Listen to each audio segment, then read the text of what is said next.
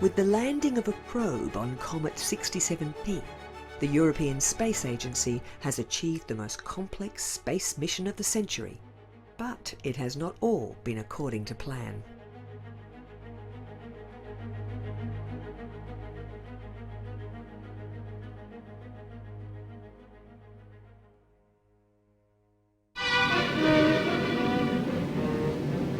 The early days of rocket technology were littered with spectacular failures. Cold War adversaries, the Soviet Union and the United States, were in a rush to acquire missile technology to deliver the newly developed hydrogen bomb. During the Second World War, Germany had been working on ballistic rockets. Many of their early attempts had also been unsuccessful. By October 1942, the German team, led by Wernher von Braun, had a workable prototype. When the weapons went into mass production, V-2 attacks were launched against Britain and Belgium.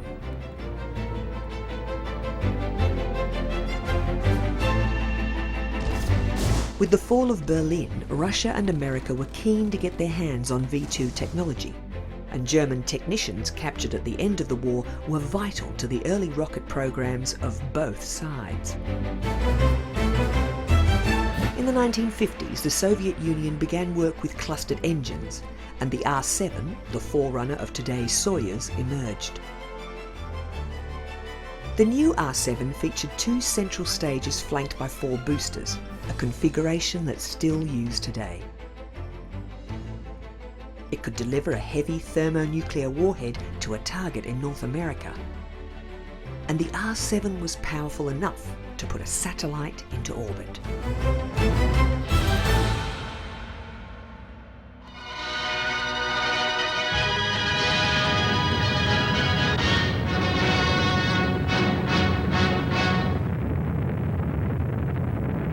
On October 4th, 1957, the Soviet Union launched an 83-kilogram satellite called Sputnik, and everything changed. As it orbited, Sputnik transmitted a beep that could be picked up by radio as it passed overhead.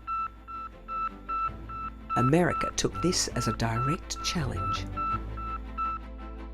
The US had 2 candidates close to launching a satellite: an Army team with its Jupiter C missile, headed by German V-2 engineer Wernher von Braun, and a naval team called Vanguard. Compared to the Army's Jupiter 1, Vanguard was largely unproven. But because the US was reluctant to rely upon von Braun and his German team, Vanguard was given the task of launching America's first satellite. However, the Russians had a new surprise. 1 month before Vanguard's launch date, and barely a month after Sputnik's flight, another R-7 was on the pad.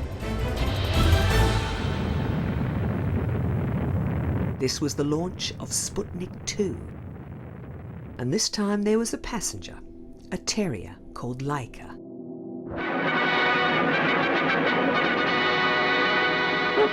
In the US, Cold War paranoia was becoming extreme. Gets the American people alarmed that a foreign country, especially an enemy country, can do this, and we fear this. Pressure was building on the Vanguard team to salvage American pride. In addition to the reporters and photographers covering the event, it was announced that the launch from Cape Canaveral would be screened live.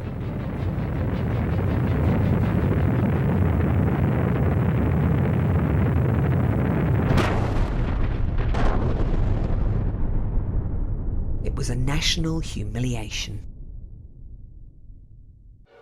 And here, Pickering, Van Allen, von Braun. Von Braun's team was given the go-ahead. In weeks, the group developed a satellite named Explorer 1 that was a fraction the size of Sputnik. Unlike Sputnik, which just carried a radio transmitter, Explorer 1 contained a scientific payload. The Juno 1 was a modified Redstone rocket with a rotating upper stage, a simple technique devised by von Braun for doing away with a final stage guidance system. the four-stage Jupiter C in the tense period before time zero at 10:48 p.m. The last three stages are set spinning on takeoff for guidance purposes. It was simple, but it meant that Juno could not deliver its payload accurately to a circular orbit. But the Americans were in a hurry. In 1958, free men everywhere lifted their gaze to Freedom's satellite.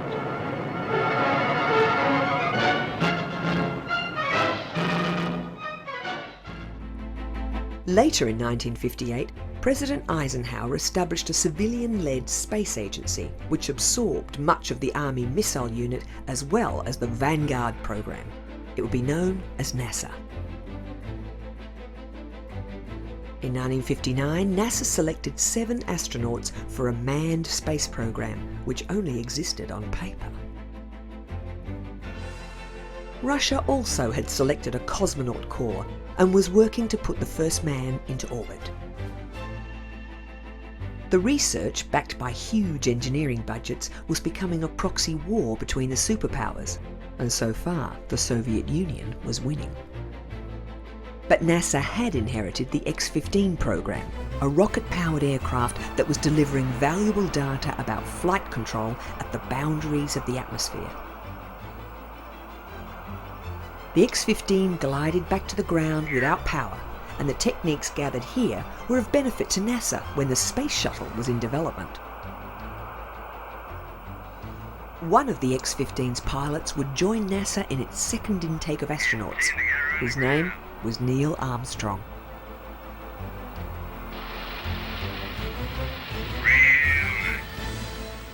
But the Soviets were forging ahead. After several mishaps, they had returned a pair of dogs, Belka and Strelka, safely from space. And in 1961, they were preparing to put a man in orbit. On the 12th of April 1961, a young Air Force pilot climbed into his Vostok 1 capsule. His name was Yuri Gagarin.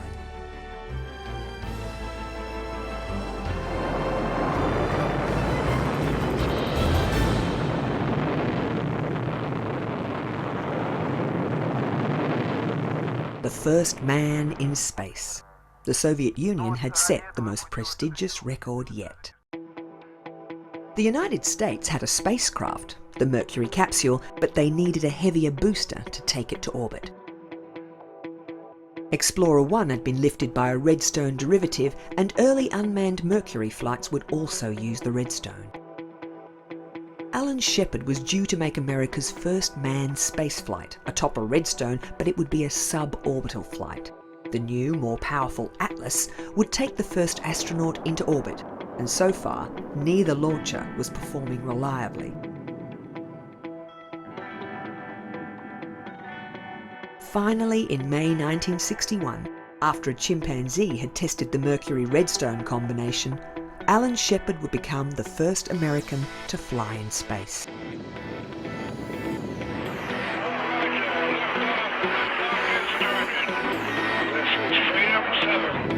The flight lasted 15 minutes. Shepard and his Freedom 7 capsule were picked up 480 kilometres off the coast of Florida. Later that month, America's newly elected President Kennedy committed his country to a landing on the moon. We choose to go to the moon in this decade and do the other things, not because they are easy, but because they are hard. It was the beginning of the space race, the most concerted scientific effort in history.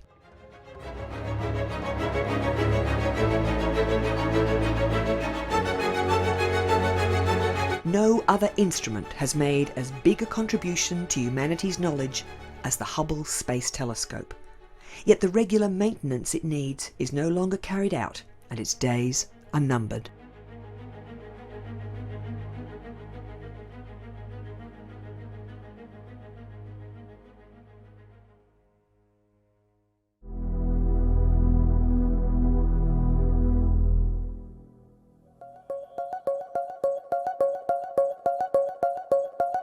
Since the 18th century, when William Herschel discovered Uranus, telescopes have been getting bigger.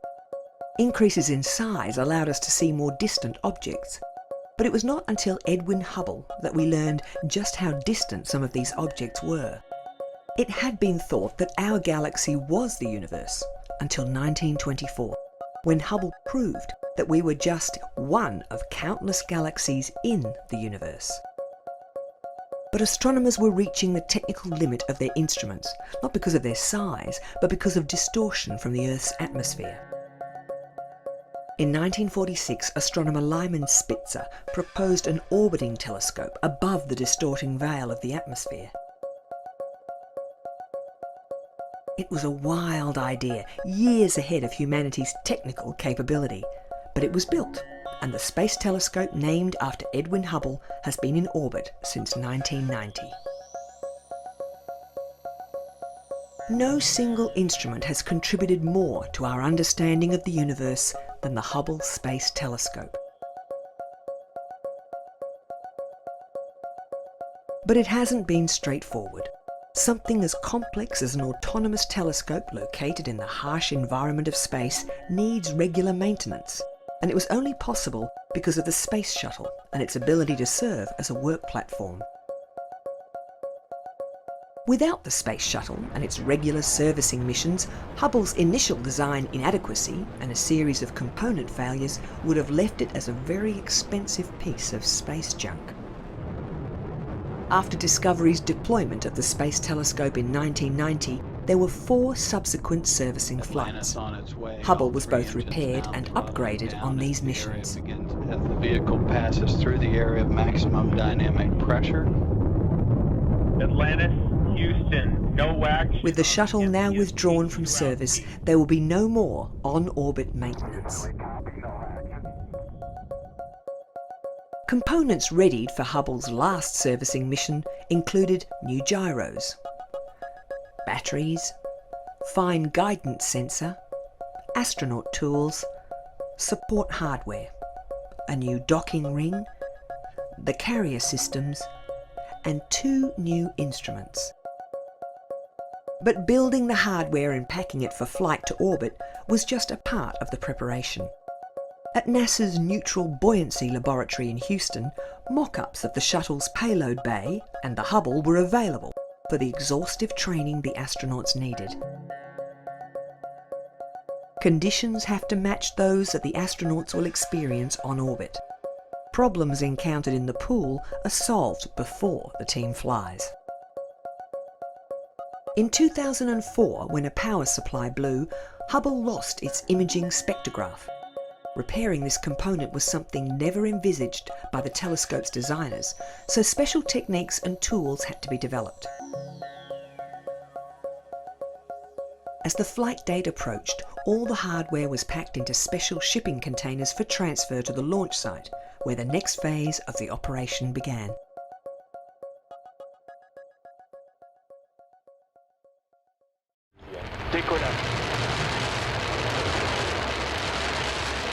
On March 2nd, 2004, an Ariane 5 blasted off from Kourou in French Guyana. It carried the Rosetta probe, one of the most ambitious deep space missions yet launched. Recently, it was brought out of a 3-year hibernation. When I first heard the idea of Rosetta, I thought it would be extremely difficult. We've never flown a spacecraft to a comet. Its mission is to rendezvous with a comet, and it has had to travel a complex flight path to get there.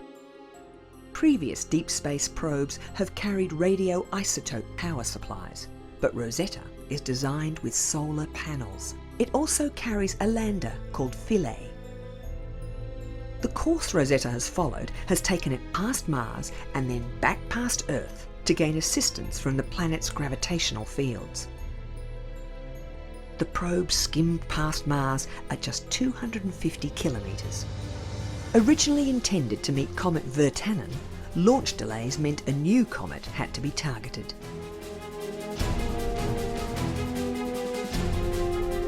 Rosetta reached a maximum distance from the Sun of 780 million kilometres, taking it beyond the orbit of Jupiter. During its cruise, Rosetta photographed asteroids, Steins and Lutetia. Starting last May, a series of thruster burns were monitored by members of the Rosetta mission team. The first of 3 major burns took place, with Rosetta 500 million kilometres away. It used 218 kilograms of fuel and lasted 7 hours and 16 minutes. It brought Rosetta into phase with its target, Comet Churyumov-Gerasimenko. Over several months, 10 separate corrections were needed, and by August, the probe was roughly 100 kilometres from the comet. Soon, team members began seeing just what Comet 67P Churyumov-Gerasimenko looked like. These pictures are a computer-generated recreation based on the first images of the comet. As it's still a long way from the Sun, no tail has yet developed. It's only when you come closer to the Sun, this comet activity, this material starts to become active and it's outgassing, and then the cometary tail is formed, and this is what we normally see in the sky. Because the comet's mass is so small, Rosetta will have to be at a very low relative speed to orbit it. At the moment, the probe is carrying out a series of triangular manoeuvres to track with the comet.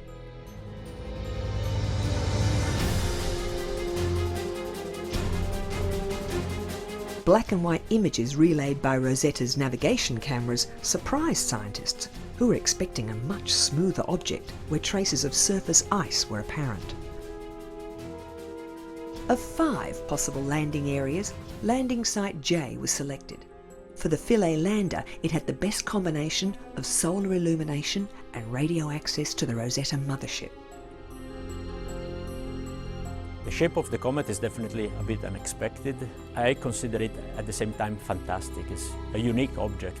On the other side, it posed us some headaches in finding proper landing site because of this unusual shape. The Philae lander was released from a distance of 20 kilometres. Its 4-hour drop was timed so that it would arrive at the intended area, taking into account the comet's 12-hour rotational period.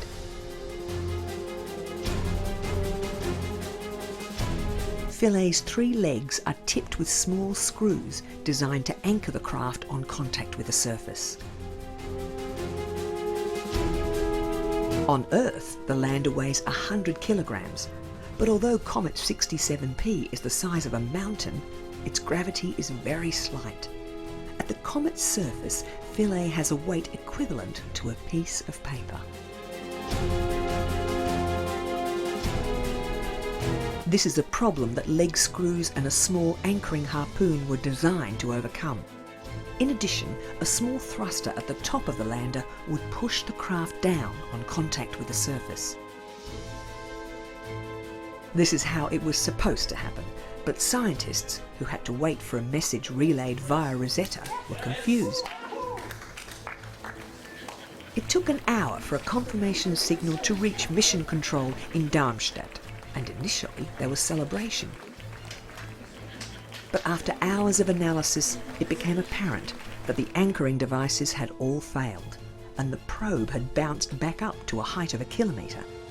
After initial contact within 1 metre of the intended landing ellipse, Philae finally came to rest at the base of a cliff. It was functioning well and sent back images of its surrounds, including this picture of its foot wedged up against the cliff. This was not a good place, as the craft's solar panels will receive only limited sunlight. While its battery still had enough charge, the lander was asked to drill out a surface sample, analyse it, and relay the results to the Rosetta mothercraft. This went smoothly, but Philae's batteries are now flat.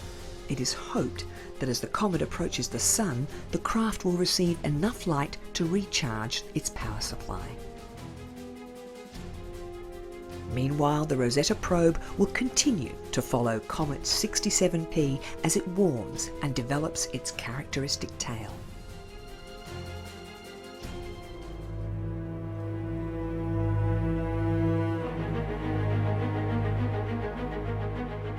A growing cloud of debris is orbiting the planet, threatening satellites. The high-velocity junk is jeopardizing the utility of near-Earth space.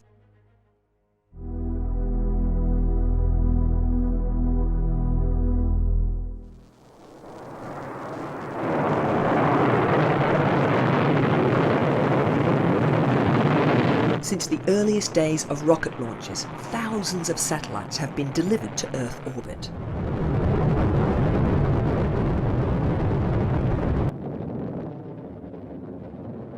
Today, an awareness of orbital debris means satellites at the end of their lives are set on a course that will see them burn up in the atmosphere. But many satellites remain aloft, and upper stages containing unburnt fuel will continue to drift, sometimes with alarming consequences.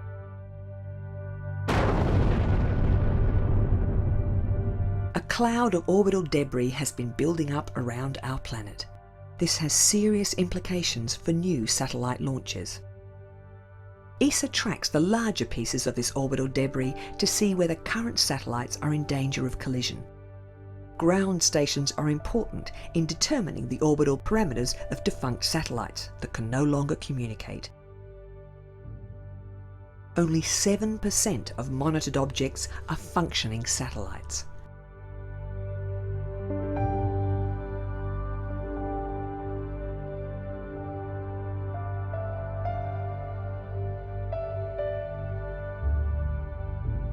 Of the 16,000 to 17,000 objects that we can track from ground stations up there, just about 1,000 are operational spacecraft. All the rest are remnants of past spaceflight activities, and more than one-half of these objects are in fact fragments from on-orbit collisions recently, and also fragments from on-orbit explosions.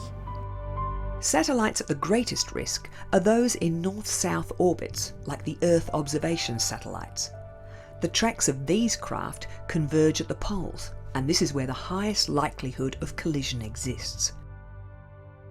There have already been 4 major collisions in low Earth orbit. The most serious impact was the one between an Iridium satellite and a defunct Cosmos satellite in February 2009. They collided at a relative speed of around 42,000 kilometers per hour, creating an additional 2,000 pieces of debris. This debris cloud has continued to spread across different polar orbits. According to international space law, responsibility for any debris or abandoned satellite remains with the owner. Regulations require new satellites to carry enough fuel to enter a decaying orbit at the end of their usable life. Schemes to de-orbit dangerous objects are being devised, but they are very expensive.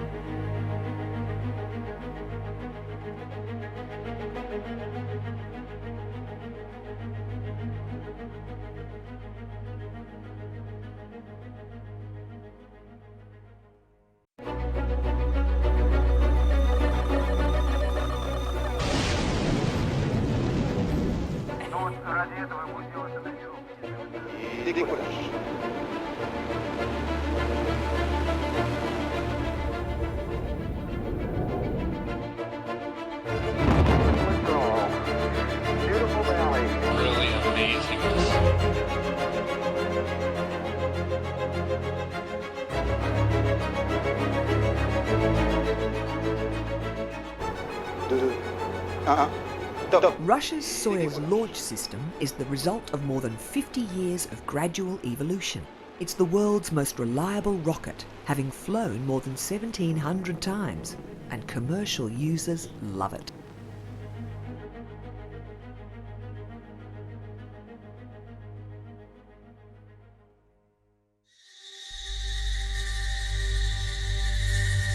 In the 1950s, when the USSR and the USA emerged as post-war superpowers, ballistic missile technology was pushed centre stage. Early results were frequently catastrophic.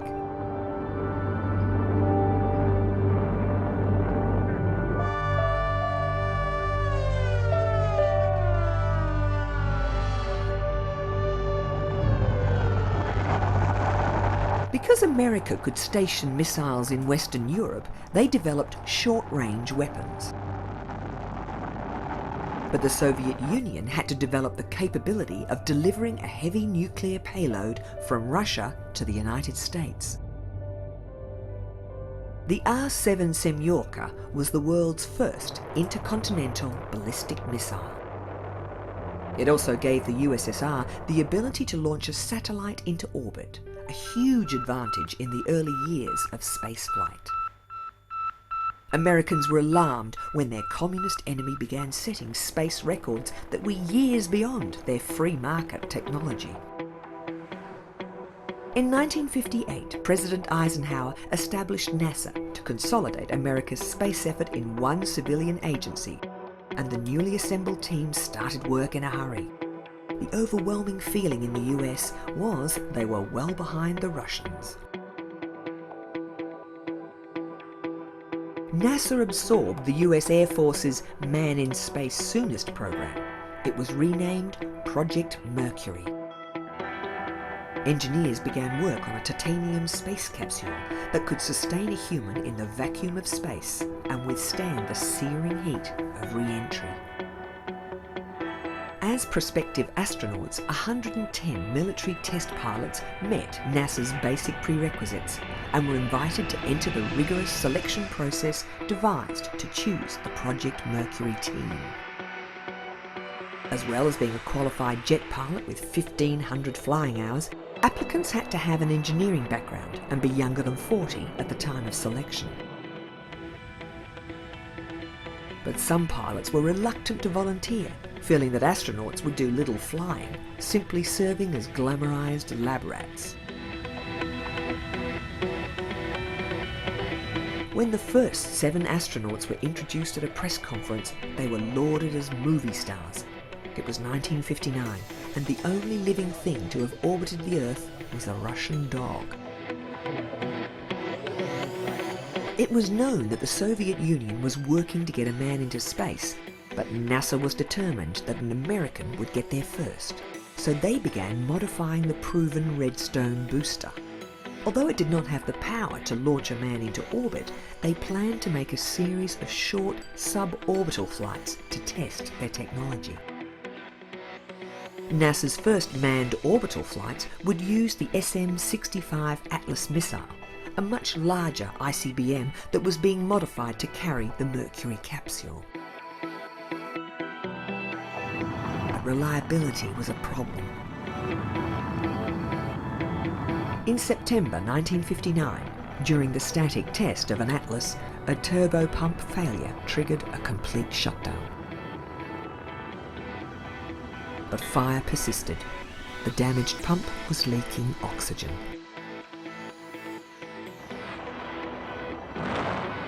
Damage to the pad took 7 months to repair. Because so many boosters were blowing up, an emergency escape system was developed. A tower atop the capsule housed a small but powerful solid fuel rocket that could pull the spacecraft clear of a catastrophic failure. To test the escape system, a new booster known as Little Joe was built. It was based on existing technology and cheaper than using a full-scale rocket.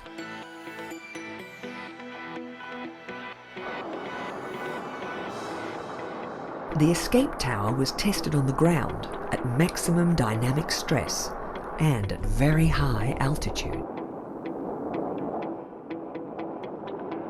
A complex sequence of events had to happen automatically to return the capsule safely to an ocean splashdown. This would give problems at a later stage of testing.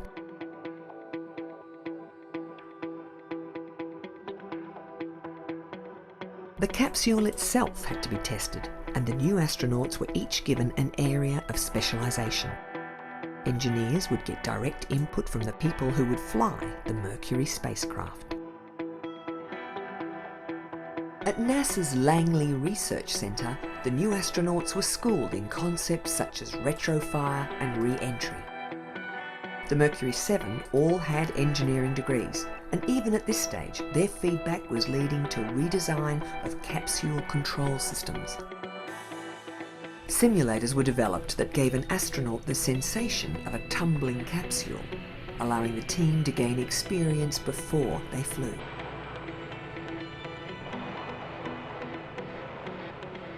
On special flights, they had a taste of zero gravity. Towards the end of 1960, the Mercury team was nearing full-scale flight tests. The first Mercury-Redstone combination would make an unmanned, suborbital flight to qualify the system. Alan Shepard had been selected to make the first manned flight, and it seemed he would be the first man in space. Known as MR1, this first Project Mercury vehicle was assembled at Cape Canaveral's Launch Complex 5.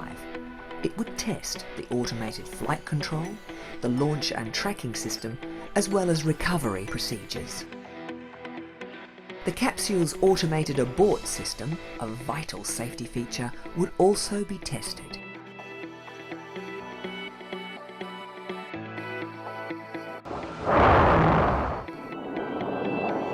It would be known as the 4-inch flight.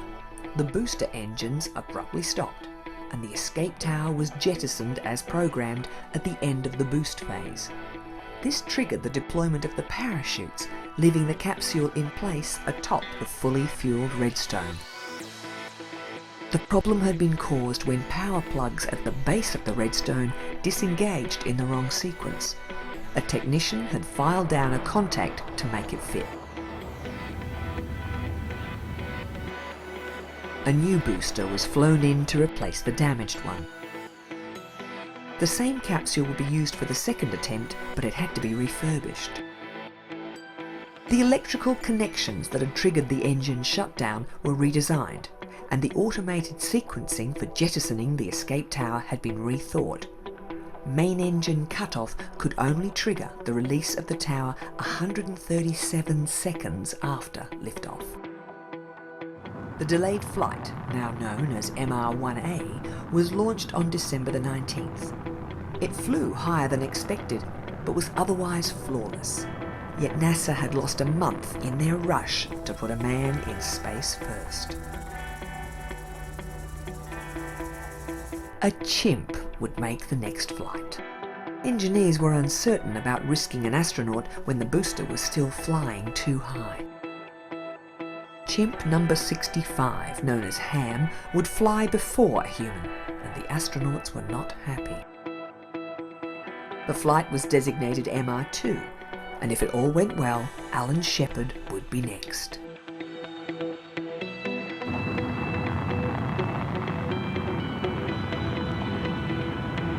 But things did not go well. An overactive pump depleted the engine's liquid oxygen too quickly, and when the engine pressure dropped, the escape system kicked in, lifting Ham's capsule to an altitude of 253 kilometres, far higher than had been planned. Because the escape system had activated, the capsule's retro rockets had been jettisoned, meaning the spacecraft's ballistic return to Earth could not be slowed. Ham, the astro-chimp, experienced more than 14 G during re-entry. Next, a valve opened early and the capsule lost pressure. Finally, when the capsule splashed down, 200 kilometres beyond the planned point, the impact bag was shredded and the heat shield had punched holes in the capsule base, flooding it with seawater.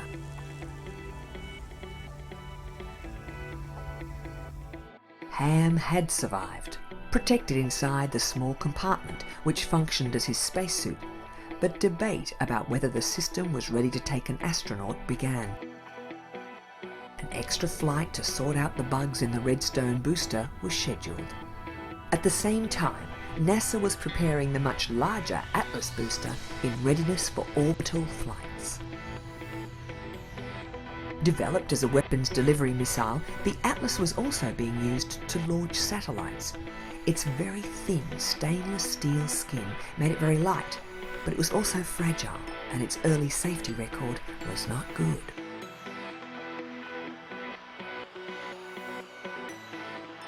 At its first launch, carrying a dummy Mercury capsule, the Atlas's thin skin buckled.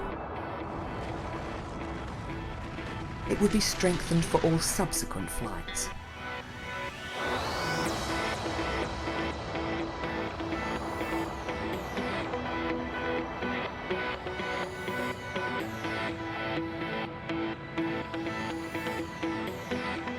It had not been publicly announced that Alan Shepard would make the first Mercury flight, but team members were growing in confidence that he would become the first man in space.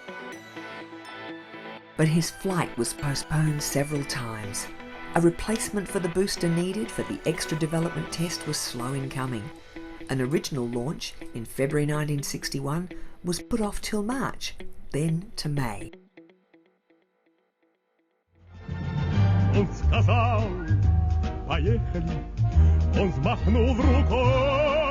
In April, the Soviet team had yet another surprise. After a heartfelt farewell, Colonel Yuri Gagarin prepared to enter his Vostok spacecraft. The flight and Gagarin's identity had been a closely guarded secret, with none of his cosmonaut colleagues being aware who was to make the first attempt. The craft would function automatically, with Yuri Gagarin needing to enter a code to unlock the controls should it be necessary.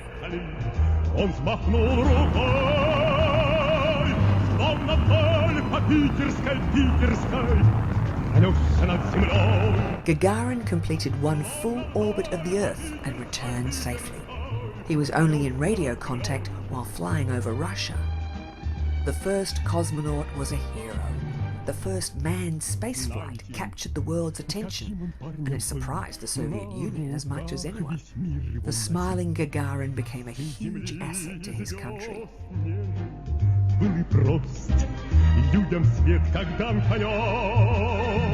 The Soviet leaders wanted more, and government funding for space was assured.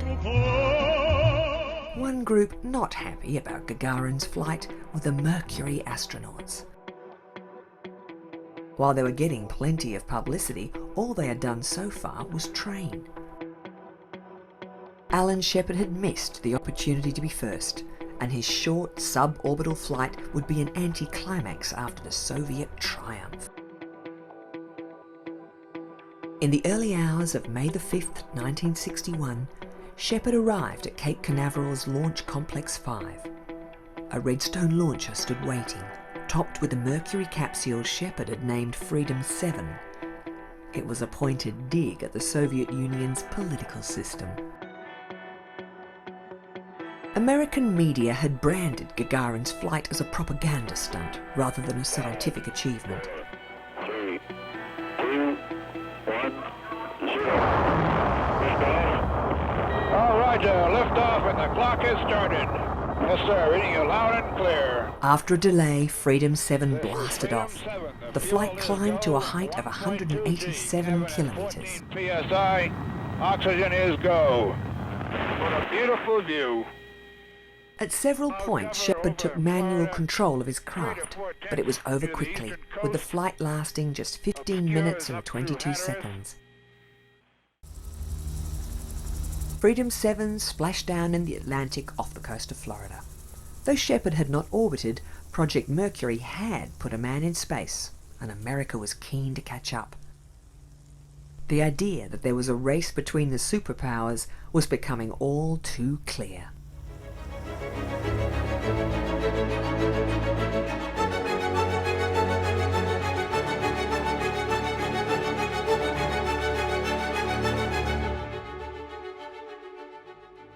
For 10 years, our neighbouring planet Mars has been systematically mapped by Mars Express.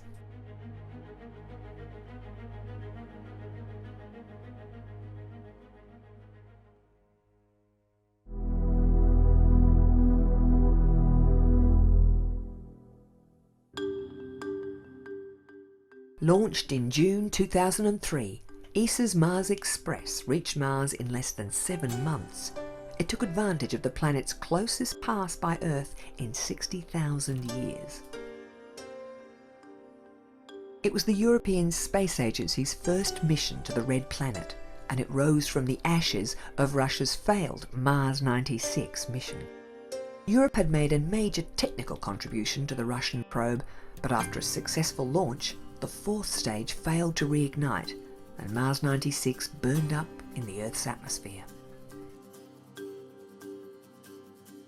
Though there is no outward similarity between the probes, Mars Express contains many of the same sensors and instrumentation as its Russian predecessor. Since its arrival at Mars, the probe has been imaging the Martian surface. Its instruments are designed to find out more about the planet's atmosphere and its geology, including evidence of surface water that may have existed in the past. Contour images of the surface reveal features that are familiar to us as having been caused by volcanic eruption, but all tectonic activity has ceased long ago. Mars shows signs of erosion too, yet the channels have long since dried. But the fact that water once flowed here may mean that rudimentary life got started. Just like Earth, Mars revolves on a tilted axis, giving it seasons, but because the planet's orbit is highly elliptical, there is broad variability in surface temperatures. In summer it can reach 20 degrees Celsius, dropping to -90 overnight. Mars also has polar ice caps, but they're made of water ice covered in winter by a layer of frozen CO2. This layering process is not fully understood. Instruments on Mars Express suggest that the thin atmosphere is 95% CO2 with traces of nitrogen, oxygen and water vapour. It supports fine cloud and strong winds. Now, the only forces able to affect the surface topography are dust storms and meteor impacts.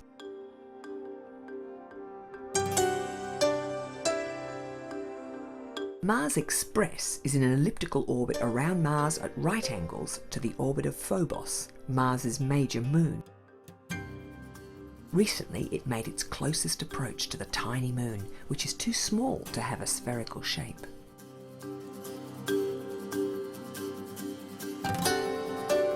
Phobos has the appearance of a captured asteroid, but scientists are puzzled by it. Its mass and density are lower than expected, so it's thought to be porous.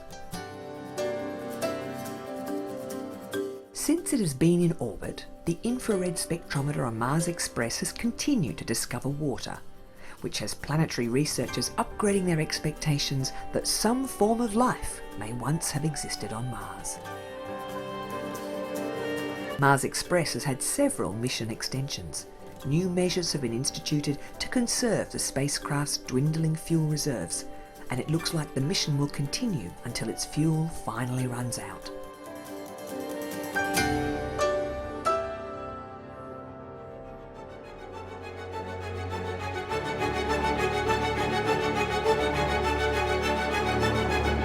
It has a very long pedigree, and it's been carrying people to orbit for more than 50 years.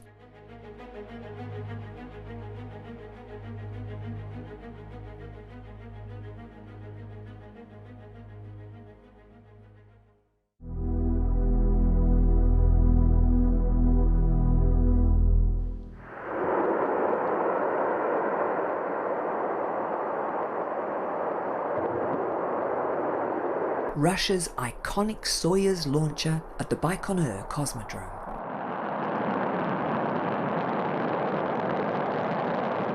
Currently, it's the only means of taking cosmonauts to the International Space Station. What makes it special is its direct lineage to the historic designs that launched the first satellite and the first man in space. The most striking outward similarity is the 4 strap-on boosters. Together these make up the first stage. The central core around which they cluster is known as the second stage, even though it ignites before launch along with the strap-ons. These stages are fueled by kerosene with a liquid oxygen oxidizer. After 118 seconds, the 4 first stage boosters are jettisoned, and the second stage will continue burning for another 3 minutes. Like other Russian rockets, the Soyuz takes its name from one of its most frequently lifted payloads, the Soyuz spacecraft, which has been in service since 1967.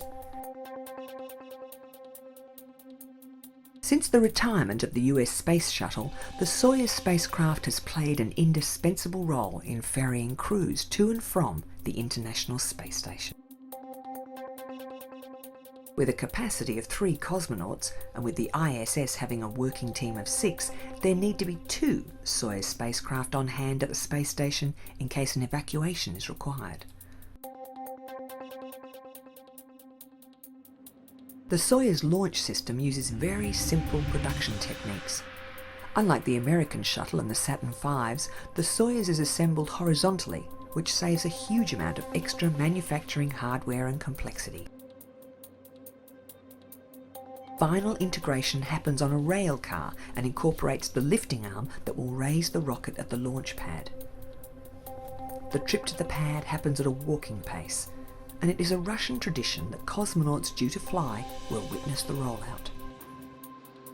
At the pad, hydraulics are used to raise the Soyuz to vertical, where it is suspended above the flame pit and supported by 4 counterweighted arms. Fueling and service gantries also surround the rocket. The gantries will be withdrawn before launch, leaving the unique tulip-shaped configuration. This was originally devised to add extra support to the waiting rocket, as the Baikonur launch site is known for its strong winds. In 2011, a Soyuz launcher was being prepared for launch from a new site.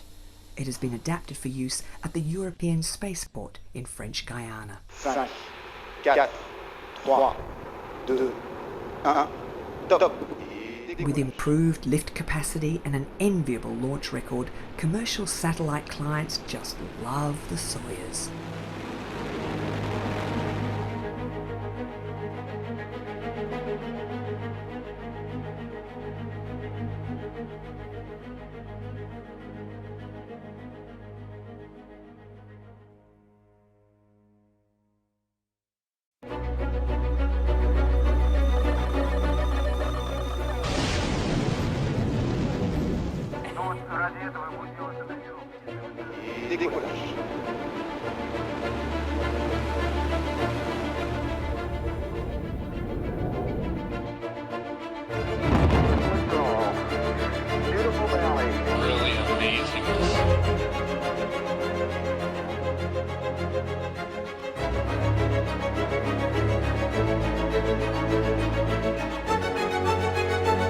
The International Space Station has been occupied since the year 2000. Its primary role is science, but just keeping it functioning is an immense task.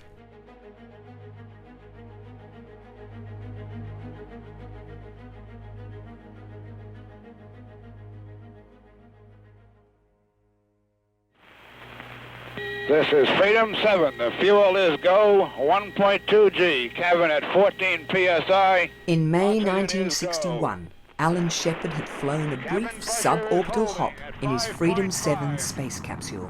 The Redstone booster that had launched Shepard was not capable of lifting a heavy spacecraft to orbit. The flight caused celebration in America, but by comparison, the first man in space, Russia's Yuri Gagarin, had completed a full Earth orbit and had become an international celebrity.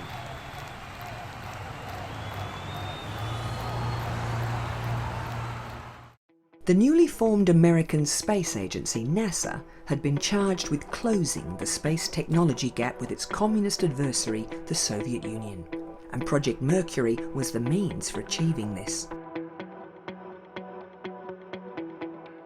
Until the more powerful Atlas booster was ready, the only rocket Project Mercury had was the Redstone, and NASA was keen to refine the Mercury capsule, so a second suborbital flight was scheduled.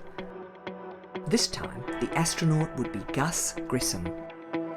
The dramatic achievements in space which occurred in recent weeks should have made clear to us all. Less than 3 weeks after Shepard's flight, America's president made a decisive contribution. On the minds of men everywhere who are attempting to make a determination of which road they should take. I believe that this nation should commit itself to achieving the goal before this decade is out of landing a man on the moon and returning him safely to the Earth. At NASA, the training program and the preparation for the second Mercury flight with astronaut Gus Grissom continued as scheduled. But administrators realised that their president's announcement would mean a rapid expansion of the space agency. New staff were hired and long-term contracts were negotiated. Of immediate importance were modifications to the Mercury capsule.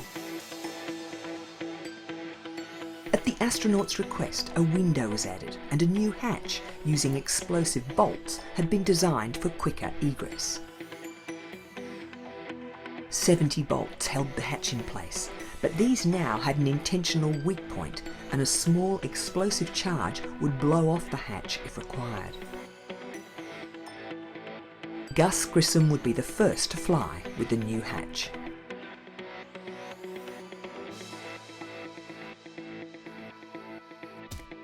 It could be triggered from both inside and outside the capsule. On the morning of July the 21st, 1961, another Redstone rocket was being fueled.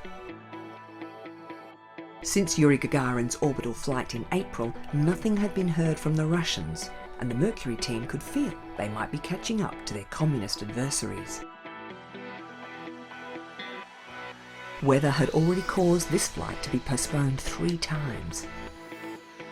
Grissom had named his Mercury capsule Liberty Bell 7.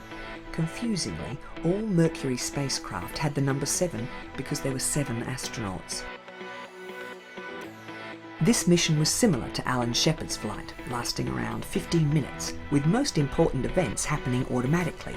However, the thruster control system had been modified, but Grissom would have less than 3 minutes to test it. The launch tower rolled back after a half-hour delay. One of the hatch bolts was misaligned, and it took engineers some time to conclude that the remaining 69 bolts would be enough. 2, 1, 0. Liftoff. Roger, this is Liberty Bell 7. The clock is operating. Loud and clear. Testing the manual thruster control, Grissom found it more sluggish than the ground-based simulator. On changing to the new rate command control system, he found it worked well, but was heavy on fuel. I'll try this lithiometer. About all I can really see is clouds. All too quickly, he was preparing for re-entry on what had seemed a perfect flight. Aircraft in the landing area picked up a radio beacon that started when the capsule's parachutes deployed.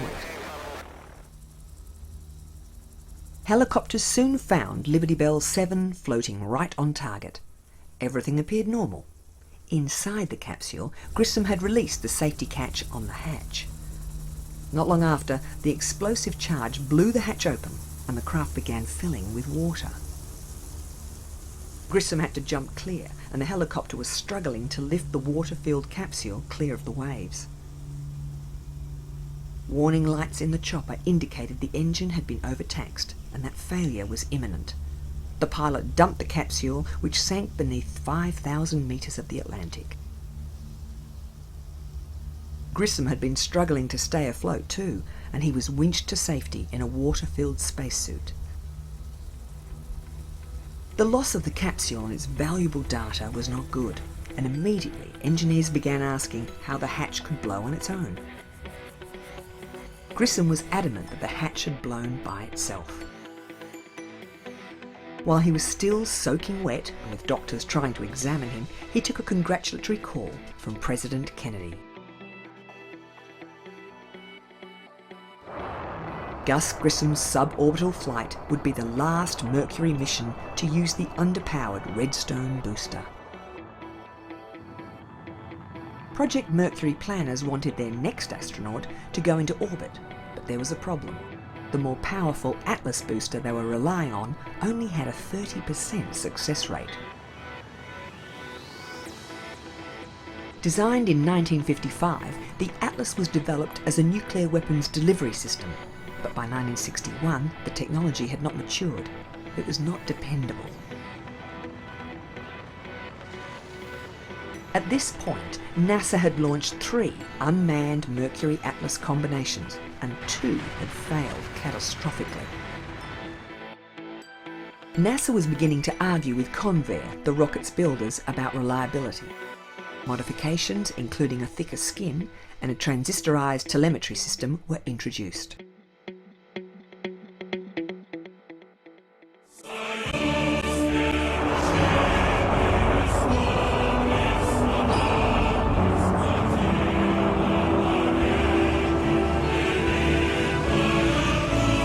But then, the Soviet Union launched Vostok 2.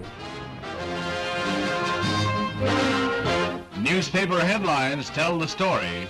Herman Titov of Russia returns to Earth after orbiting the globe 17 times in a little more than 25 hours, covering 435,000 miles, which is more than twice the distance from the Earth to the Moon.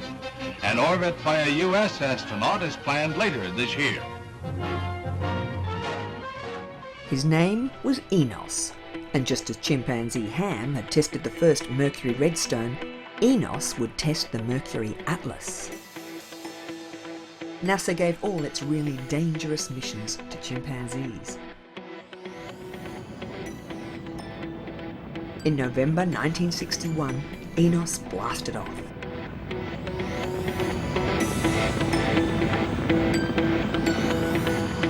He orbited twice in 3 hours and 20 minutes and, although it wasn't a flawless mission, it gave the planners confidence that most of the glitches had been eliminated from the Mercury Atlas combination.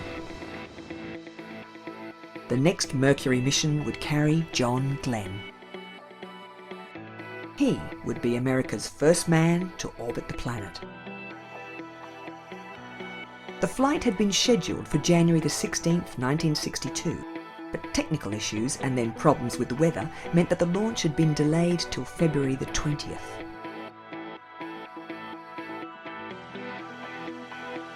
For the US, this was an important mission. It would show that they were catching up with the Russians, who had clearly demonstrated their capability for long-term orbital flights.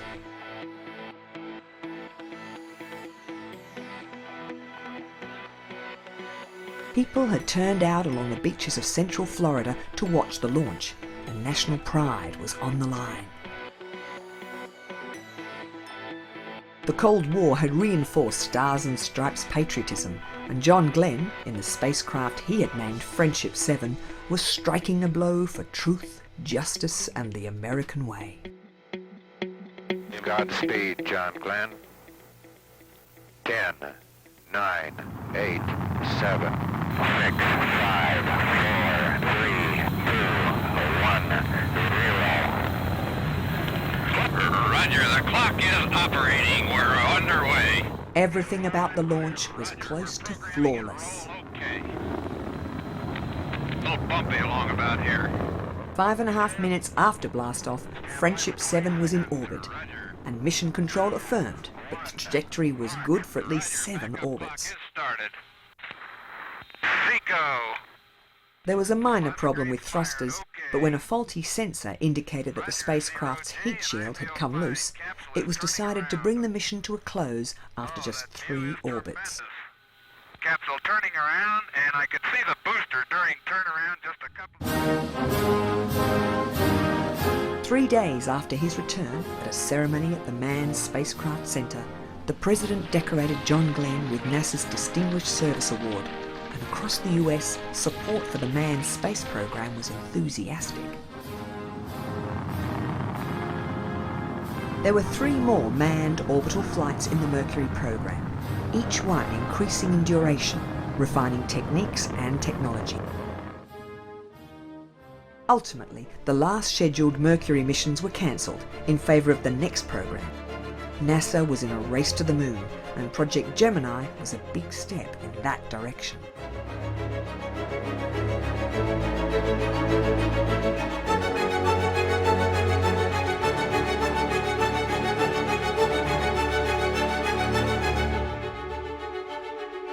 Every rocket launch is recorded by an array of camera technology.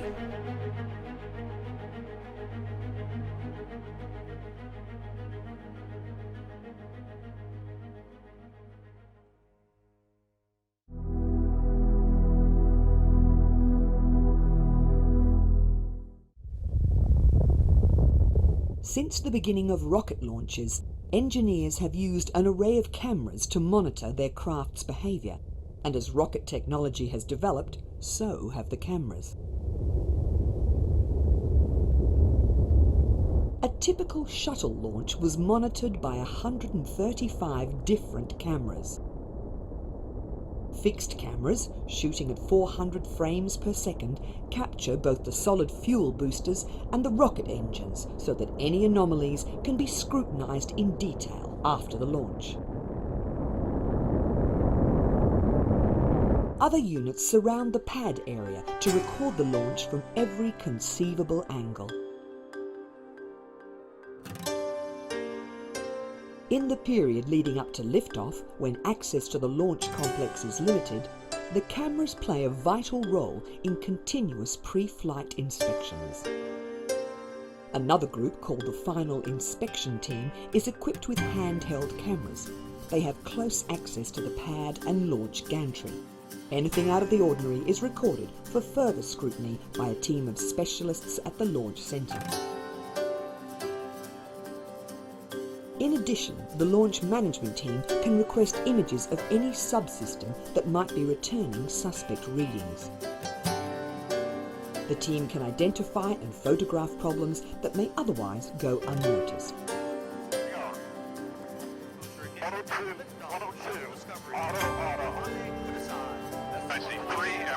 When a spacecraft leaves the ground, a different set of tracking cameras continue to record. There are 17 medium-range trackers near the perimeter of the launch zone and at least 21 long-range trackers. These telescopic units run both high-definition video and 35mm film. They're essentially radar-controlled with fine adjustment via a joystick so sensitive it can pick up the operator's heartbeat. On the 16th of January 2003, the Space Shuttle Columbia blasted off into a clear blue sky. 83 seconds after liftoff, a chunk of insulating foam broke off from the external tank, hitting the shuttle's left wing. It was picked up by 2 of the tracking cameras.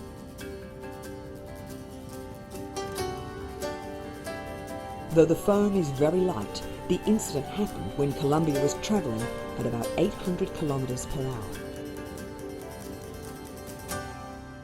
The crew of 7 was lost when Columbia broke up during re-entry 2 weeks later. An investigation revealed that foam strikes had been seen before. The normalization of deviance was responsible for not having fixed the problem earlier. Shuttle flights were grounded, and images from the tracking cameras led to a redesign of the external tank's insulation. Future shuttle flights, with one exception, were restricted to the International Space Station. Upon arrival, each shuttle was required to perform a gradual flip, allowing cameras on the ISS to capture images of the craft's thermal tiles.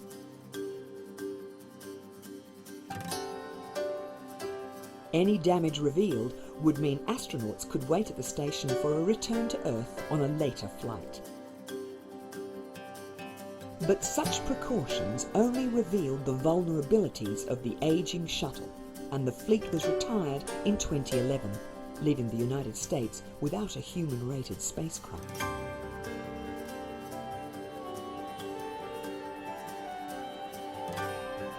In a field that relies upon cutting-edge technology, the 30-year-old shuttles could no longer be updated. But a new system is on the way, the Orion, with every stage of testing and development being meticulously recorded.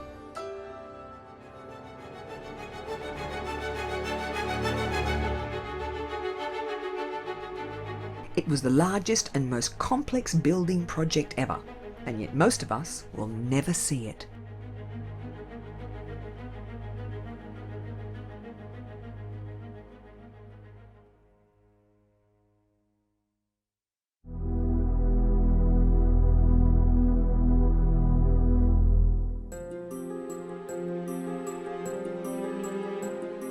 The International Space Station serves as a research and observation platform in the weightless environment of low Earth orbit. It has been continuously occupied since Expedition Crew 1 took up residence in the year 2000.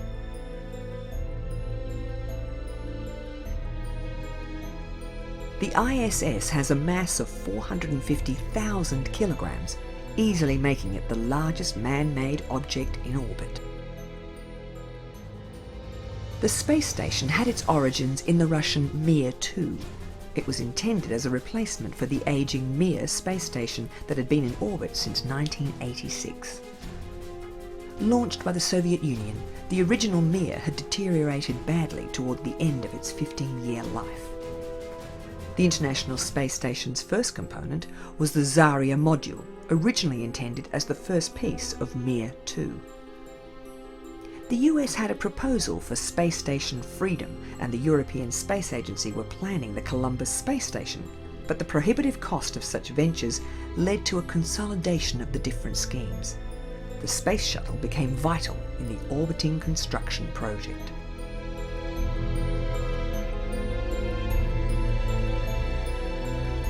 The second component was American. Known as the Unity module, it was added in 1998.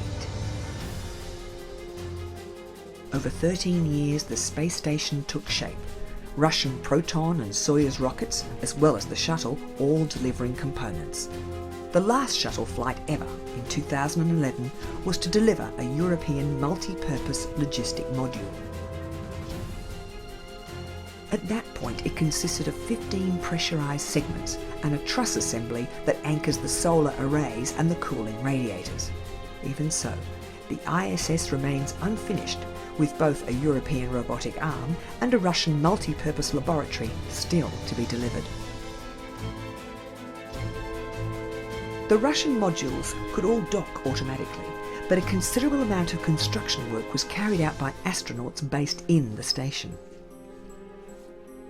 Even after the building work finished, regular maintenance and running repairs require mission specialists to go outside. One of the last features to be added was the cupola, which includes the space station's largest window. Views are astounding. As the ISS travels over polar regions, the northern and southern auroras show as iridescent bands in the upper atmosphere. This is an indication of high solar activity, with the solar wind showering the Earth in charged particles. Generally, as the ISS is in a low Earth orbit, solar activity does not present a health hazard to the space station crew, as they are shielded by the Earth's magnetic field, which deflects all but the most intense ejections from the Sun. However, when solar flares are detected, the crew must shelter in the Russian orbital segment, which has shielding to protect against increased radiation. Even so, ISS crew members in one day receive as much radiation as a person on Earth will get in a year.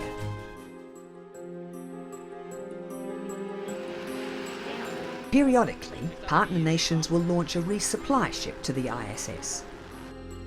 Since 2009, Japan's aerospace agency JAXA has sent 4 White Stork cargo craft.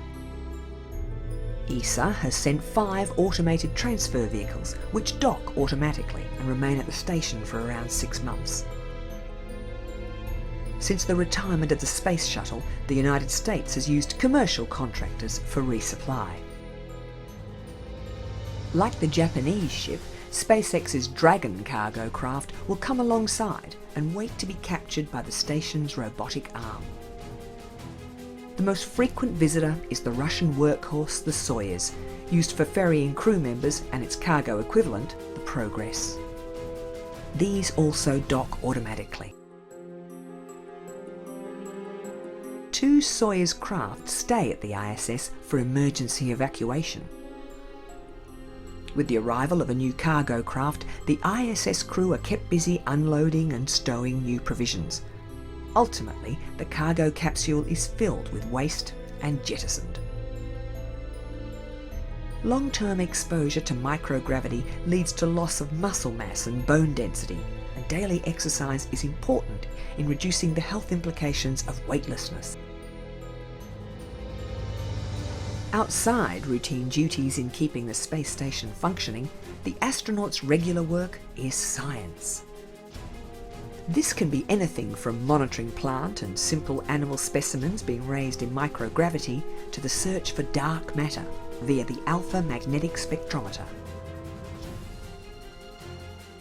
At the end of their 6-month stay on the ISS, 3 of the cosmonauts cram into the waiting Soyuz capsule and prepare for the journey back to Earth.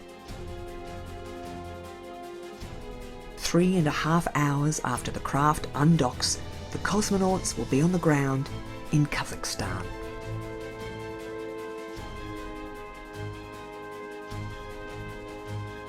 Major partners America and Russia cannot agree on funding for continued operations beyond 2020, which could mean the end of the orbiting laboratory.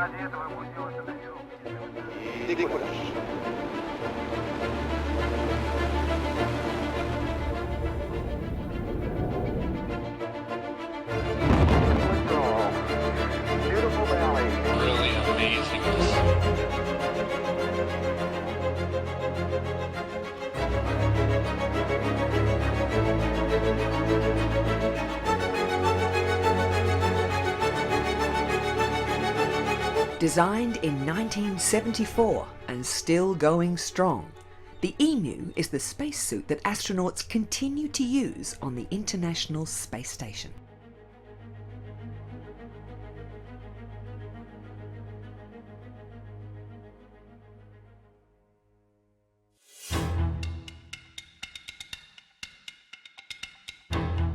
Gemini was the brief but intense interim program where NASA pioneered rendezvous manoeuvres needed for lunar missions. In 1963, Project Mercury had come as far as the technology would allow. The final 3 missions were cancelled so that NASA could shift focus to a new program and develop the techniques needed to reach the moon. It was decided that before embarking on the 3-man Apollo program, as had been intended, an intermediate stage to learn about orbital rendezvous and docking was needed. It was in Houston that Mr. Kennedy emphasized the need for peaceful uses. It was called Project Gemini, and in many ways, the new program's capsule was more advanced than the Apollo spacecraft that would follow it. It was designed for a 2-man crew, and astronauts referred to it as the Gusmobile because Mercury veteran Gus Grissom had played a major role in its development. The Gemini spacecraft would have the ability to change its orbit, and it included instrumentation and systems that were borrowed from jet fighters. One of its most revolutionary features was its onboard computer. It had a memory of just 20 kilobytes. At the beginning, it was proposed that the Gemini capsule wouldn't have landing parachutes, but a Regalo wing. Grissom was involved in the early tests before this idea was abandoned. It added a layer of complexity that couldn't be easily accommodated in the capsule's design, and NASA reverted to the traditional water landing. To boost the Gemini spacecraft to orbit, NASA hastily adapted the US Air Force's Titan II missile. The Titan II had a much simpler design because it used hypergolic propellant which could remain stored in the rocket for long periods. The 2 fuel components didn't have to be kept at sub-zero temperatures, but they were extremely toxic and dangerous to handle. Designers understood that any launch mishap wouldn't cause the large explosions seen with liquid oxygen, so they dispensed with the launch escape system used in the Mercury program and equipped the Gemini capsule with ejector seats. Of the original Mercury 7 astronauts, Only Grissom, Schirra and Cooper remained, with the rest having left NASA or having been suspended for medical reasons. To bolster its core of space pilots, NASA took in a second group of 9 astronauts in 1962 and another 14 the following year. Before the astronauts could fly, the Gemini-Titan combination had to be tested to demonstrate its reliability. The booster was prone to rapid variations in thrust, known as pogo oscillations. Modifications were made to the rocket, and unmanned flights of Gemini 1 and 2 were made in 1964 and 1965. Mercury veteran Gus Grissom and new recruit John Young would fly the first manned Gemini mission. Because the Gemini craft was fitted with ejector seats, they had special training exercises that involved parachuting into the water. The 2 astronauts also spent long hours in the Gemini simulator, where engineers could run them through challenging scenarios that may happen in space, while also training mission controllers. The Gemini 3 flight was scheduled for March the 23rd, 1965, and as the launch date approached, publicity became intense. The new President Lyndon Johnson was keen to be seen with the next astronauts. America was gaining confidence about its future in space.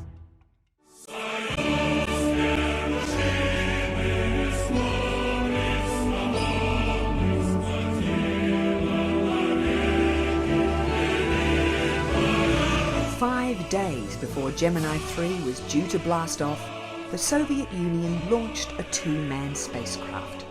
What nobody was expecting was another record, the world's first spacewalk. Cosmonaut Alexei Leonov left his Voskhod 2 capsule to float freely in space for 12 minutes. In the West, it was perceived as another Soviet triumph. In reality, Leonov's suit had distorted, and he was only just able to get back inside. The whole mission was plagued with difficulties, but these details didn't come to light for decades.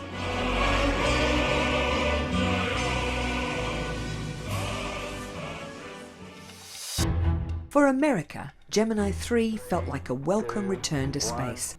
It had been almost 2 years since a NASA astronaut had been in orbit. You're on your way, Molly Brown. It would be the first of 10 manned Gemini missions. American media was making the astronauts household names. Achievements of the new maneuverable craft in space included the first change in orbital shape and the first change in orbital plane. After just 3 orbits, Grissom and Young returned to Earth. During the Mercury program, astronauts had named their capsules. Grissom had named Gemini 3 Molly Brown, after the Broadway show The Unsinkable Molly Brown. NASA did not like this, as it was a reference to Grissom's Mercury capsule that had sunk to the bottom of the ocean. Barely 3 days after their return to Earth, Grissom and Young were at the White House, where President Johnson presented them with NASA's Distinguished Service Medal.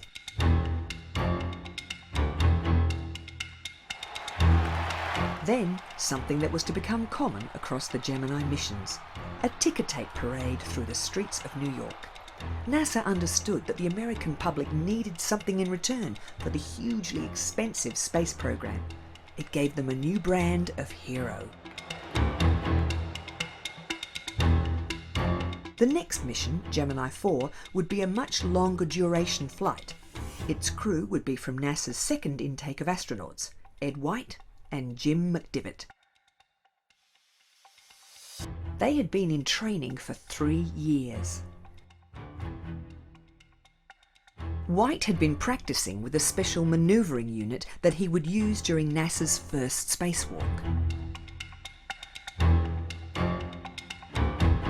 3, 2, 1, 0. Gemini 4 blasted off on the 3rd of June 1965. After the previous flight had verified the spacecraft, this mission would work out how to use it. Soon after reaching orbit, the crew located the rocket's discarded second stage and tried to move towards it using visual cues only. But the more McDivitt manoeuvred towards it, the further away the booster got. Rendezvous was going to be harder than it seemed, and Mission Control called the exercise off. There was a more important task. During the third orbit, Ed White opened the door of the depressurized capsule and, using the maneuvering unit nicknamed the Zip Gun, he moved into the void. This exercise had been shifted up the Gemini schedule after the success of Alexei Leonov's spacewalk.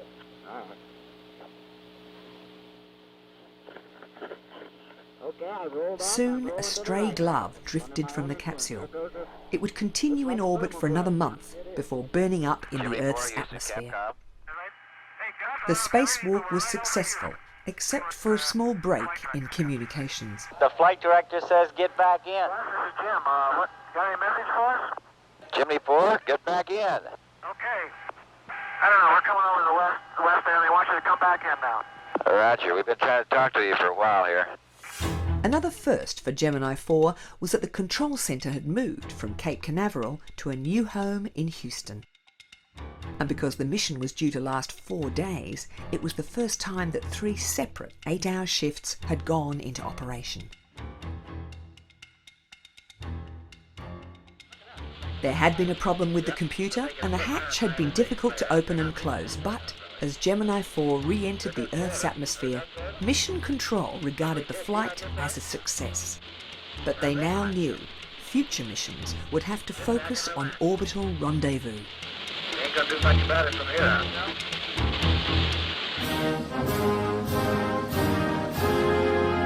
Post-flight honours for White and McDivitt included a ceremony at the University of Michigan, where they had both studied. At another ceremony, the President pinned NASA's Exceptional Service Medals on them. The Gemini program was just starting to deliver, but America was still not sure if they were catching up with the Soviet Union.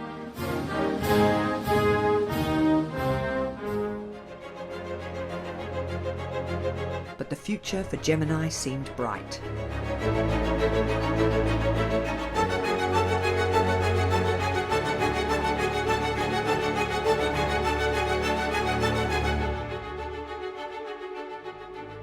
During the last days of its 8-year mission, Venus Express went where no probe had been before.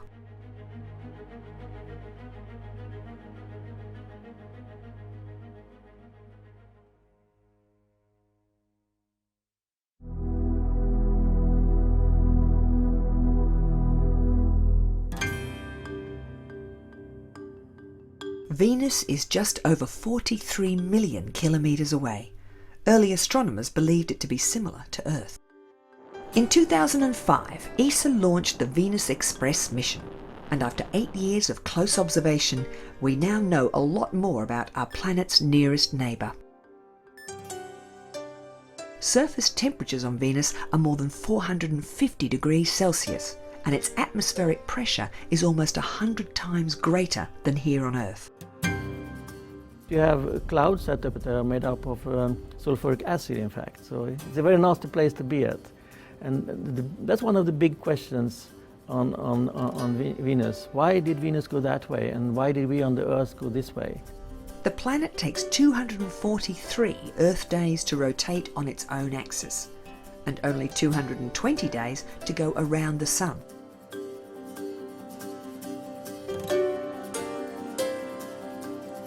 And its rotation is opposite to Earth's, with the Sun rising in Venus's west. In Venus's upper atmosphere, violent winds blow at speeds up to 400 kilometres per hour, and it has permanent hurricanes almost 200 kilometres across, moving around its poles.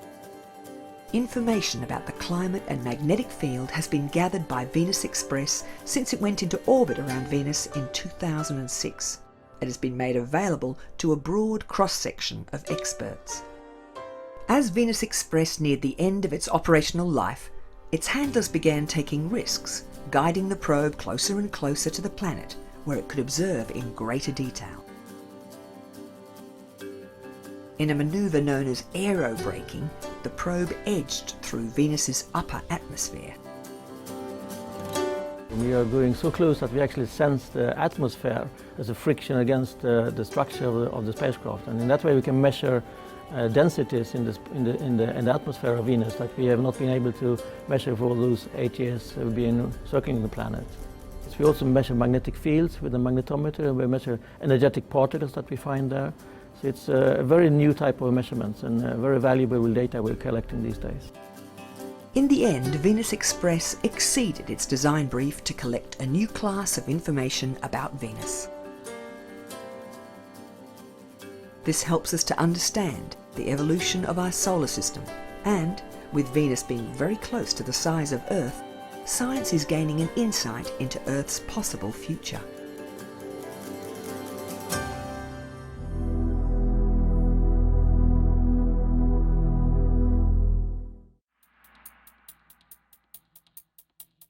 Since the earliest days of flights to space, each new spacecraft had a new spacesuit designed specially to go with it.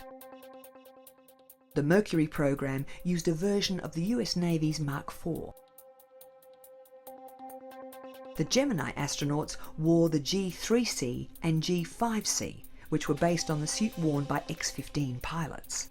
They had to cope with possible ejection and with spacewalks. The Apollo astronauts wore versions of the A7L spacesuit. It had to be able to cope with the lunar environment and protect its wearer during what often looked like hard labour.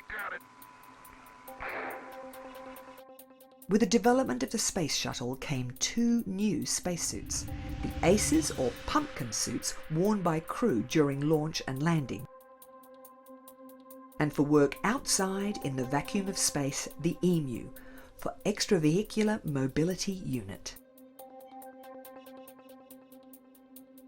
The EMU is like a mini spacecraft.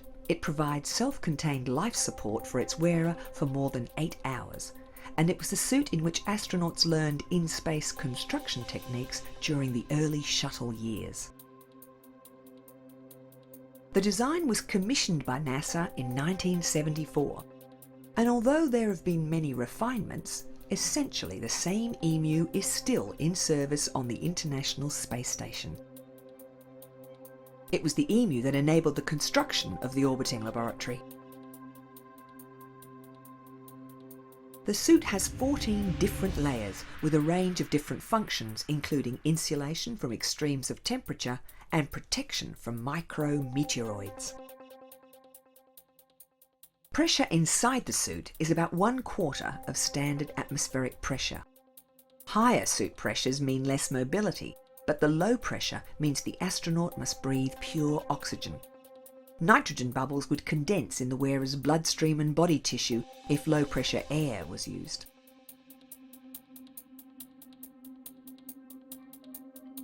In preparation for a spacewalk, an astronaut must pre-breathe pure oxygen for several hours to purge his system of nitrogen, and this process starts before the astronaut begins getting into his suit. The upper part of the suit is a rigid shell made from fiberglass. It provides firm attachment for the life support backpack and a toolkit mounted at the chest.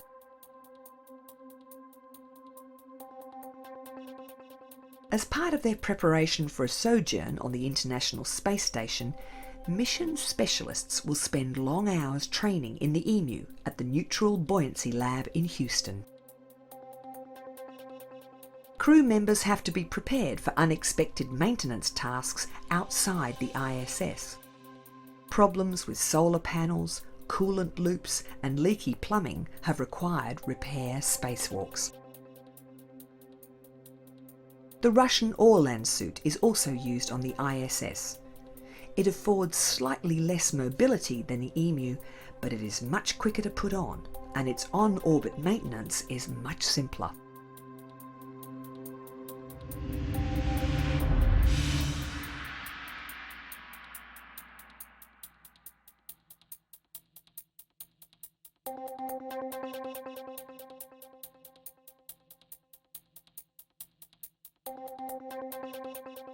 The EMU was designed to be serviced on the ground, but ISS crews have had to adapt and learn how to open up the suit to locate problems and fix them.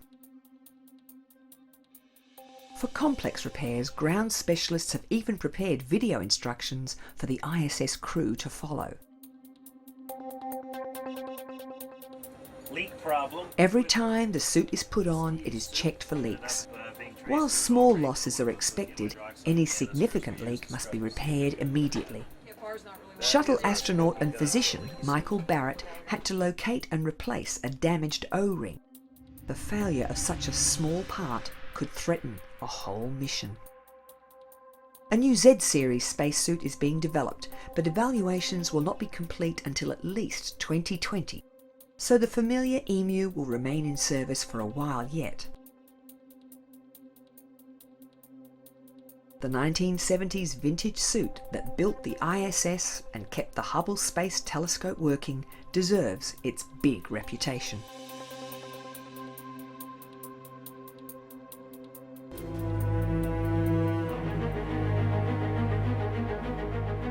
And just how do the space agencies communicate with their deep space probes?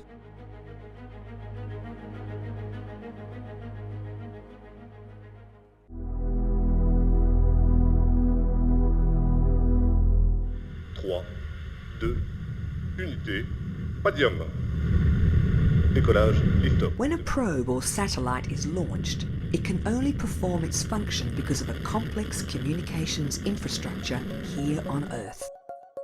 A craft operating in deep space sends data via a transmitter with signal strength similar to a domestic light bulb. By the time it reaches Earth, a distance measured in millions of kilometres, this signal is incredibly weak. ESA, the European Space Agency, has 3 giant dishes at locations around the world, so it can communicate with its array of deep space probes. Cebreros is situated in a rural area west of the Spanish capital Madrid, where electromagnetic interference is at a minimum. The 35-metre dish is capable of fine pointing accuracy. Not only does the dish have to point directly at its distant target probe, it must track with it to compensate for both the probe's movement and the Earth's rotation. The 620-ton dish must move smoothly and with an accuracy of within 1 kilometre at a distance of 100 million kilometres. ESA's deep space dishes have to transmit as well as receive. For this, the power of the transmitter is important.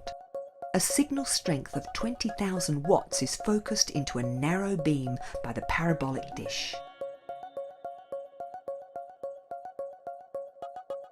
The first antenna in ESA's deep space network was built at New Norcia in southwestern Australia. It's similar in design to Cebreros, the station which picks up signals from probes as the Earth's rotation takes them out of New Norcia's line of sight. Currently, the Deep Space Network has a heavy workload, as the Rosetta probe continues to transmit its own data and relay information from the Philae lander.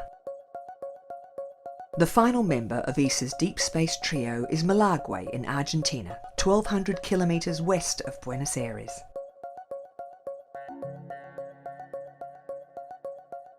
This is the system's newest antenna, having been finished less than 2 years ago. It completes the network's coverage of the sky in any direction at any time. The 3 deep space dishes are coordinated from ESOC, the European Space Operations Centre in Darmstadt, Germany. In addition to the deep space probes, ESOC is also responsible for communication with Earth-orbiting satellites via a different group of smaller ground stations monitoring spacecraft in polar orbits.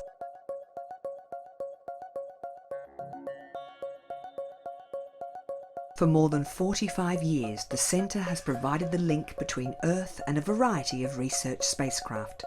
Currently, the network is controlling 13 different long-term missions.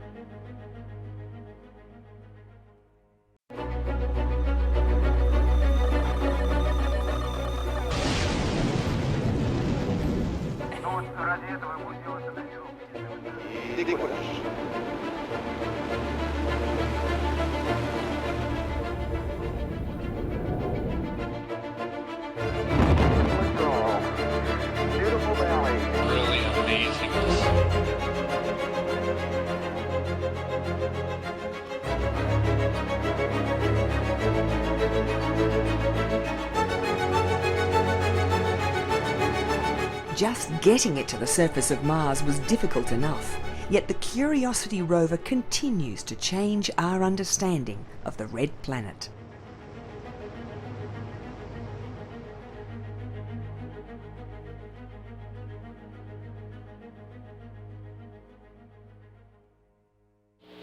Okay, I'm out. Okay, he's out. He's float free. Okay, I put a little roll in, took it right out. Gemini was NASA's hastily conceived bridging program, designed to perfect techniques needed for a lunar landing. Gemini 4 saw astronaut Ed White leave his capsule and walk in space, but the spacecraft's attempt to rendezvous with its booster had been a failure. Gemini 5 had set an American endurance record of close to 8 days, but its rendezvous exercise had failed as well. On the morning of October the 25th, 1965, 2 rockets stood awaiting launch at Cape Canaveral.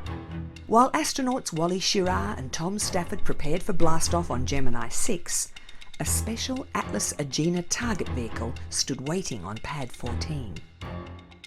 Because rendezvous and docking was integral to its moon landing strategy, NASA had commissioned the Agena docking module. It would be carried to orbit atop an Atlas booster.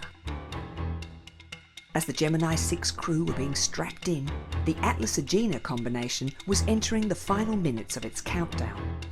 The plan was for Gemini 6 to rendezvous and dock with the Agena 4 times in a flight that was expected to last 2 days. Gemini 6 was scheduled to launch around 90 minutes after the Agena, with the countdowns being tightly synchronized. The target vehicle lifted off as planned. This was the first Agena flight as part of the Gemini program, but the Atlas booster had served well during the Mercury program, and the Air Force had had success with the Agena upper stage, so no problems were expected. Gemini 6 waited as the target vehicle accelerated after a perfect launch. But minutes later, as the upper stage separated, all telemetry was lost and tracking radar detected 5 separate pieces. The Gemini mission was now pointless, and the launch was cancelled with Schirra and Stafford leaving their spacecraft. There was debate about what to do next. Scheduling for the Gemini program had been tight, with roughly 1 new launch every 6 weeks. There was no replacement Agena ready to launch before the next flight, Gemini 7.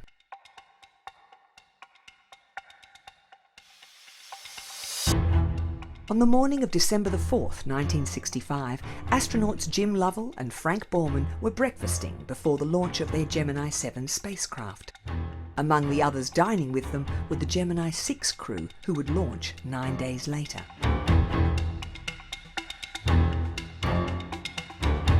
Gemini 7 was to be the longest duration flight yet, and for comfort during almost 14 days in orbit, the crew were wearing new lightweight spacesuits. NASA's doctors were worried about the effect prolonged exposure to weightlessness would have on astronauts, particularly the observed loss of red blood cells. 3, 2, 1. Gemini 7 was designed to answer medical questions.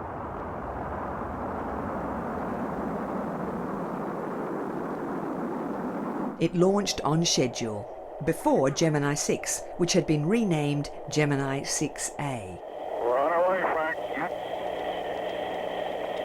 It had taken NASA more than 60 days to prepare for a new launch.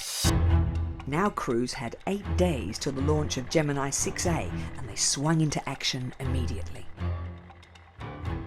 As soon as they reached orbit, the Gemini 7 crew turned their craft and began tracking with its upper stage. Gemini 4 attempted this, but had failed due to an insufficient knowledge of orbital mechanics.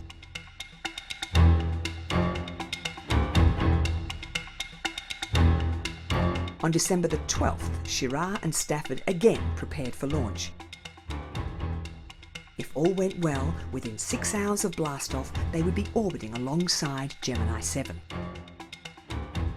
The launch pad crew had done an excellent job readying the booster in record time, and the countdown continued smoothly. 2, 1. Ignition. Shutdown, Gemini 6. But then shut down. The engines had started, and after 1 second, they stopped. Oxidizer pressure is down to about 32. The Commander Schirra had the option of pulling the D-ring and ejecting both of them from the capsule, but he sat tight. Just sitting here breathing. Nobody knew what had gone wrong. For a second time, the crew of Gemini 6 had failed to launch. A connector had come away before the booster had lifted off, and the onboard computer closed everything down. This was rectified, along with another glitch in a turbo pump. 3 days later, they were ready to try again. Go. 5, 4, 3, 2, 1.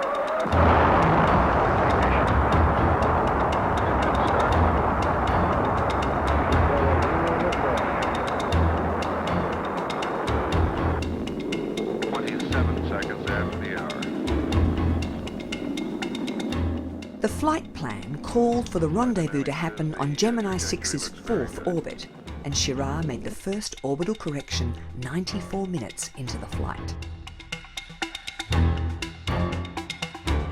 Gemini 7 would remain passive, with all orbital adjustments being made by Gemini 6.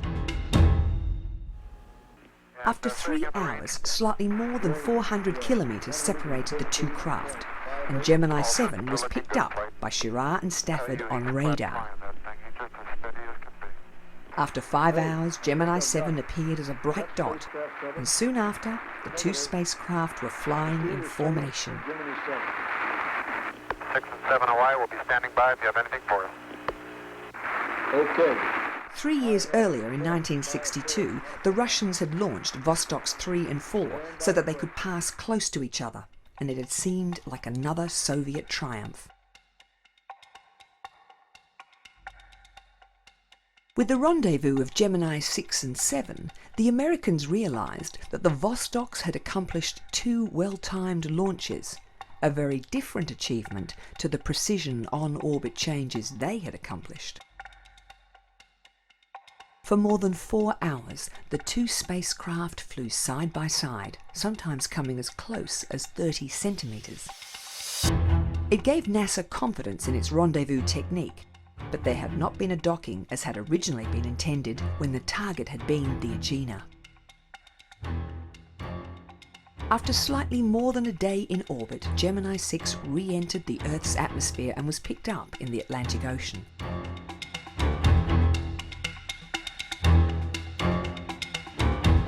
Gemini 7 continued on in orbit for 2 more record-breaking days, with Borman and Lovell reading books to pass the time. They returned to Earth on December the 18th and were picked up by the Wasp, the same ship that had recovered the Gemini 6 crew. It was at this point that NASA started to believe the American space program was gaining greater expertise than their Soviet adversaries. However, the elusive docking exercise had still not taken place, and nobody realised just how difficult this would be.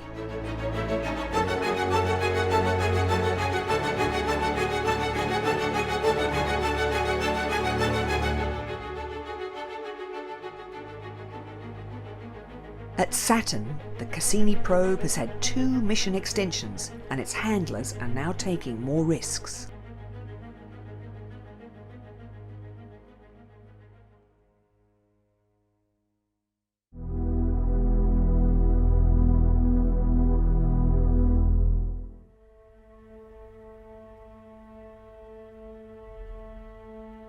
When the Cassini probe reached Saturn, staff at the JPL Operations Center watched eagerly for confirmation that it had carried out its orbital insertion instructions.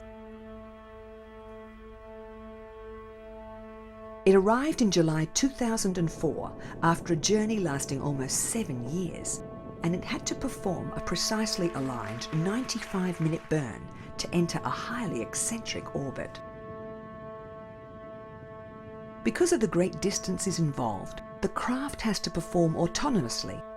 Instructions to Cassini are sent a long time in advance via the Deep Space Network. Signals confirming that it had gone into orbit took 85 minutes to reach Earth.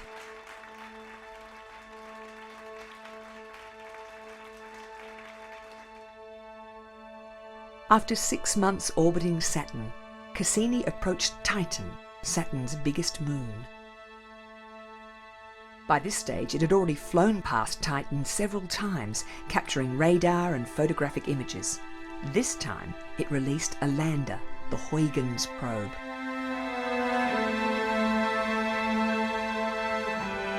Titan is so large, it holds a thick atmosphere, so Huygens was equipped with a heat shield and a parachute. As it was floating down towards the surface, the lander began taking photographs and analysing the atmosphere's constituent gases. It made the first soft landing in the outer solar system, and although it performed well, relaying data back to Cassini, only one of the orbiter's recorders was on. Half of the images were lost. We now know that Titan has lakes on its surface, lakes of liquid methane.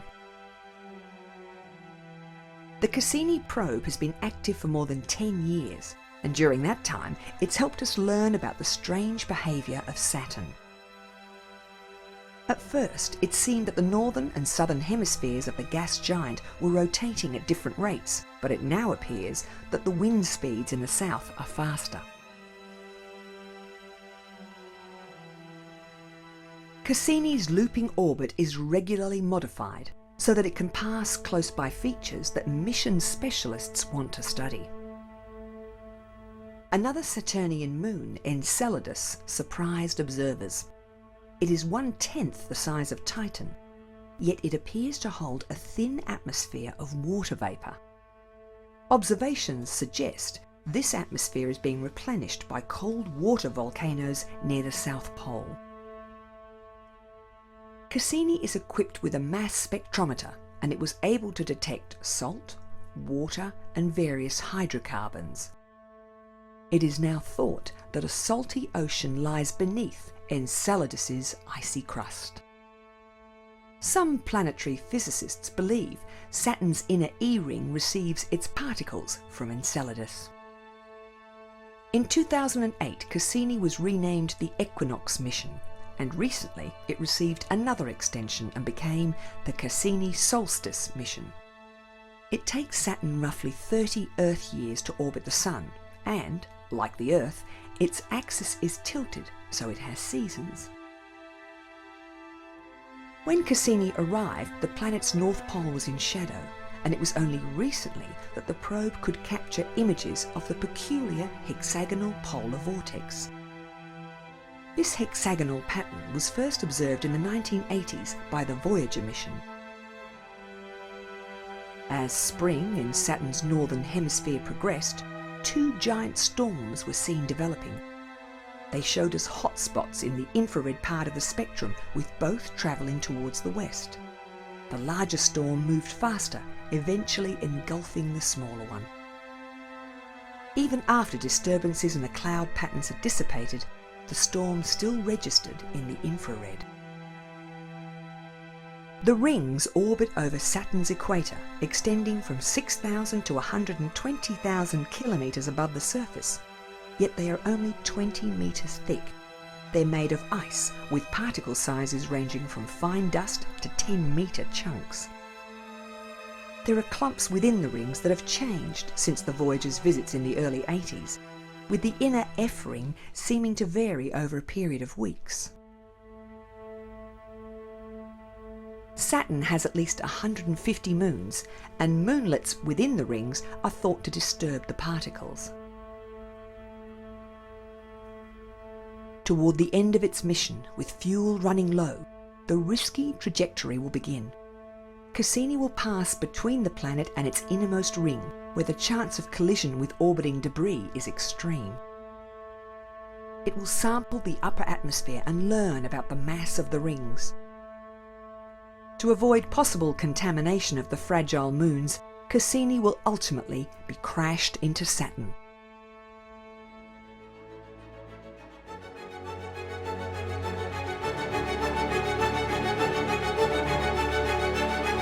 weighs a ton. It had to travel more than 400 million kilometres, and it's now driving around on Mars.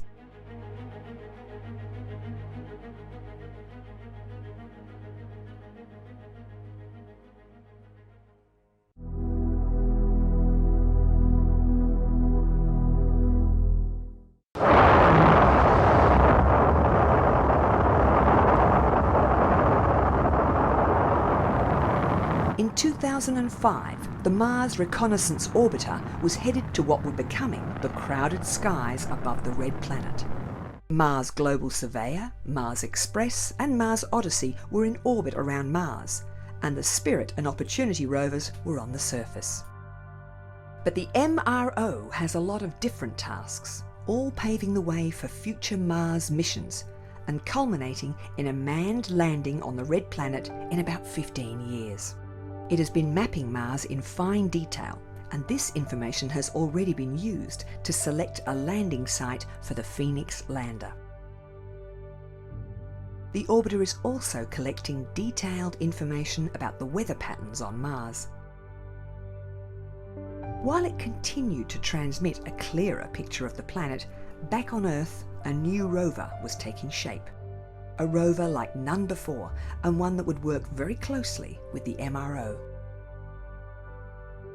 Lockheed Martin, under the supervision of NASA's Jet Propulsion Laboratory, was building a rover the size of a small car.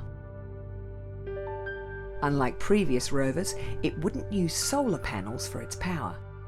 It's equipped with a radioisotope thermoelectric generator with a minimum lifespan of 14 years.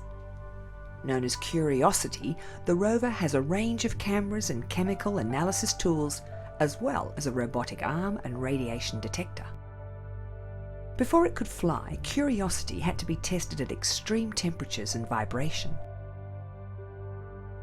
Towards the end of 2011, Curiosity, fixed into its entry, descent and landing module, was packed into the nose cone of an Atlas V. Because of the proximity of Mars, the launch window was extremely narrow. 3, 2, 1. Main engine start, 0, and liftoff.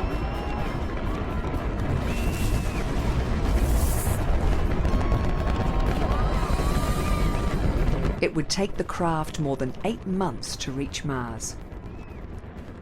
The Centaur upper stage pushed the craft out of Earth orbit onto a trans-Mars trajectory. Before they separated, the Curiosity package was set rotating for stability.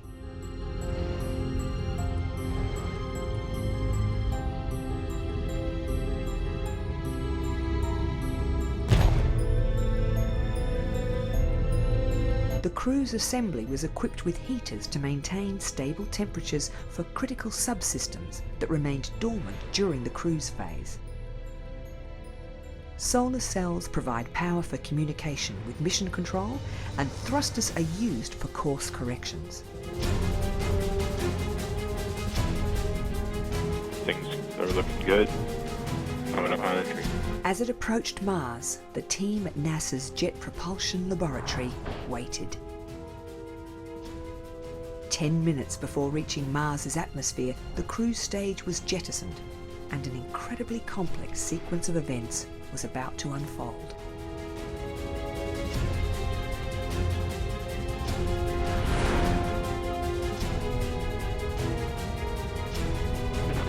As it entered the atmosphere, it was travelling at about 20,000 kilometres per hour, and the first stage of deceleration began.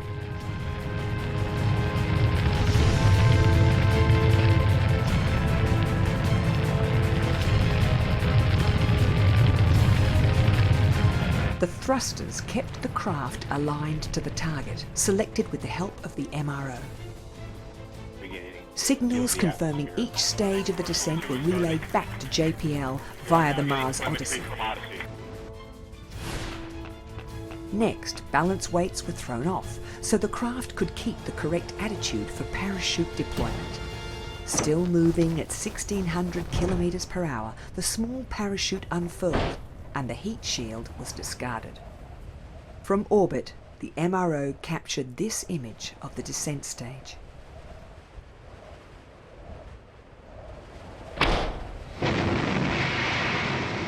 At 1,500 metres, the descent stage separated from the back shell, and the landing thrusters ignited.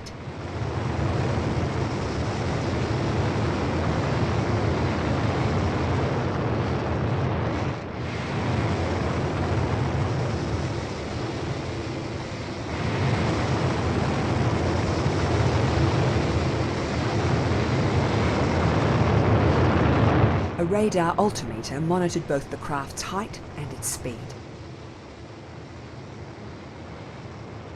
At a height of 20 metres and now moving at 3 kilometres per hour, the rover was lowered on cables and the wheels deployed.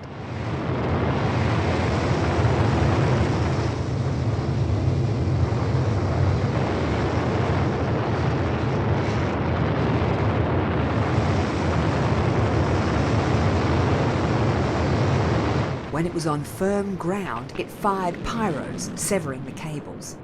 The sky crane technique was used so that dust and debris stirred up by the rockets couldn't damage the rover. Touchdown confirmed. We're safe on Mars.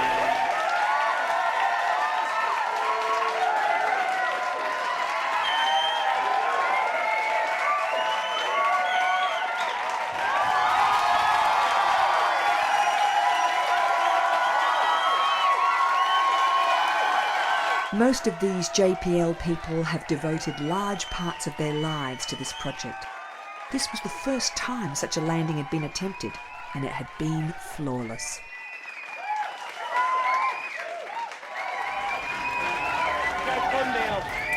Almost immediately, an image was relayed back.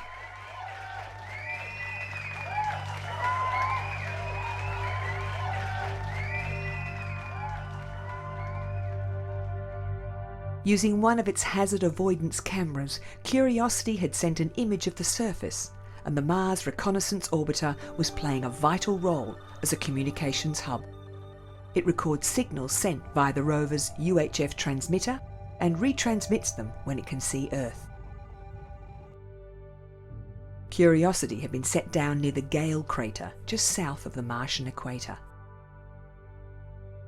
Initially, the rover began transmitting detailed information about its system status and its descent and landing experience. During its first days on Mars, the rover's now redundant flight program was dumped and replaced with surface operations software. Its camera mast was extended, and Curiosity began changing completely the way we think about Mars.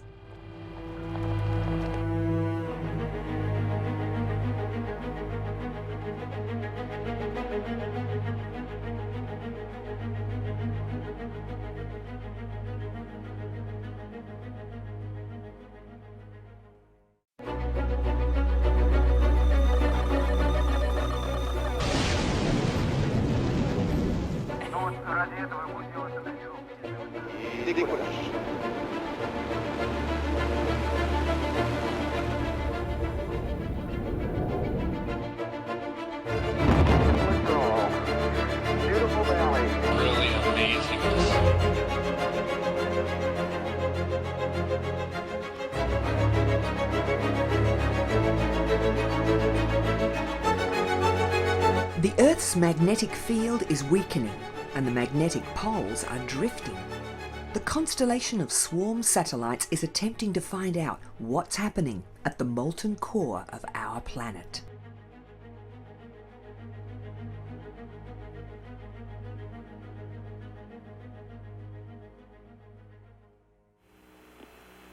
Gemini 7, are you able to see in the windows of 6 very easily and vice versa? The combined Gemini 6 and 7 missions had flown in formation, but an original objective for two craft to join together in orbit, a process known as docking, could not be attempted because Gemini 6's Agena target vehicle had exploded just after launch. We can very clearly see the horizon scanners operating.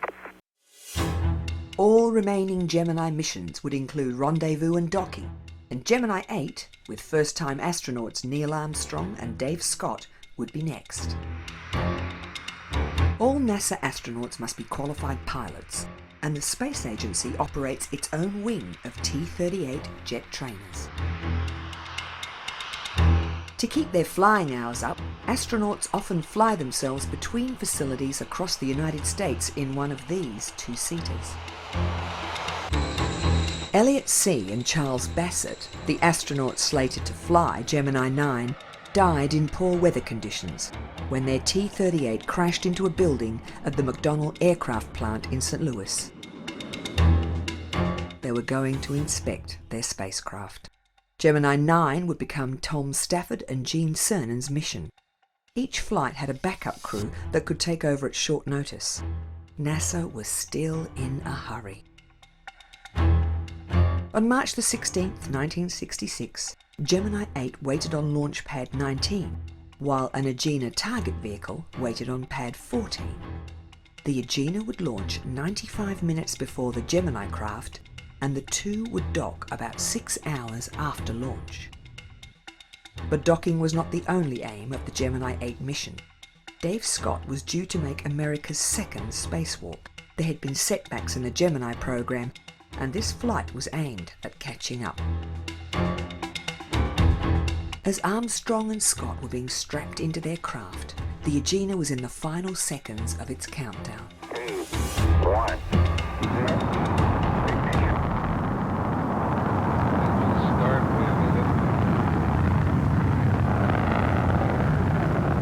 Mission controllers' faith in the Agena had been shaken after the previous vehicle had blown up at the ignition of the second stage. But soon after its launch, there was confirmation that this Agena would be waiting correctly in orbit when Gemini 8 arrived.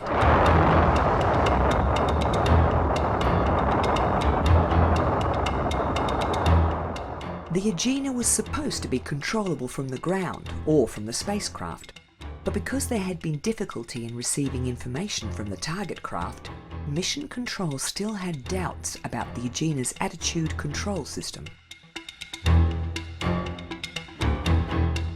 Prior to docking, the crew were warned to turn the Agena's system off if it gave trouble.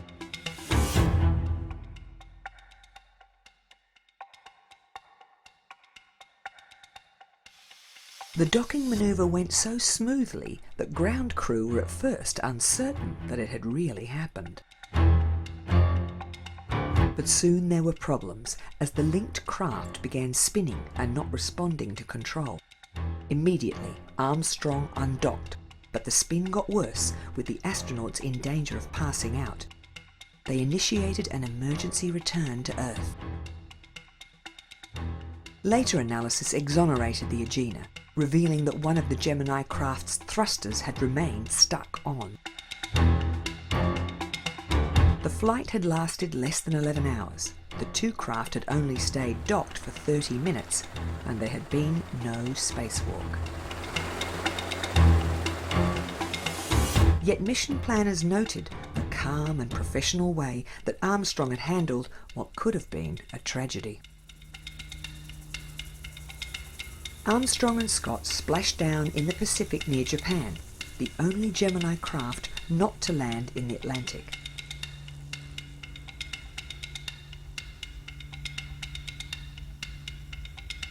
After the failure of the Atlas Agena target vehicle for the original Gemini 6 mission, its makers were relieved that it had performed well for the Gemini 8 mission.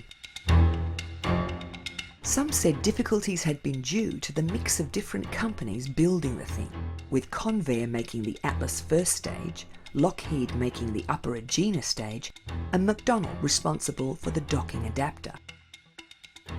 In May 1966, GATV-9 was prepared for launch. It would be Gemini 9's docking target.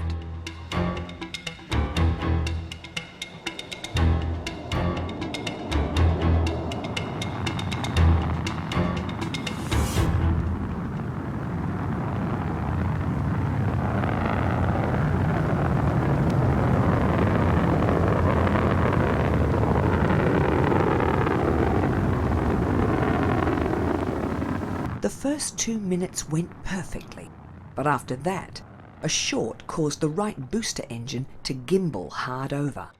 The rocket flipped and headed back toward the ocean where it crashed. Convair accepted responsibility. As with Gemini 6, this left 2 astronauts sitting in a fully fueled Titan with nowhere to go. Tom Stafford, who'd been involved in 2 on-pad aborts with Gemini 6, and now this with Gemini 9, was nicknamed the mayor of Pad 19. But this time a standby docking vehicle was available. The upper stage had no propulsion, but it did have a docking collar. It launched 2 weeks later.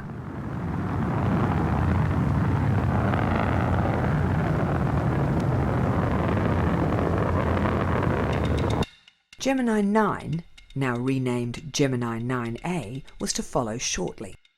But 3 minutes before the scheduled blastoff, ground computers lost contact with the Gemini computers. With only a 40-second window, the launch was scrubbed.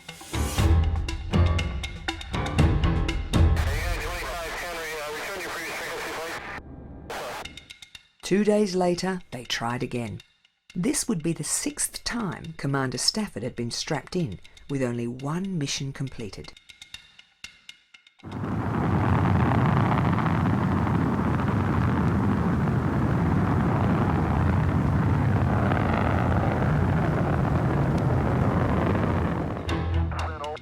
Stafford and Cernan quickly caught up with their orbiting target, but something else had gone wrong. It looks like an angry alligator out here rotating around. The protective shroud had not come away. Inexperienced technicians had taped down the fiberglass lanyards, and they kept the 2 pieces together. Stafford dubbed it the angry alligator. Engineers on the ground desperately sought a solution, but there was just too much risk to the astronauts. There would be no docking on this mission. Next, Cernan left the capsule. He was to test a new manoeuvring unit, but his heart rate rose so alarmingly that the doctors ordered him back inside. He was overheating and his helmet had fogged. John Young would command the next mission, Gemini 10.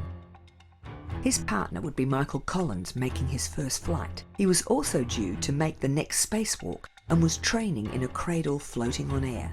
This was to give him practice using the zip gun, but so far the spacewalks were presenting unexpected difficulties due to overexertion. This looked relaxing. 2, 1. The Gemini flights were starting to conform to a pattern, with an Agena target vehicle launching 100 minutes before the manned spacecraft. This time there were no launch delays. The astronauts had a busy schedule, having to make up for the shortcomings of the 2 previous flights. The Agena was waiting for them exactly as intended. Rendezvous was now becoming routine. Young and Collins caught up with it, and after almost 6 hours they had docked. Gemini 10 used an 80-second burst from the Agena's engine to boost them to a higher orbit, where they visited an Agena from the Gemini 8 flight. Their rendezvous and docking exercises had gone well, but activity outside the spacecraft had still been difficult, with the inflated spacesuit limiting movement and important equipment being lost. On the following Gemini 11 flight, Richard Gordon also had great difficulty performing effectively outside the craft. NASA came up with a new training technique, one that they use to this day. Scuba diving had been seen as good training for fitness and regular breathing. Now they'd built a mock-up of the Gemini-Agena combination in a high school swimming pool in Baltimore.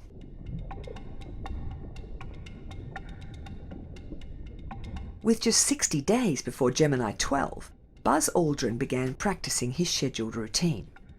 In addition to his spacesuit, he carried 28 kilograms of lead to give him a neutral buoyancy. A clip-on tether was designed to solve the problem that previous astronauts had had just staying in one place.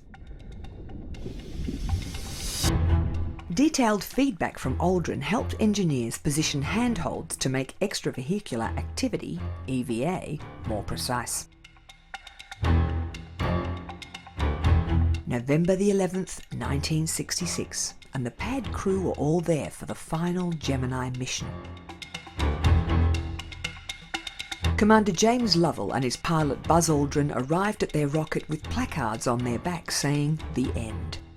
Many of the team wishing them farewell had spent years on this project. There had been a suggestion that Gemini 12 should be delayed to coincide with the first launch in the Apollo series, but delays with the new spacecraft and its giant booster made this unfeasible.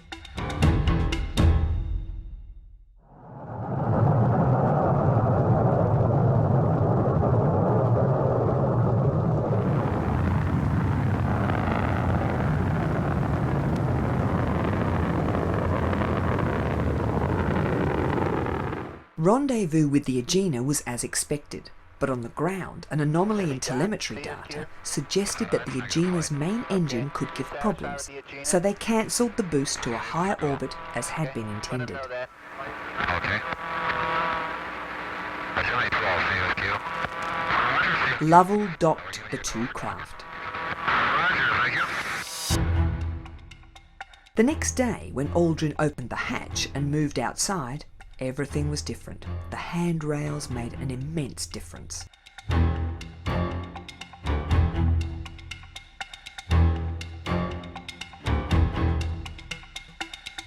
The gradual and deliberate way Aldrin moved gave no problems with exertion or overheating. He easily completed all his tasks, including attaching a tether between the Gemini and the Agena.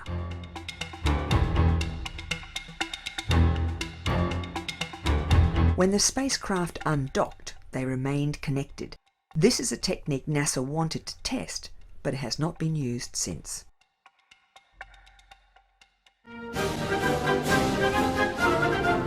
Project Gemini had ended on a high note.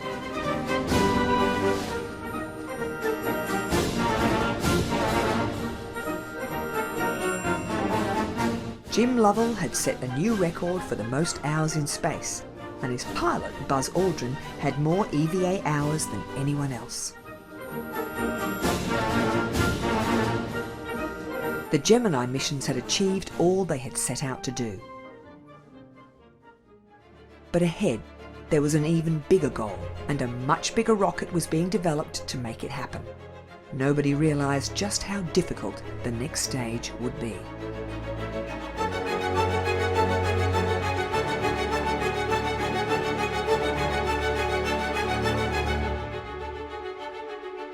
The Curiosity rover is giving us a clearer picture of the red planet's early years.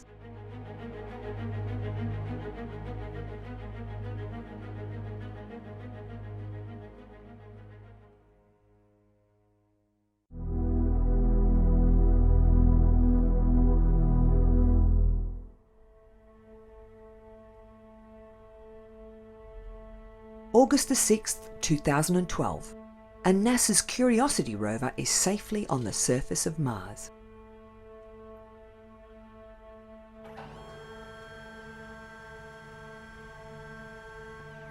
Early weeks were devoted to reprogramming the rover and calibrating its suite of instruments. The rover had landed in GAIA crater, a scar left after a meteor impact more than 3 billion years ago. GAIA crater had been chosen because it shows signs that water had once been present. Curiosity is focused on water and its effect on the early years of the red planet, particularly whether it could have supported life.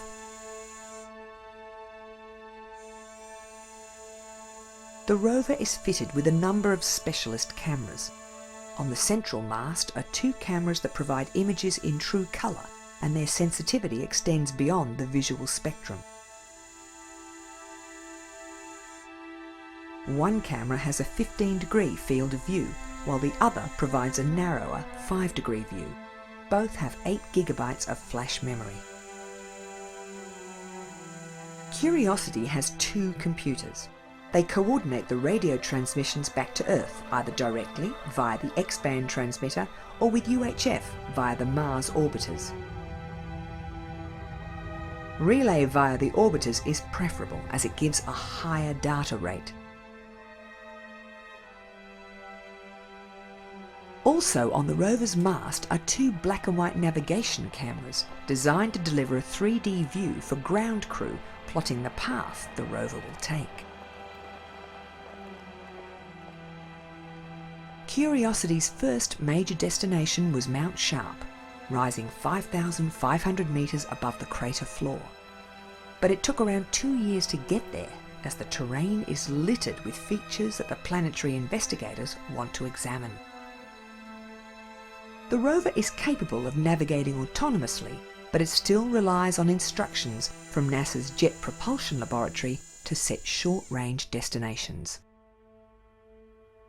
The images, backed up by chemical analysis, show unequivocally that water was once present at this site.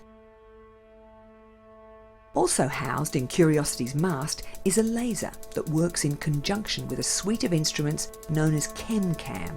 From as far as 7 metres, it can vaporise a tiny sample and analyse its chemical composition. If a rock bears closer examination, a drill at the end of the rover's robotic arm can extract a sample.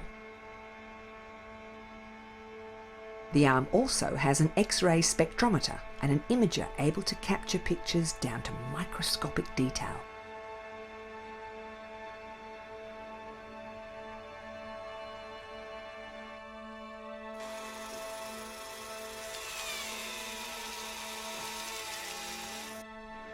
Powder extracted from the rock is poured into the aperture of the ChemMin instrument.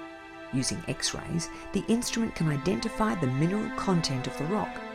The first samples that Curiosity tested revealed sulfur, nitrogen, hydrogen, oxygen, phosphorus and carbon.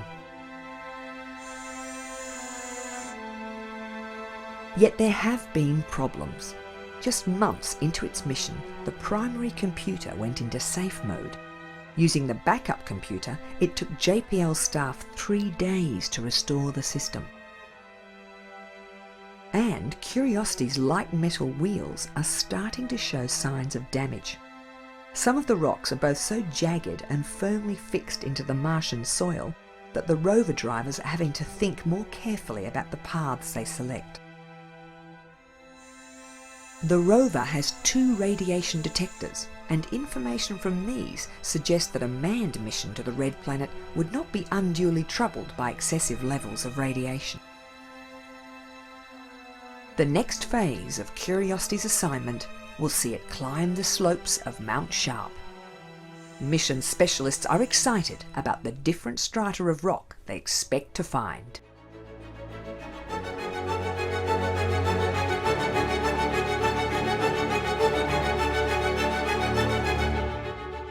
The swarm's satellites are trying to find out why our planet's magnetic field is so erratic.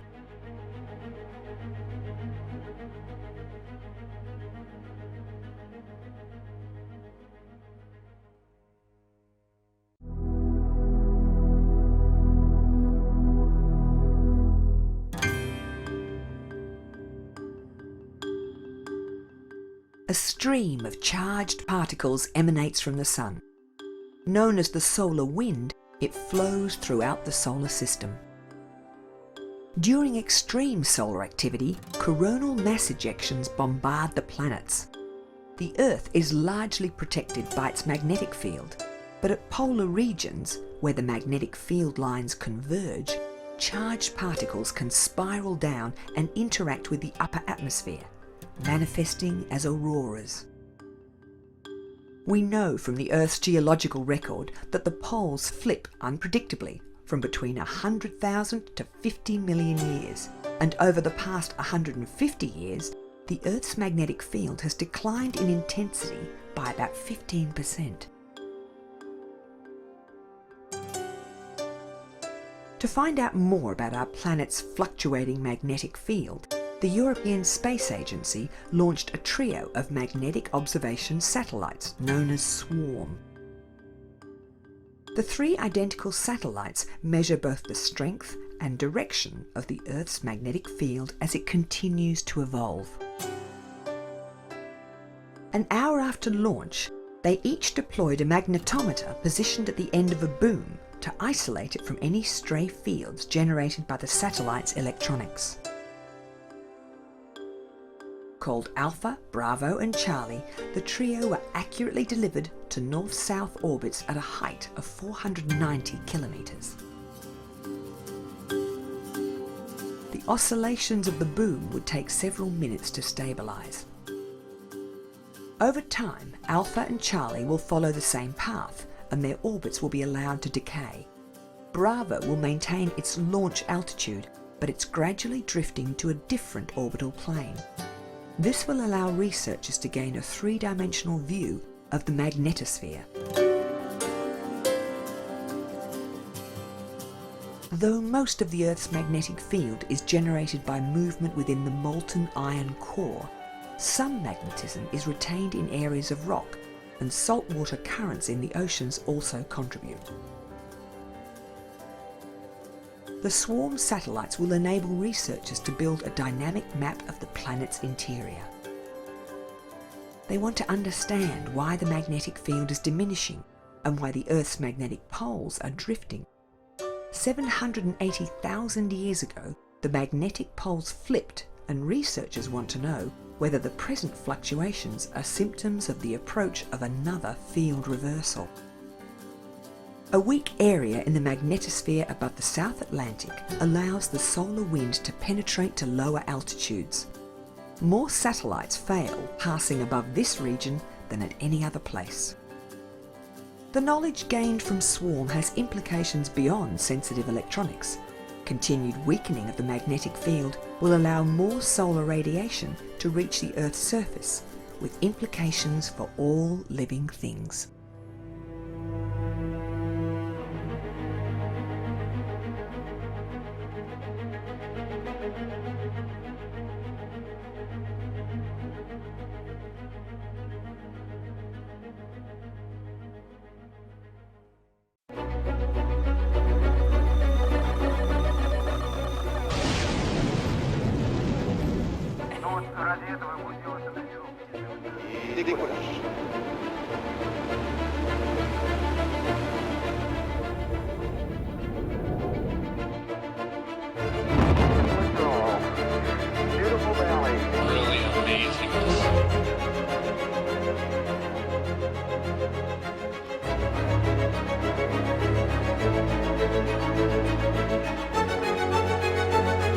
The European Space Agency has been sending astronauts deep underground as training for extended stays on the International Space Station.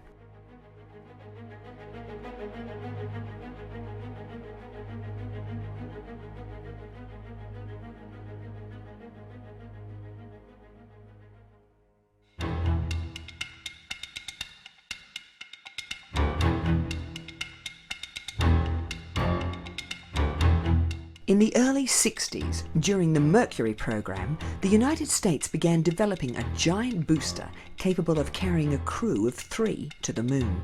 It used a cluster of tanks originally designed for other rockets, and the first flights just tested a mammoth lower stage.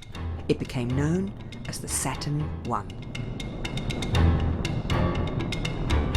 Launches began in 1961, but although it could lift heavy loads, without upper stages it could not reach orbit. Engineers were expecting the usual teething problems with the big new rocket, but there were none. Every launch went as planned. At the same time, the new, much larger Apollo spacecraft was being developed. The initial Block 1 version was designed when NASA still envisioned the capsule with a large descent and return module would land directly on the moon.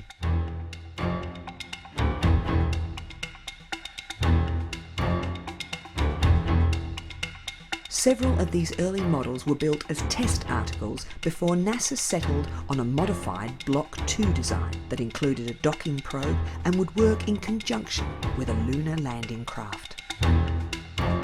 Like previous American spacecraft, the Apollo capsule was designed to land in the ocean. Every situation was rigorously tested, and sometimes the value of these tests was glaringly obvious.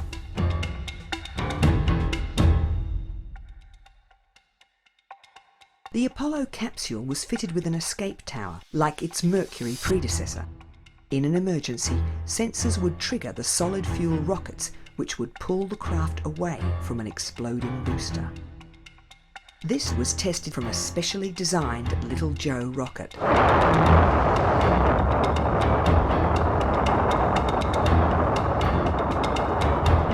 During tests in 1965, the Little Joe was meant to test a high altitude abort, but just 26 seconds into the flight, the rocket developed a roll.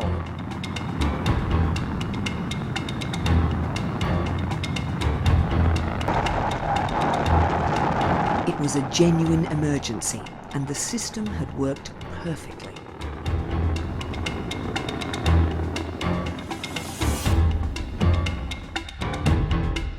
All across the US, different Apollo subsystems were being tested simultaneously. Though NASA now felt it had achieved parity with Russian technical ability, it was still in a race to the moon, still focused on President Kennedy's end-of-the-decade deadline.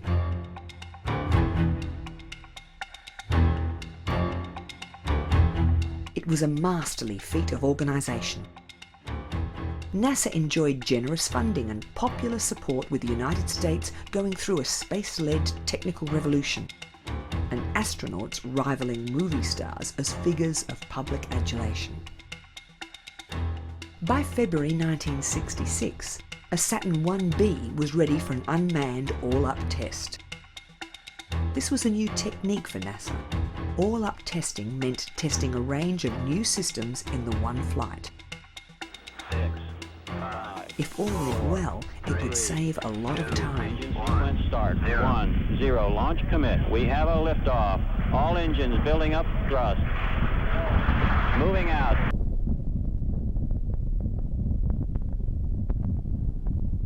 The Saturn 1 lower stage had been improved and was now known as the S-1B. This time there was a second stage, the S-4B. The combination would lift a Block 1 version of the Apollo spacecraft for its first flight. The capsule splashed down in the Atlantic 37 minutes after launch. The mission was generally a success, though there were engine difficulties, and wiring problems led to a loss of steering control and distortions in telemetry data. The focus now shifted to the first manned flight. Gus Grissom, one of the original Mercury 7 astronauts, Ed White, the first American to walk in space, and first-timer Roger Chaffee would crew an old-style Block 1 Apollo capsule in a mission scheduled for February 1967. Grissom had done valuable work in the development of the Gemini spacecraft, and he'd commanded the first Gemini mission. He'd taken on a similar role with the new Apollo command module, but he was becoming frustrated. He was concerned about the lag between changes made to the command module and the corresponding alterations to the simulators. The amount of flammable material that was in the crew compartment was also raised several times. While the booster technology was progressing steadily, the sheer complexity of the spacecraft was seeing it slip behind schedule. NASA was finding numerous deficiencies with the quality delivered by contractor North American Aviation. Another aspect of the astronauts' work involved an ever-expanding commitment to the mass media. Since its inception, NASA had decided that its activities would all be open to public scrutiny, in contrast to America's Cold War adversary, the Soviet Union, which chose to shroud its space program in secrecy. NASA's Public Affairs Office employed journalists who understood what working journalists needed, yet it was clear that the astronauts found photo calls a distraction. Regular press days were held in the lead-up to the mission.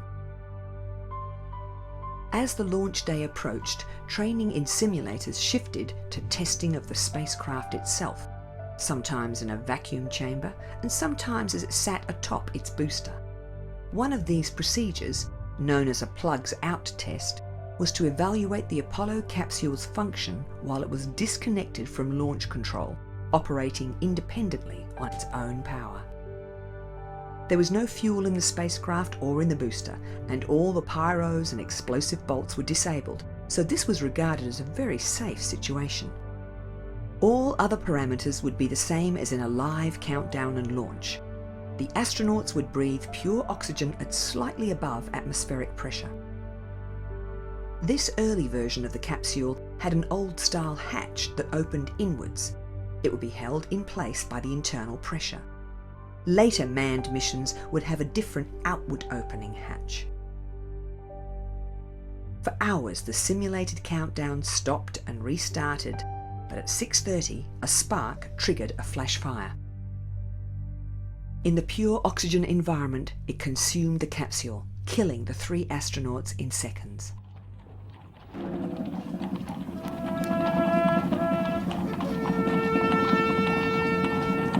The United States was in mourning. Gus Grissom, Ed White and Roger Chaffee were buried with full military honours.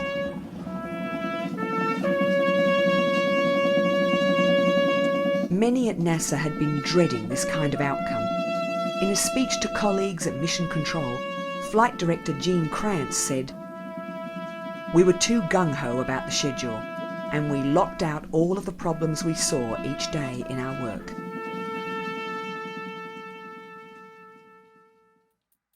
Manned flights were suspended.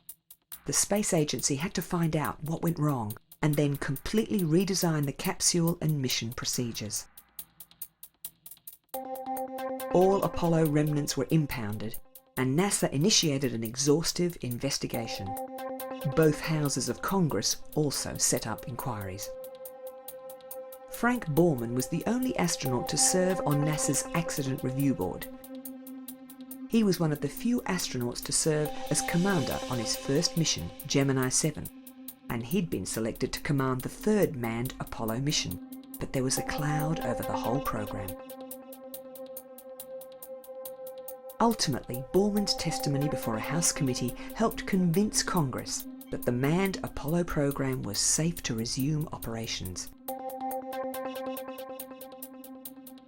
Outside the inquiries, NASA tried to maintain its focus. Astronauts who were experts in every aspect of flight and related engineering were now being sent on field trips to learn about geology in preparation for moon missions. Although manned missions for 1967 had been put on hold, NASA still scheduled flights. The giant Saturn V booster, needed to get to the moon, was finally ready for launch. There had been delays with the 2nd stage. Apollo 4 would be another all-up test, which included the problematic command module. On delivery from contractor North American Aviation, it was subjected to close scrutiny. More than 1,400 problems were discovered.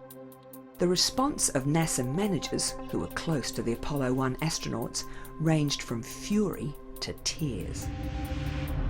Remedial work on the command module took 4 months, with Apollo 4 finally ready for launch in November 1967.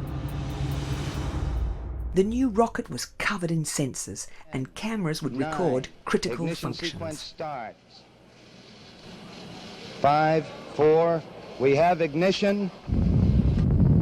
All engines are running. We have liftoff. We have liftoff at 7 a.m. Eastern Standard Time. My God, our building's shaking here. Our building's shaking.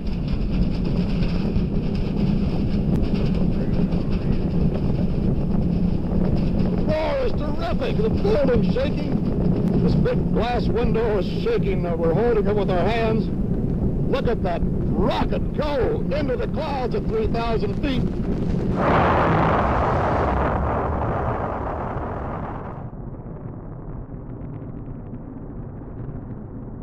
The cameras, intended to monitor the intricacies of staging, captured some of the most iconic images of the Apollo program. They were jettisoned soon after these pictures were captured and parachuted back for an ocean recovery.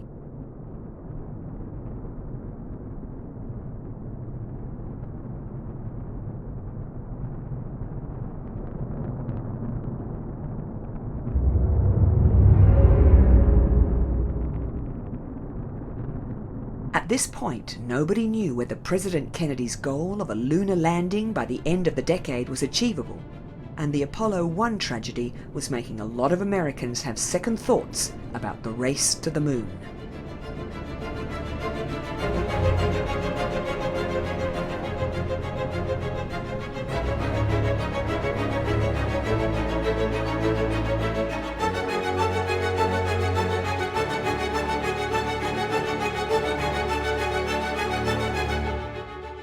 Why is a week underground like a sojourn in space?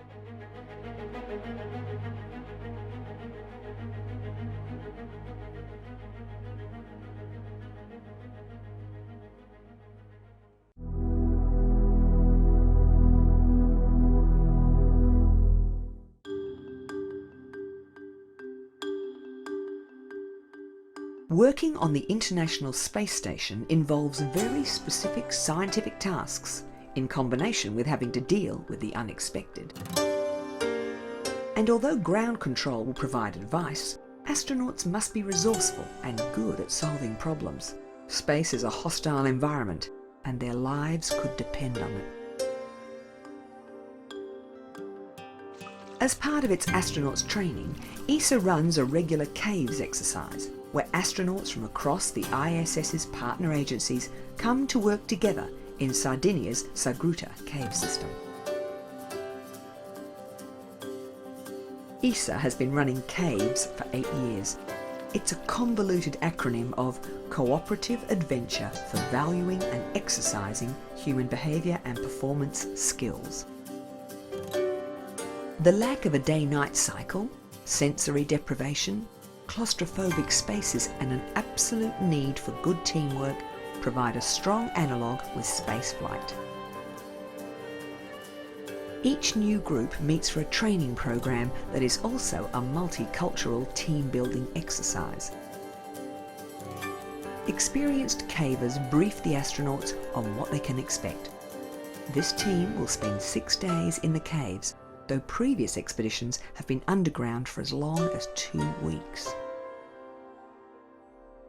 The caves training is not just an endurance test. The team is expected to do some serious research. Last year's group discovered a new species of crustacean within the caves. The participants also learn 3D mapping skills and are expected to survey 1.5 kilometres of the largely unmapped Sagruta system.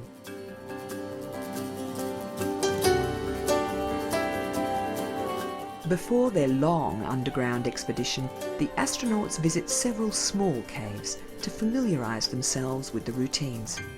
In orbit, they are the arms and legs of the extended science team on the ground, and a similar plan is followed here. The group will be measuring carbon dioxide and radon levels, as well as taking microbiological samples. These detailed scientific measurements are carried out according to strict guidelines.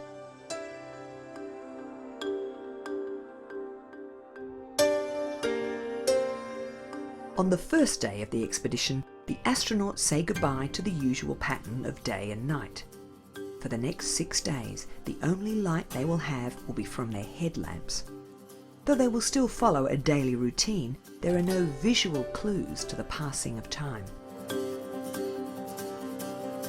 Each team member carries 2 short tethers at his waist.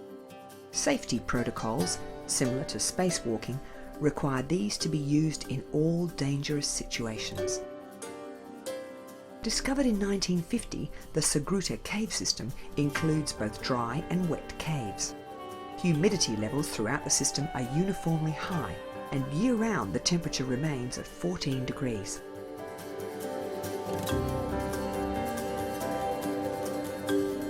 The team spend several hours making their way to a central gallery where they set up a base camp that will serve as their centre of operations.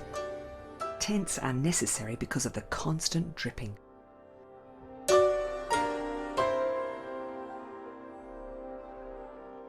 The ready availability of water makes this a good campsite. Here, the technical instructors delegate all planning and decision-making authority to the team's elected leader. The daily routine is organised around timelines. Just like teams on the International Space Station, every day's activity is planned in advance.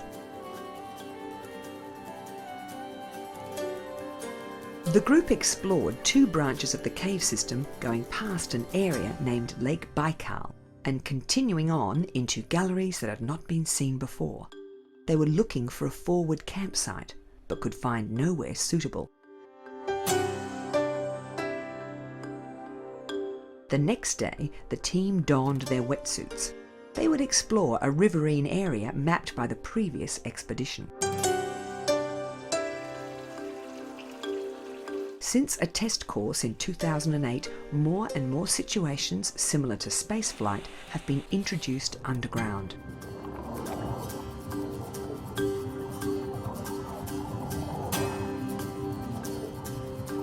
Though the physical demands placed on the astronauts are not extreme, they are under stress. The lack of light makes movement and equipment handling more difficult, and the absence of a day-night cycle distorts the perception of time.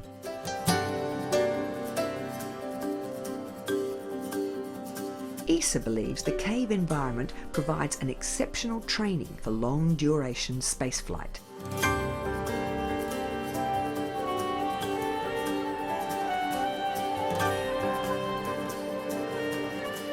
At a cavern called the Ballroom, the group have reached the limits of the map. They press on into an uncharted region where they discover 2 huge new galleries. Just as in space, making an accurate photographic record is an important part of the documentation. They decide they'd like to establish a forward camp here, but before they can, mission protocols say they must inform cave control.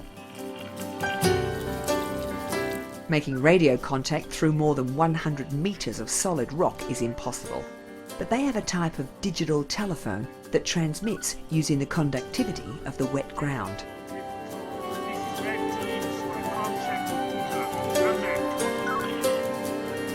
The group spend 2 more days in the area recording the insect population, taking water and air samples and mapping the galleries.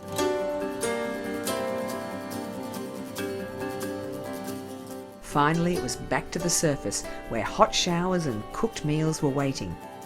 But before they return home, the final phase of the operation has to be completed. All the research work must be written up and presented.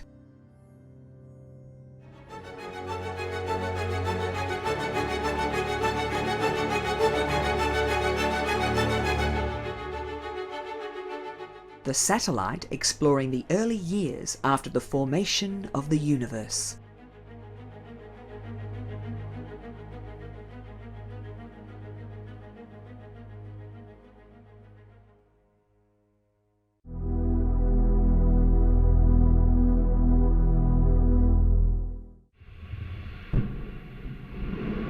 Allumage Vulcain. Allumage des EAP. May the 14th, 2009, and an Ariane 5 launches the Herschel Infrared Telescope and the Planck Space Observatory. Planck was headed to a Lagrangian orbit around a point 1.5 million kilometres beyond the Earth. Tous les paramètres à bord sont normaux. Its job was to map variations in the cosmic microwave background, or CMB, the remaining echoes of the Big Bang at the beginning of the universe. To do this, it had to be sensitive to differences in temperature across the sky, down to millionths of a degree. While it was operational, its detectors had to be refrigerated to 1/10 of a degree above absolute zero, making it the coldest object in space. As it scanned the skies, it slewed with a high degree of precision, enabling it to make a 3-dimensional map of the universe across 9 different wavelengths.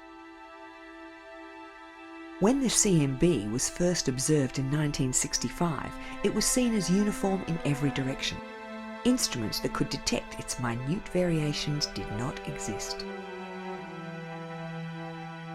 Images formed from different wavelengths give clues to the formation of the galaxies, and data from Planck has changed cosmologists' ideas about early star formation. Evidence now suggests the first stars ignited 140 million years later than had previously been thought. As the early universe cooled, light flooded the skies. As the universe continued to expand, this light faded, yet the CMB persists, providing an image of the universe in its infancy. Not only is the accuracy of information from Planck allowing cosmologists to recalibrate the timeline of the universe, it's prompting revision of the theory of inflation that doesn't fit the picture revealed by the probe. Planck was decommissioned in October 2013, when the depletion of its helium coolant rendered it inoperable.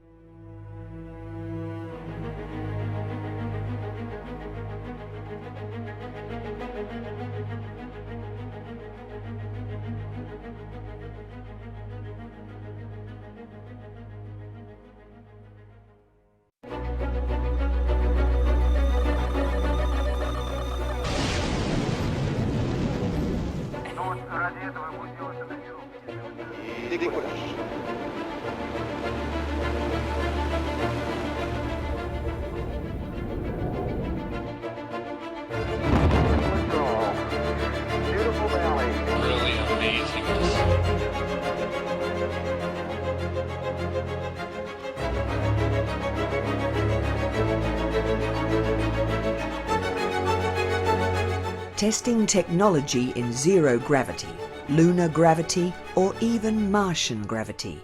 Techniques pioneered for the early space program find widespread uses in modern research.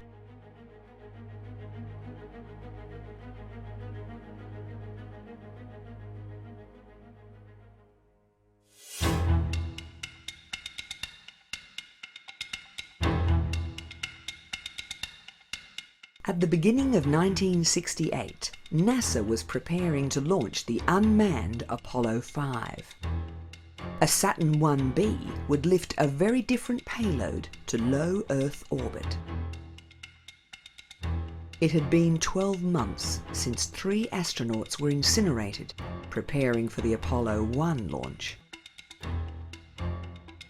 Supporters of the American space program feared that inquiries in both houses of Congress, set up after the tragedy, would axe the Apollo program. But President Lyndon Johnson, who had decorated 2 of the Apollo 1 astronauts, had influence on Capitol Hill, and his ongoing support for NASA helped quell any political backlash. Work on a redesigned Apollo capsule was progressing. But the rush to meet President Kennedy's end-of-the-decade deadline sat uncomfortably with the need for precision and quality. All flammable materials had been eliminated from the spacecraft and spacesuits. At launch, the astronauts would no longer breathe pure oxygen, and the complex hatch had been replaced by a one-piece unit that could be opened rapidly. More than 1,400 wiring problems had been corrected. But there was one vital piece of the Apollo program that remained untested.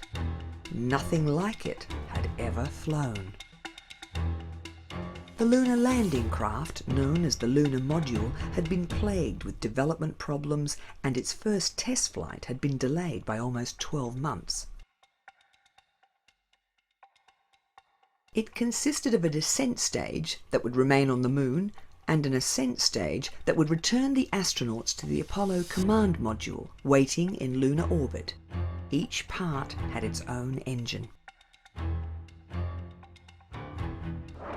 In testing, the descent engine had not been burning smoothly. Of all the Apollo hardware, this engine had to respond to the most delicate control. Rigorous testing finally solved this problem, and LM-1 was prepared for flight. The unmanned Apollo 5 would test the craft in Earth orbit. The lunar module, packed beneath the unique nose cone, had no landing legs, as these would have further delayed delivery. And after pressure tests on LM-5 had blown out a window, LM1 had aluminium panels instead of glass in its windows. RTC, will you site select? Guido. On January the 22nd, 1968, the two-stage Saturn 1B stood fueled and waiting on Cape Canaveral pad 37B. 7, 6, 5, 4, 3, mission detected.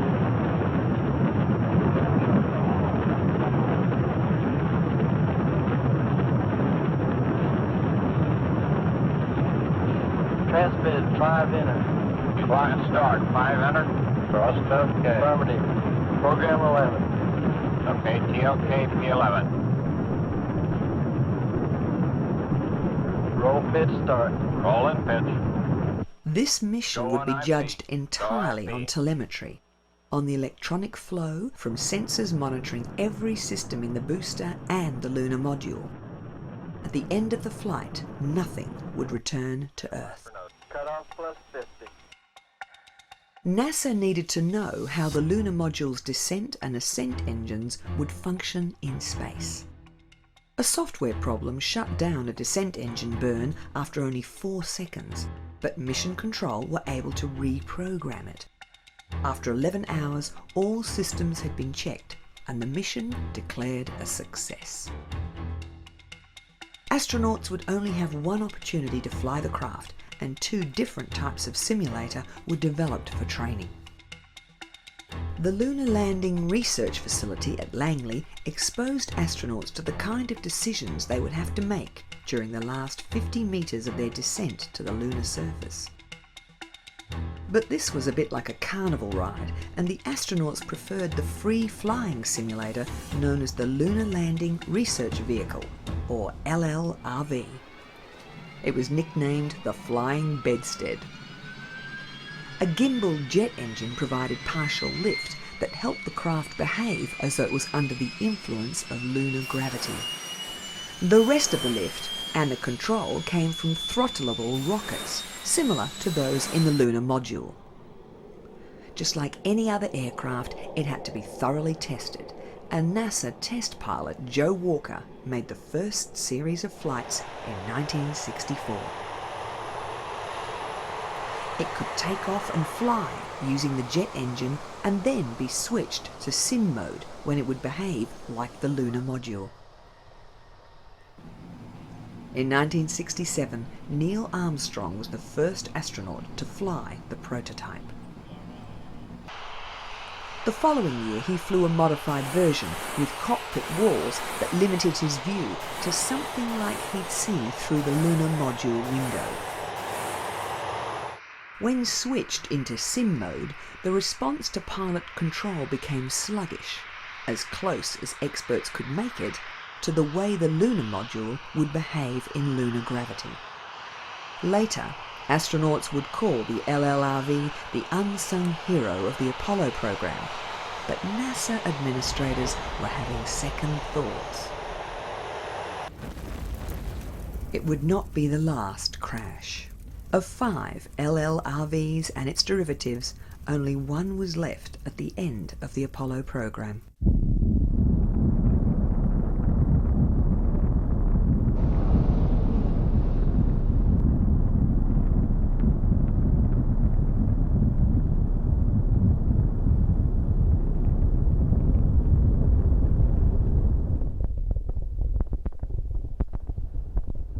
The second Saturn V launch was the final unmanned Apollo mission, Apollo 6.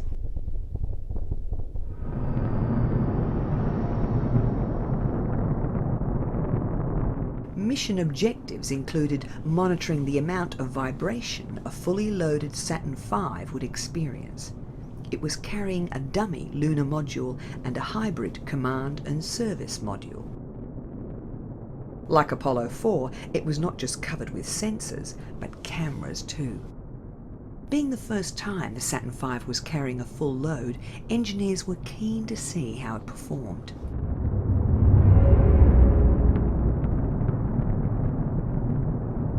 There were problems.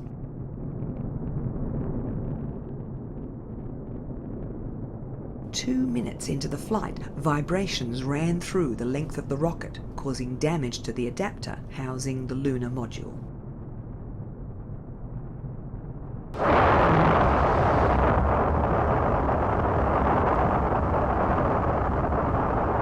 When the second stage took over, 2 of its engines cut out early, affecting the final orbit. The third stage had to burn longer to compensate. Inside the command module, a camera was trained on the window. And at various parts of the astronaut's instrument panel. After 3 orbits, the upper stage failed to reignite as commanded. NASA wanted to test the capsule in a high-altitude, high-speed re-entry, so the command and service module separated from the upper stage and used its own engine to boost it to a higher orbit for a faster re-entry.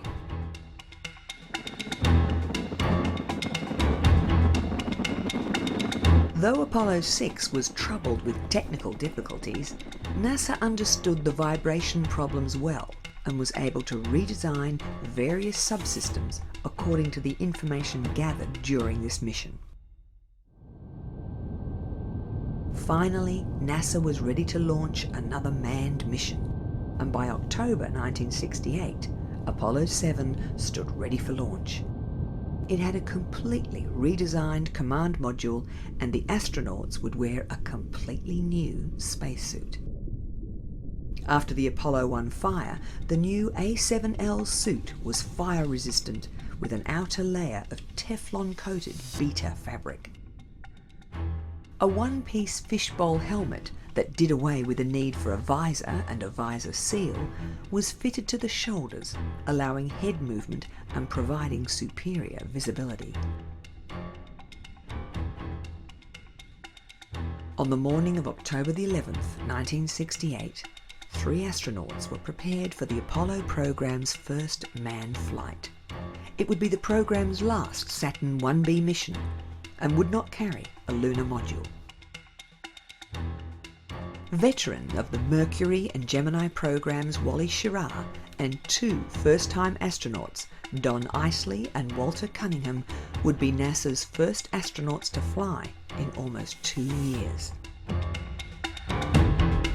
4, 3, 2, we have ignition. Commit liftoff. We have liftoff. This is launch control. We have cleared the tower. Roger, tower clear. 12 seconds out and the roll program has commenced. The bigger Apollo capsule provided a more comfortable environment necessary for long-duration flights that were required to get to the moon. The crew could take off or put on their bulky spacesuits as required, and they didn't have to remain in their couches, as in the Mercury and Gemini spacecraft. Soon after reaching orbit, the command and service module separated from the S-4B upper stage. On a moon mission, this would normally house the lunar module. One of the 4 adapter panels had not opened fully. On subsequent flights, these would separate completely from the upper stage. The spacecraft turned around and practiced docking using a visual reference target that would usually be mounted on the lunar module. Not long into the mission, Schirra came down with a cold, and in the confines of the capsule, it quickly spread to the other 2. In zero gravity, the nasal congestion was not clearing in the same way it would on Earth, and the crew were very uncomfortable. Eating became a sore point with the astronauts. Though the food had improved since the earliest space missions, the freeze-dried and bite-sized rehydratable meals fell short of what they considered acceptable. The demands on this mission were considerable. Tense interchanges between the sick astronauts and mission control were not uncommon. They had to fire the service module engine no less than 8 times. Public relations reached new heights on the mission, a series of TV broadcasts from the capsule were watched around the world. At one point, Schirra refused to switch on the TV equipment because the schedule was too crowded and the crew had not eaten. Preparing for re-entry, a new dispute broke out. The astronauts refused to wear their helmets during the return to Earth. With their colds, they worried about the rapid changes in pressure. They wanted to hold their noses and blow to equalise the pressure. Aboard the carrier Essex, the Apollo 7 astronauts were treated as returning heroes. But they did not receive the usual NASA honours, and Schirra, Isley and Cunningham never flew again.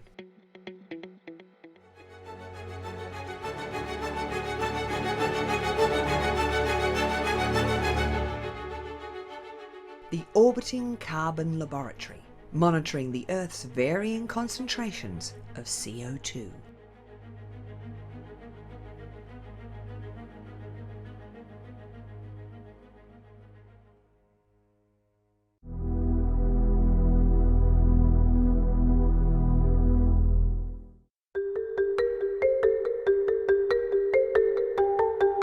Carbon dioxide is a small but vital component of our planet's atmosphere. The carbon that makes up the vast bulk of plant matter is extracted from this atmospheric CO2. In turn, the plants replenish the atmosphere's oxygen. All animal life breathes this oxygen and exhales CO2. This is called the carbon cycle. Our modern industrial societies rely on oxygen as well, and by burning coal and petroleum products, we produce the energy that powers our affluent lifestyles. This process produces carbon dioxide too. There has been a measurable increase in atmospheric CO2 since formal monitoring commenced. Higher levels of CO2 mean that the planet's blanket of air lets less of the Earth's heat escape out into space, prompting a slight rise in the planet's temperature. This has led to visible reductions in the Arctic sea ice and in the retreat of glaciers at the edges of the Antarctic continent. Using weather readings from around the world, NASA's Goddard Institute for Space Studies says that 2014 was the hottest year since 1880. The Goddard report revealed that 9 of the 10 hottest years on record have all been in this century. To understand the geographic distribution of the sources of CO2 and the regions that remove it from the air, NASA commissioned a satellite equipped with an extremely accurate suite of spectrometers to analyse the intensity of CO2 concentrations in the atmosphere. This was the second time NASA had built an orbiting carbon observatory. The initial satellite, OCO, launched in 2009, failed to reach orbit when the payload fairing didn't separate from the spacecraft and it could not achieve orbit.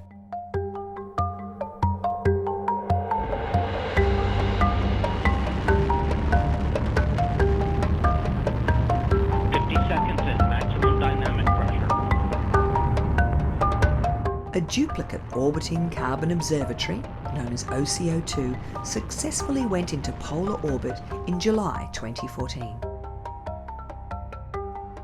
Its north-south orbit allows it to overfly every point on the Earth's surface at least once every 16 days.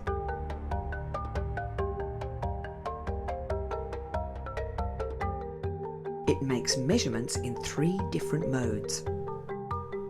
Nadir mode samples the atmosphere directly below it, giving a global picture of the swirling concentrations of CO2. This map from Goddard was compiled using ground-based measurements. Data from OCO2 will deliver far greater detail. A second type of operation, target mode, enables the observatory to focus on a single point of interest, allowing it to gather multiple readings which can be compared with ground measurements made at the same site. The third, glint mode sees the satellite sample close to the point on the Earth's surface that directly reflects the sun's rays. This further enhances the spectrometer's sensitivity, especially when sampling over the oceans.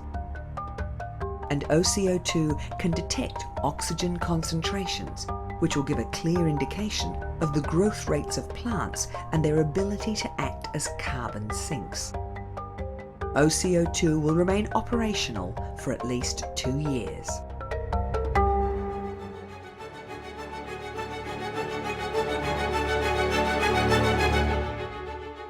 A brief history of experimentation in zero gravity.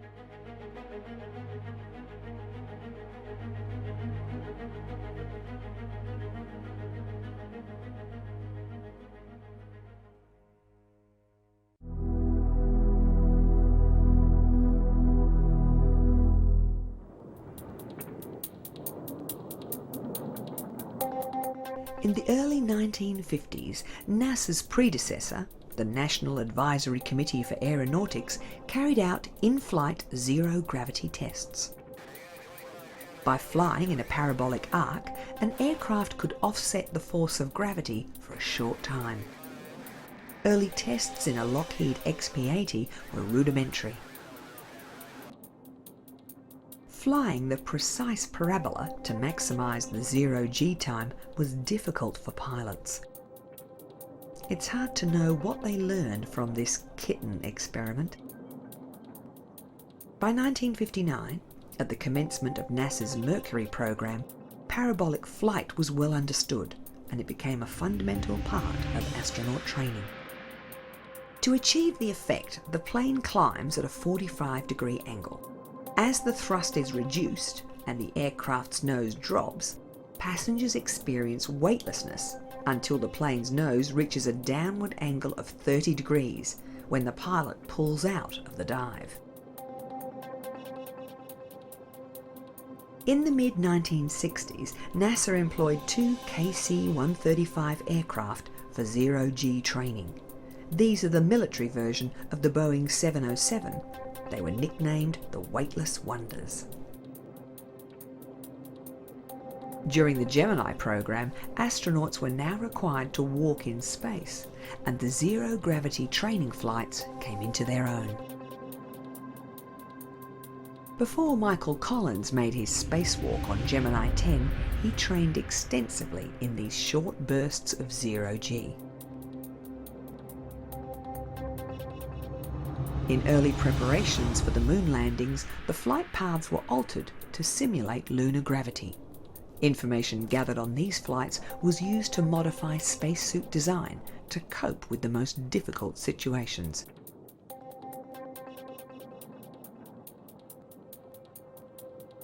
Other scenarios worried NASA planners too.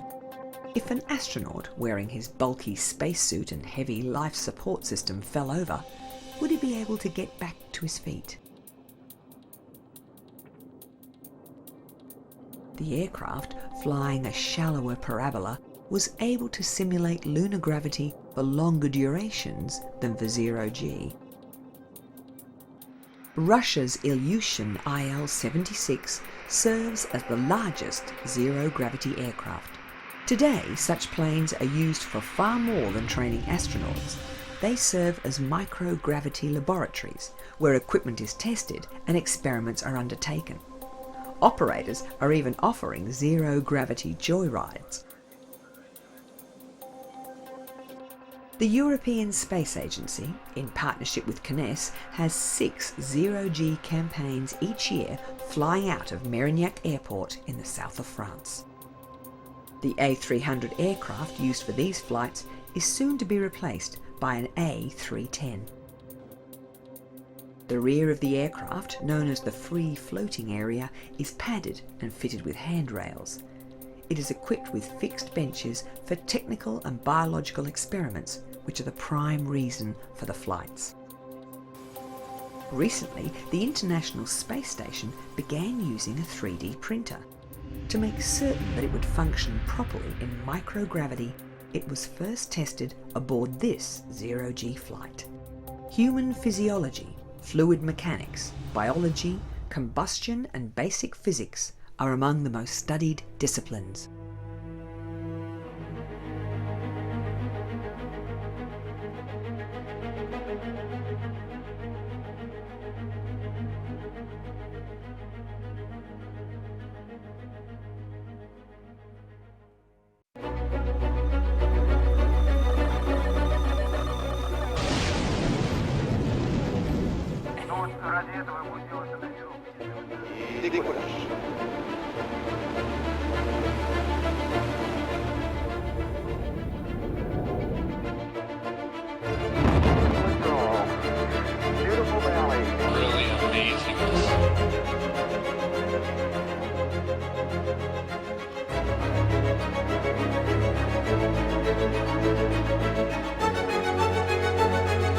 By the end of the 1960s, NASA was prepared to send astronauts beyond Earth orbit, pushing hard to reach the moon, but they were taking risks that today would be unthinkable.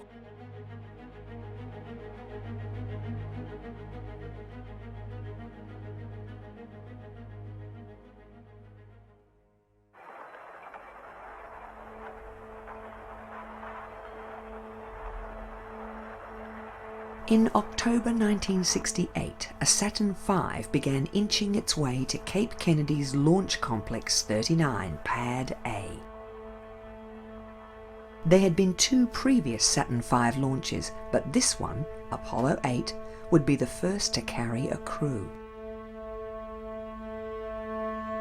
Originally intended as a manned test of the lunar module in Earth orbit, flight objectives were radically readjusted when a lunar module could not be ready in time. The flight crew was changed too. Jim Lovell was the command module pilot. And though there was no lunar module, Bill Anders was the designated lunar module pilot. Frank Borman would command the revamped mission. The original Apollo 8 astronauts were moved to Apollo 9. They would be the first men to leave Earth orbit and fly around the moon, and these astronauts had had very little time to retrain for this new mission. 15, 14, 13, 12, 11, 10, 9. We have ignition sequence start. The engines are on. 4, 3, 2, 1, 0. We have commit. We have liftoff. Liftoff at 7:51 a.m. Eastern Standard Time.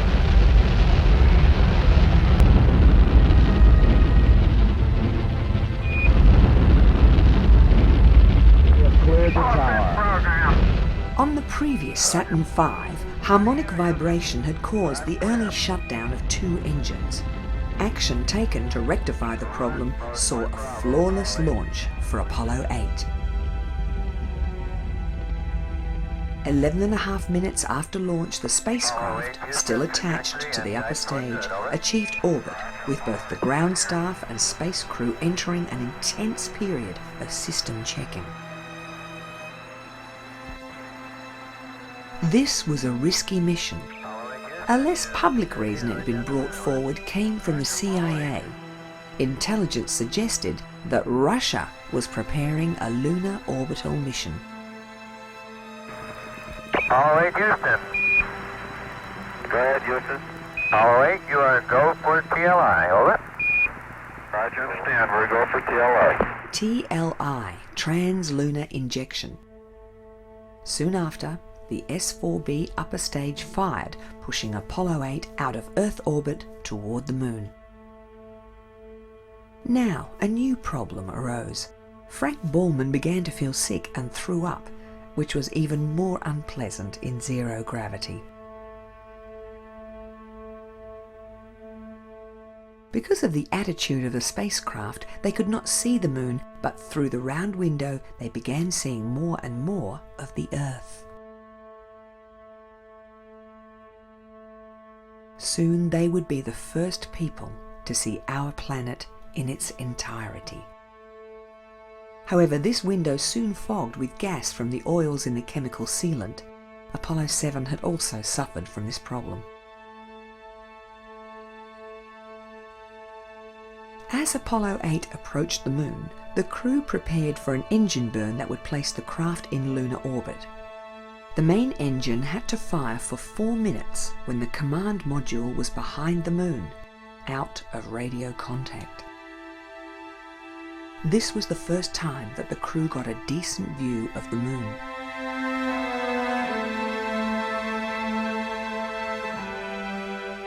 William Anders prepared to photograph the lunar surface. An important part of the mission was to document areas such as the Sea of Tranquility in preparation for future lunar landings. Then on the 4th orbit, they saw something astounding. Oh my God, look at that picture over there. There's the Earth coming up. Wow, is that pretty? After this mission, it was often said that they went to the moon and discovered the Earth. You got a color film, Jim? Hand me a roll of color, quick. Oh man, that's great. Where is it? Quick. After 10 orbits of the moon, Apollo 8 fired its main engine and began its return to Earth. Just grab me a color. A color exterior. Hurry up. During its cruise back, Bill Anders captured more pictures of the Earth. The Apollo 8 astronauts returned as heroes. Their flight around the moon had put NASA's space effort back on the front pages. But it was the end of 1968, and there was only 1 year left to reach the moon within President Kennedy's deadline. Just 2 months later, Russell Schweickart, Dave Scott, and Commander Jim McDivitt were preparing for the next Apollo mission. Apollo 9 would be the first test of the complete Apollo system. Till now, the lunar module had made only one flight when it was tested without a crew. This would be the first time 2 spacecraft had been launched together. And, like all Apollo missions, it would be far more complex than the mission that had preceded it. A February launch had been delayed to March the 3rd, 1969, to allow the crew to recover from a virus they had contracted. Though Apollo 9 would remain in Earth orbit, the crew faced a punishing schedule. Not only would they be the first to fly the lunar module, but a spacewalk had been planned to test the new self-contained life support system. After reaching orbit, the command and service modules separated from the S-4B upper stage that carried the lunar module. They docked with the lunar lander to withdraw it from the S-4B. After separation, Apollo 9 backed away to a safe distance, and ground control sent the discarded stage on a course towards the Sun. The next few days were spent in manoeuvres, with the main engine being fired 5 times, changing the orbit in preparation for testing of the lunar module and to simulate mid-course corrections that would be needed on a trip to the moon. The crew had removed the hatches and probes to clear the connecting tunnel between the command module and the lunar module that had been named Gumdrop and Spider. These were the first NASA craft to be named since Gemini 3's Molly Brown. Every aspect of the linked spacecraft was closely monitored in mission control. Soon, McDivitt and Schweickart would fly in a machine that had no capability of returning to the ground, and nothing could go wrong. In case something did go wrong, and the 2 craft could not dock again, a spacewalk had been planned to test an outside transfer between Spider and Gumdrop. This was the Apollo program's first spacewalk, and Rusty Schweickart was only connected by a nylon tether. All his oxygen and electrical power came from the portable life support system he wore on his back. Okay, Dave, come on out. Both spacecraft had been depressurized, and while Schweickart was busy at the lunar module, Dave Scott was retrieving an experimental sample from the outside of the command module. This spacewalk was cut short because Schweickart was suffering from space sickness. Okay, we're nice and stable with respect to you. The next day, Spider and Gumdrop separated for the first time. That's a nice looking machine. So is yours. Using its descent engine, Spider, the lunar module withdrew to a distance of around 150 kilometres. The next time Dave Scott in the command module saw the lunar module, it had jettisoned its lower descent stage. All engine tests for both stages had worked well, and NASA was developing confidence in their new moon craft. Before redocking with the command module, McDivitt and Schweikart did a complex series of pirouettes to allow Scott to inspect Spider from every angle.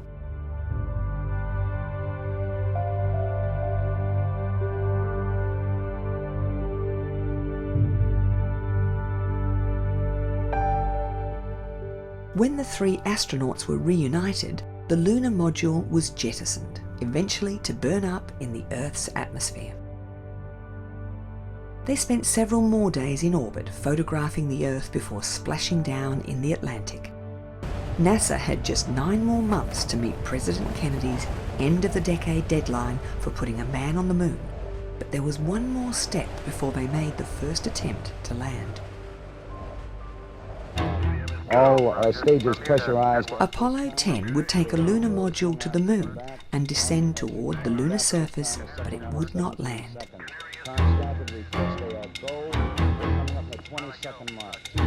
In keeping with NASA's very tight schedule, it had a long list of questions to answer, and the mission would have the most experienced crew of any Apollo mission so far. Lunar module pilot Gene Cernan had flown on Gemini 9.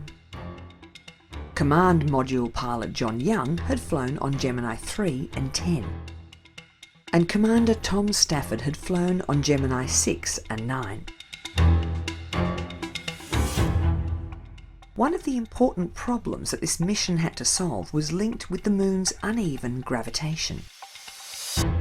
Previous manned and unmanned lunar orbital missions had discovered that variable concentrations of mass within the moon had caused lunar orbits to be erratic. NASA needed to map these irregularities to fully understand how their spacecraft would perform in lunar orbit. 9. We have ignition sequence start. Engines on 5, 4, 3, 2. All engines running. Launch commit. Liftoff. We have liftoff 49 minutes past the hour.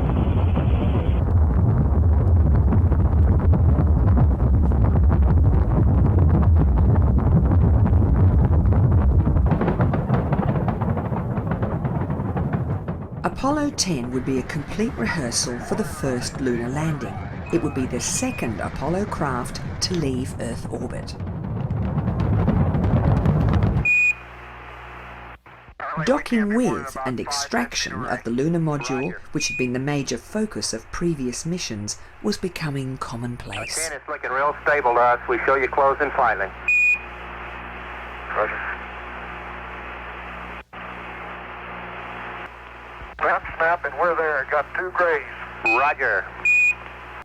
Apollo 10 was the first spacecraft to make colour television transmissions, and they pulled in audiences of around 1 billion. Do whatever he says.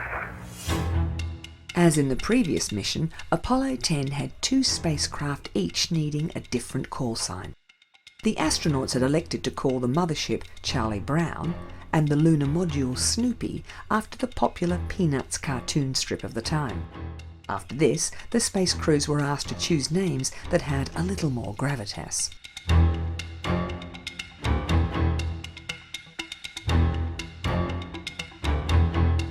When they disappeared behind the moon, they fired the main engine for 6 minutes, which the astronauts described as being interminable. The craft went into lunar orbit as planned, and 6 hours later, Stafford and Cernan entered Snoopy to prepare it for descent toward the lunar surface.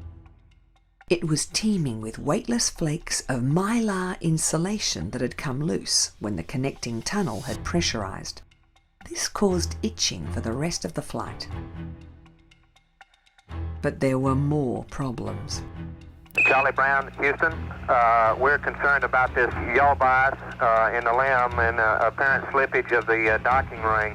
We'd like you to disable. The lunar module was more than 3 degrees out of alignment with the command module, and air pressure in the tunnel between the two craft could not be released. Houston was worried that undocking now could damage the latches that held them together. Engineers on the ground decided that anything less than 6 degrees was not a problem, and Snoopy was given the all clear to undock.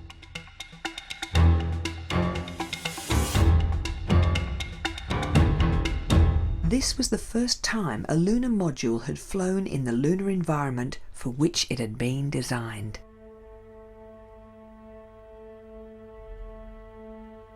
Mission planners were concerned that Stafford and Cernan might try to seize the opportunity to make an unauthorized landing, so Snoopy had been short-fueled.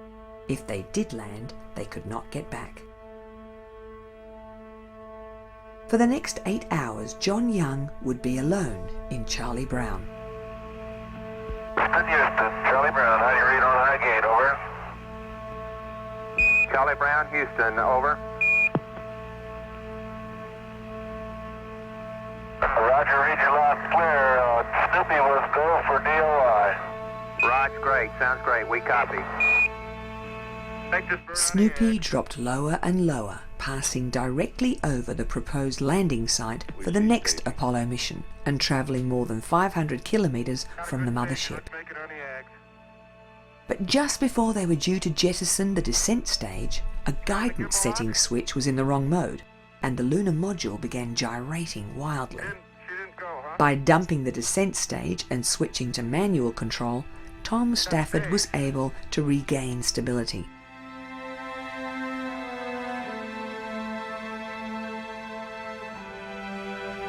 Charlie, how was the stage? Good, huh? Wait till that thing blinks. Charlie Brown, Houston, they got staging. They had a wild gyration, though, but they got it under control, over.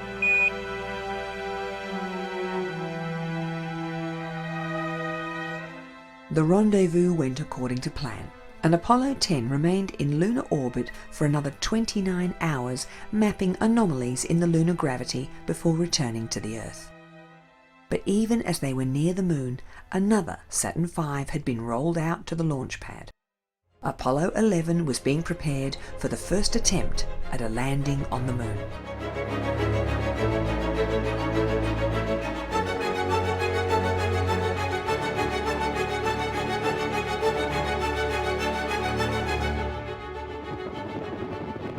Europe begins testing a new concept re-entry vehicle.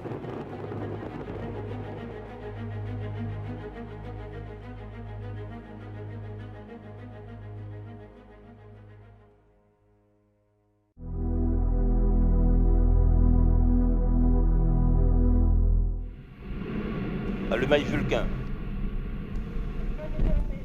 Allumage des EAP. ESA, the European Space Agency, launches light, medium and heavy lift rockets from its facility in French Guiana, but it has no ability to bring vehicles back through the Earth's atmosphere for a safe landing. The Intermediate Experimental Vehicle, or IXV, is being developed so that ESA can master the techniques of controlled re-entry from low Earth orbit.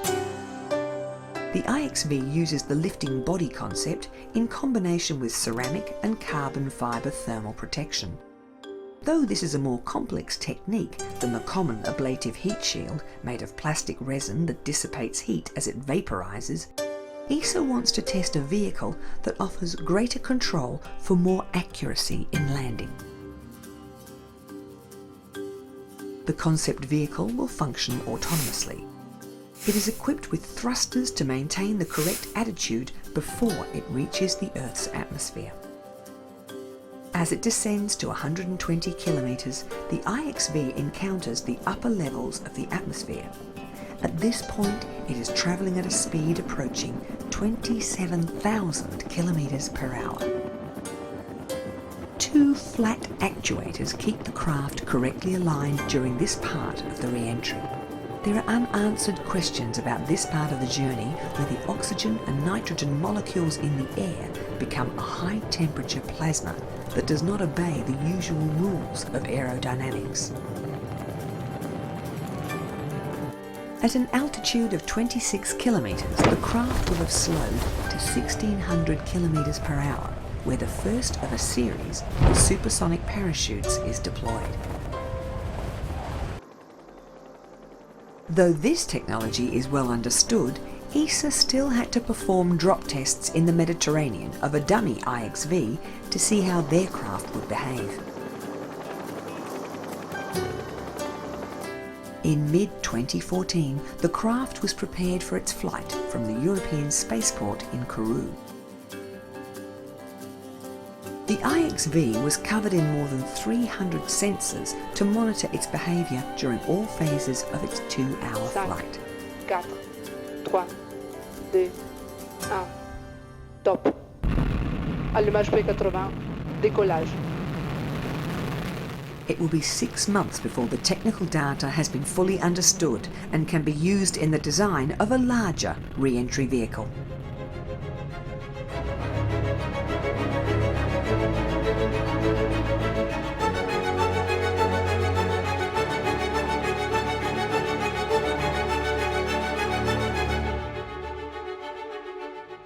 What do you do when 2 brand new satellites go missing?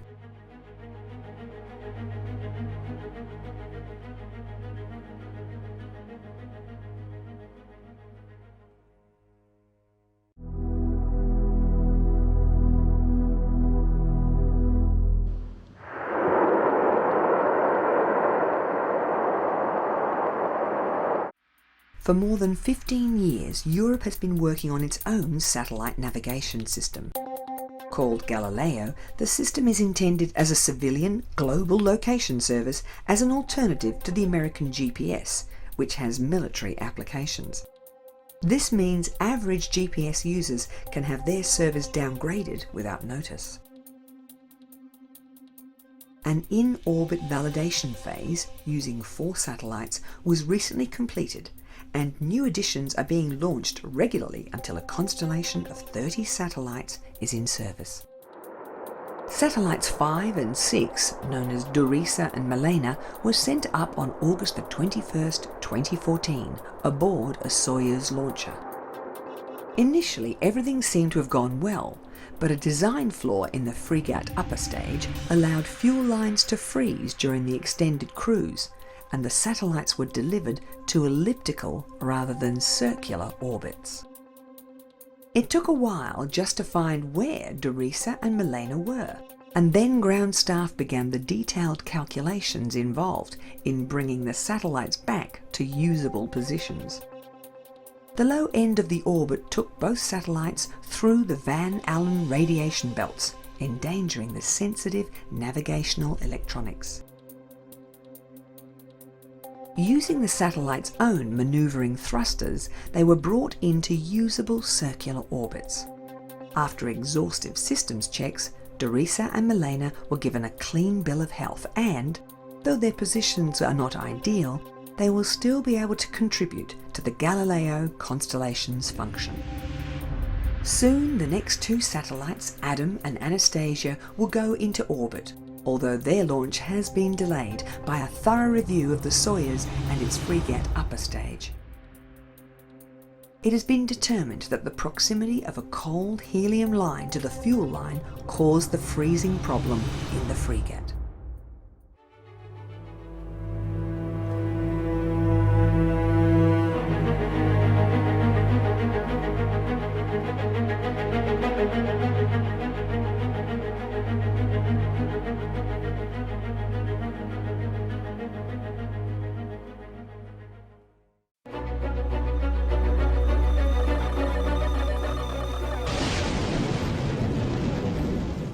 Ради этого будет делаться на Европе.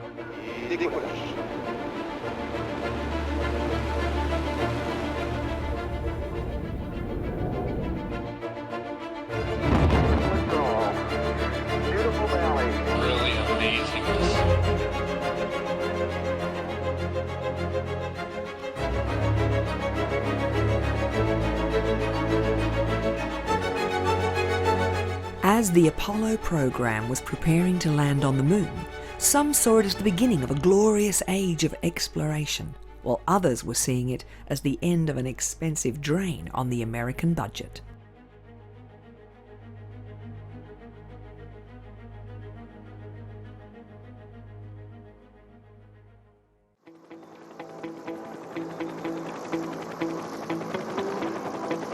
Early on July the 16th, 1969, vast numbers were gathering along the beaches of central Florida to witness history. The American people had been preparing for this moment for almost a decade since the late President Kennedy had responded to the Soviet Union's early superiority in space technology by setting a trip to the moon as a national goal.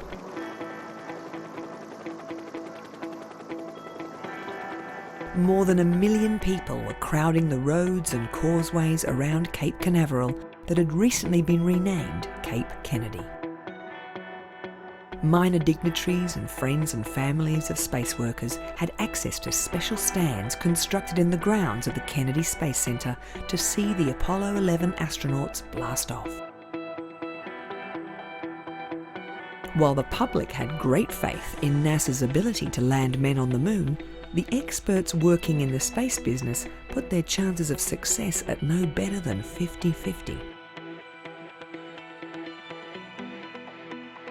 The astronauts had spent long hours in simulators preparing for every eventuality, yet the equipment they used for practice only provided an approximation of conditions in space, with some of the test rigs appearing bizarre.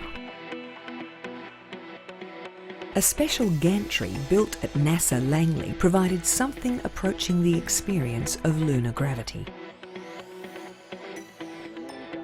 Hours before the scheduled launch, the giant Saturn V was slowly taking fuel. Its tanks would be constantly topped up till seconds before liftoff. Michael Collins was the command module pilot. He'd flown previously on Gemini 10. Buzz Aldrin was the lunar module pilot. He'd pioneered new techniques for spacewalking on Gemini 12. And the mission commander was Neil Armstrong. On Gemini 8, his cool head and quick thinking had saved the mission from tragedy.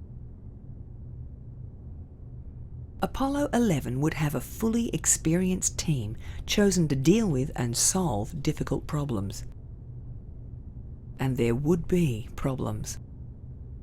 Every NASA mission had built on the experience of previous missions, but there was always a point when they entered unknown territory, and the pressure to reach the moon before the end of 1969 had been unrelenting. We're going to the moon together. But American people were supremely confident, and launch parties were held across the country.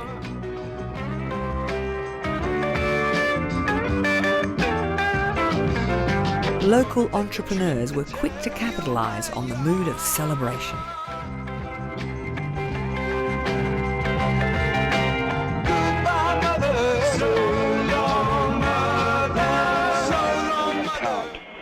The swing arm now coming back as our countdown continues. At the Kennedy Launch Center, tension was high. The German-born rocket pioneer, Wernher von Braun, his whole life had been leading up to this moment. Below we have a team of technicians working. Everyone at the Cape understood how many different components had to work correctly for a successful launch. Astronauts agreed that the launch made them most anxious. Firing command coming in now. This would be the 6th launch of the Saturn V booster, and while some of these flights had been a little lumpy, all were regarded as successful. T-minus 15 seconds. Guidance is internal. 12, 11, 10, 9. Ignition sequence starts. 6.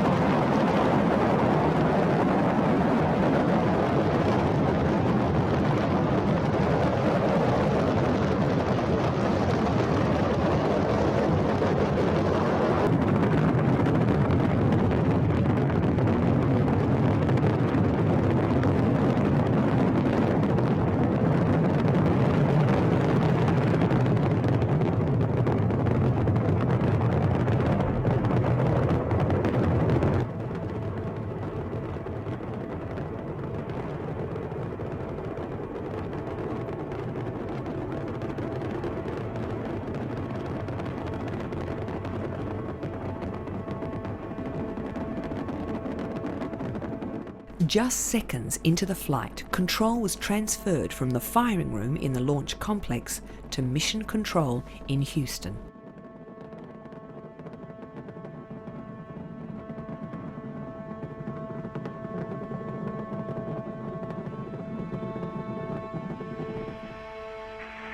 Apollo 11, this is Houston, radio check over. 12 minutes after launch, Apollo 11 was in low Earth orbit. Apart from a slightly rough ride with the third stage, everything had been routine.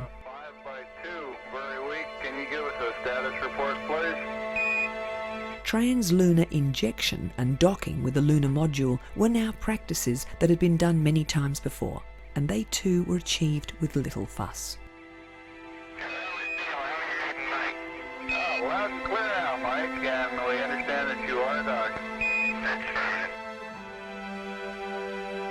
The cruise to the moon and lunar orbit had been done twice before, and flight manuals and checklists had all been rewritten with the benefit of previous experience. The Apollo system had been designed so that all the navigation information and engine burns could be made autonomously by the crew, but radio ranging techniques had improved so rapidly that mission control was now giving all instructions. However, the crew still used the onboard technology to determine their position in case of a communications problem.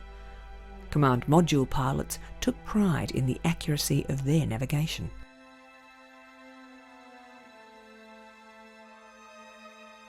Both the command and lunar modules were equipped with the Apollo guidance computer, one of the first practical microcomputers. We recommend you accept the 949, continue through your sequence of sightings, and then we'll... For most computations, there was a manual workaround, but for the complex flight path required for the lunar module to land on the moon, the flight computer was essential. Trunnion angle 47, something to be a little high. Stand by. Now in lunar orbit, the crew of Apollo 11 would lose radio contact every time they passed behind the moon. 44 over. Yeah, right here. During the 13th orbit, the lunar module separated from the command module. How does it look? The Eagle has wings. Right. The two craft now adopted individual call signs. The command module became Columbia, and the lunar module was now Eagle. Descent to the moon happened in 3 separate stages, each controlled by its own computer program. Roger, let us know when you're ready to copy. We have a DOI pad. The first stage was the braking phase that changed the orbit so it would reach a zone above the designated landing point. During this period, the crew were travelling feet first, looking up at the Earth. The next stage was the approach phase, when the Eagle tipped up into a more vertical attitude. This was when Aldrin and Armstrong got their first view of the landing point. A long elliptical region in the Sea of Tranquility was their target. The open plain was judged to be the easiest place for the first lunar landing. Altitude lights out. Now, unexpected things began happening. Fuel in the lunar lander's tanks began sloshing around. While this was not dangerous, the motion meant the craft could give no clear indication about its pre-programmed landing site. Program alarm. The 1202. 1202. Give us a reading on the 1202 program alarm. Then the flight computer began sounding an alarm, and there was only one person in mission control that knew what a 1202 alarm was. A young software engineer understood the computer was overloaded, but that it could still look after critical functions. Roger, Delta H is looking good to us. The mission would continue. Roger, we got you. We're going at alarm. The final part of the landing sequence was still computer controlled, but it allowed the commander to override the craft's rate of descent and its positioning. As it was heading for a field of large boulders, Armstrong took control, looking for an appropriate landing area. 100 feet, 3.5 down, 9 forward. This took a lot longer than anyone expected. 185. 75 feet. Star's looking good, down a half. 6 forward. Fuel was running low. 60 seconds. Lights on. 6. Down 2.5. Forward. Forward. That's 40 feet down 2.5. Picking up some dust. 30 feet, 2.5 down. Straight shadow. 4 forward. 4 forward. Drift into the right a little. 20. Down 1/2. 30 seconds. Forward. Just. Good. Okay. Contact light. Okay, engine stop. ACA at a descent. Mode control both auto, descent engine command override off. Engine arm off. 413 is in. The relief in mission control was palpable. We copy you down, Eagle. Houston, Tranquility Base here. The Eagle has landed. Roger, Tranquility. We copy you on the ground. You got a bunch of guys about to turn blue. We're breathing again. Thanks a lot. Thank you. Because of the distractions during the descent, no one had a clear idea of the Eagle's exact location. Take care of the descent. After the craft was made secure, the flight plan called for the astronauts to get some sleep. But Armstrong and Aldrin requested a change, which was agreed to. They began preparing for their walk on the lunar surface.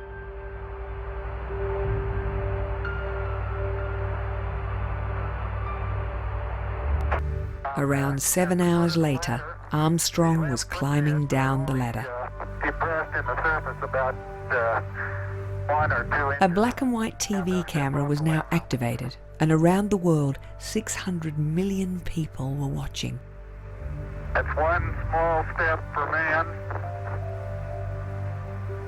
one giant leap for mankind. This was something new. No one had thought that history would be televised with the world as witness. It had even been argued that television was a waste of time. Now NASA was rescheduling future missions so their astronauts would step onto the moon in prime time. Armstrong and Aldrin spent 2.5 hours on the lunar surface, and much of that time was used in ceremonial duties such as planting the US flag and chatting to the president. The trip back to lunar orbit went smoothly. From here, the 3 astronauts were back on thoroughly understood ground. The 3-day return cruise to Earth was a calm period before a storm of publicity obligations that the Apollo 11 astronauts had not prepared for.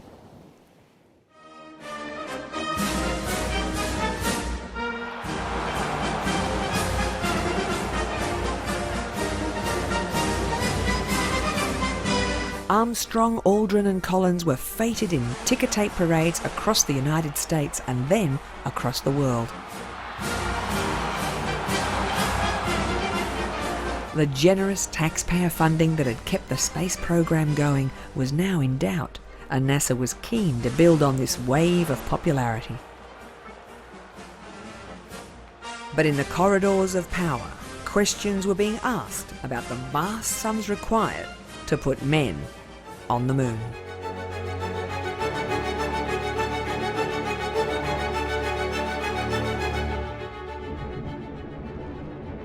SpaceX and its radically new approach to reusable space hardware.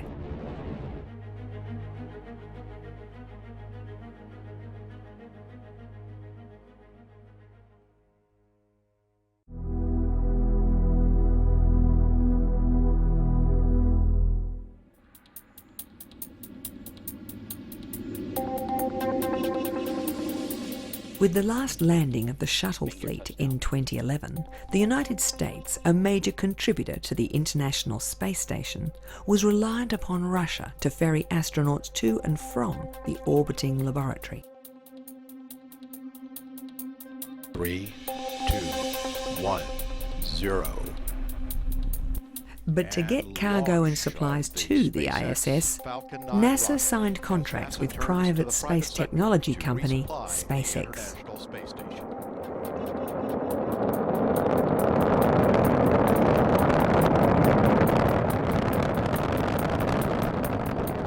SpaceX's cargo capsule, known as Dragon, has regularly been delivering hardware and consumables to orbit since 2012. Dragon can also return from orbit. It's a stepping stone to the company's Dragon version 2 crew capsule that will be able to take astronauts to and from space. Due to make its first manned flight in 2 years, the Dragon takes advantage of new materials and technologies to cut the cost of spaceflight. Its return through the atmosphere will make use of an ablative heat shield, and the current generation of Dragons return via conventional parachute technology. But the new capsule will use propulsive deceleration technology to make a pinpoint landing, enabling it to be reused.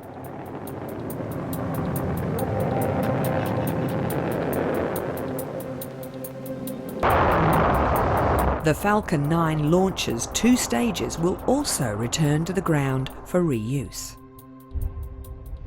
A Grasshopper technology demonstrator made its first flight in 2012.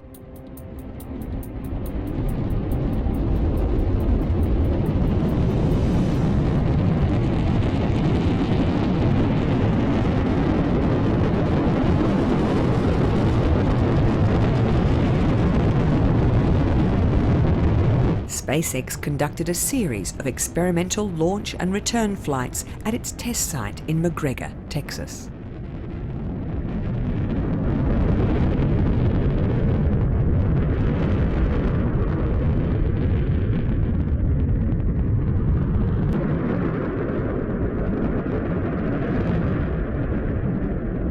The vehicle made 8 successful flights to refine the autonomous return technique.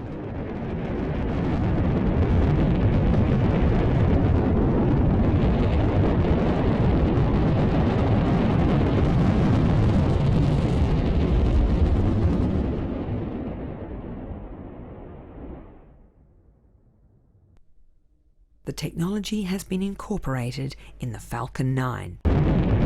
After launching a cargo craft, the booster's first stage attempts to return to an ocean platform.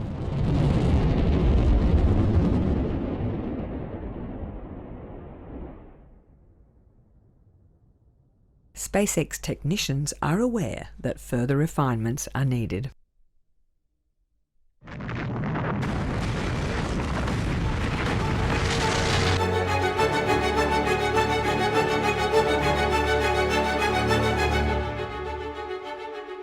Europe's GAIA satellite is mapping the Milky Way in 3 dimensions with high precision.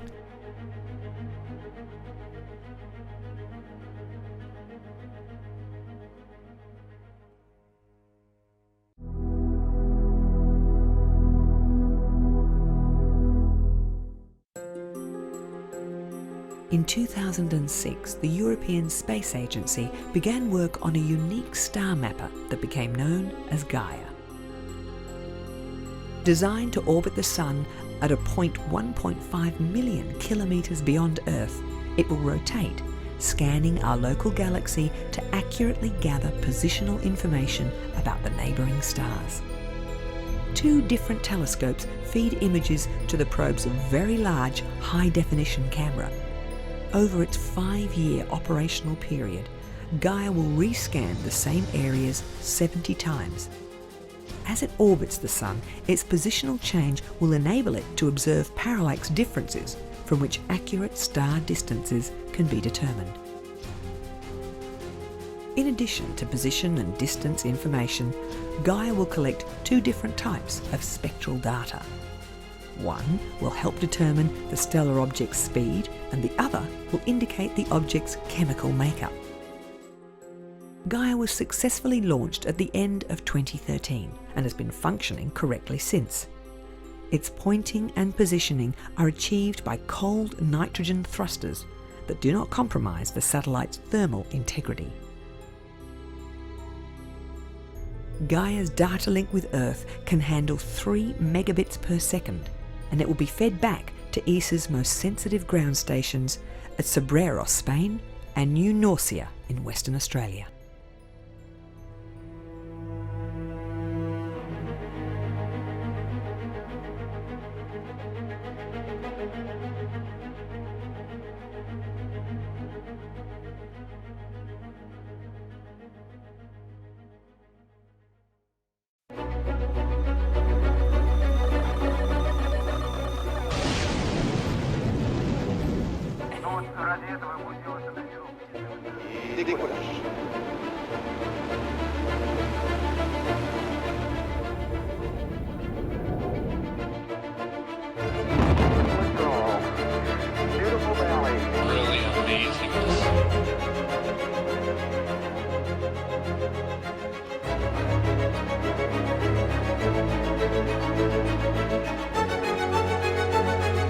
The largely ceremonial first moon landing was over, and as NASA was preparing for the scientific missions, politicians were preparing big cuts to the space program.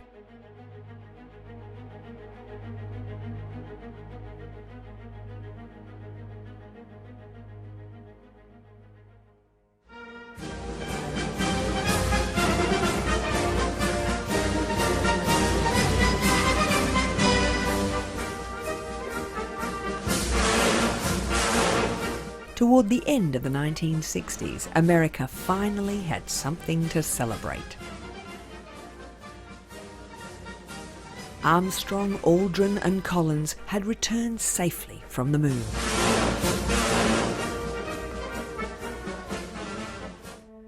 For America, the decade had started with an uncomfortable realization.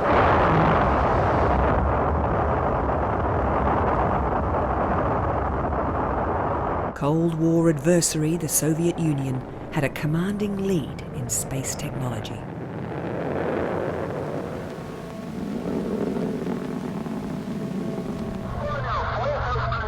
The United States had been seized by a wave of anti-communist paranoia.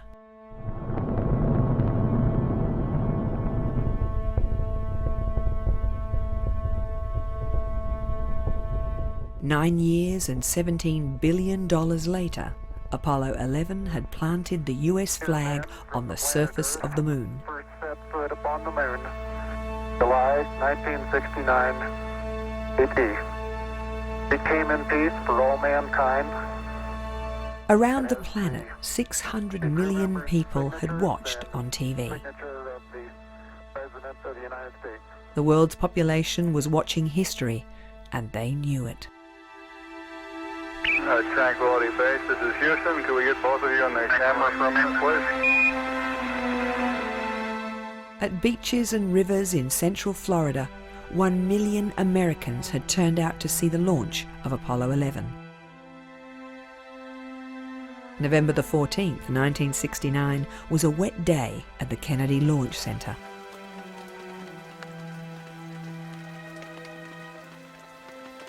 Numbers that turned out to watch the launch of Apollo 12 had dropped by 2/3. After the huge viewing numbers attracted by Apollo 11, NASA upgraded all aspects of the television coverage for the remaining moon landings. Pete Conrad would command the mission with rookie Alan Bean and command module pilot Dick Gordon.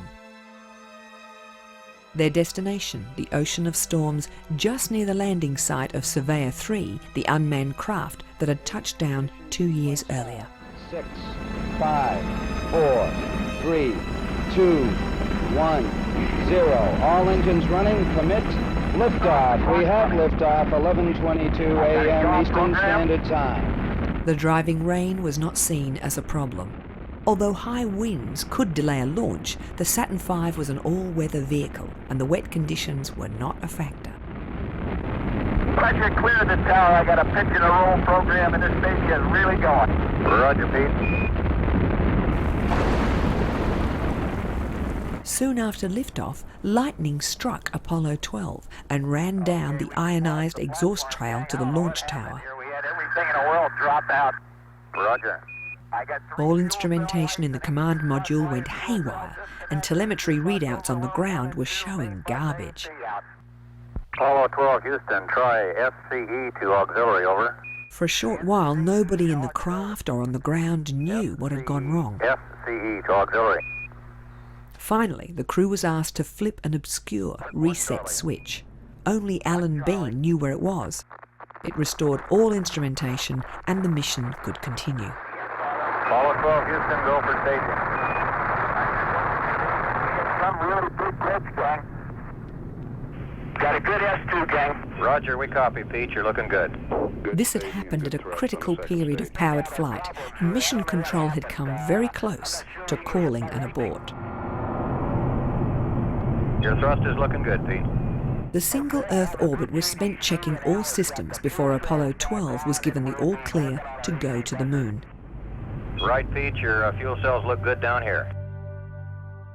After the huge television audiences for the Apollo 11 lunar mission, NASA had equipped Apollo 12 with a colour camera so that audiences around the world could see higher quality pictures from the surface of the moon. The second landing on the moon benefited greatly from design changes derived from the Apollo 11 experience.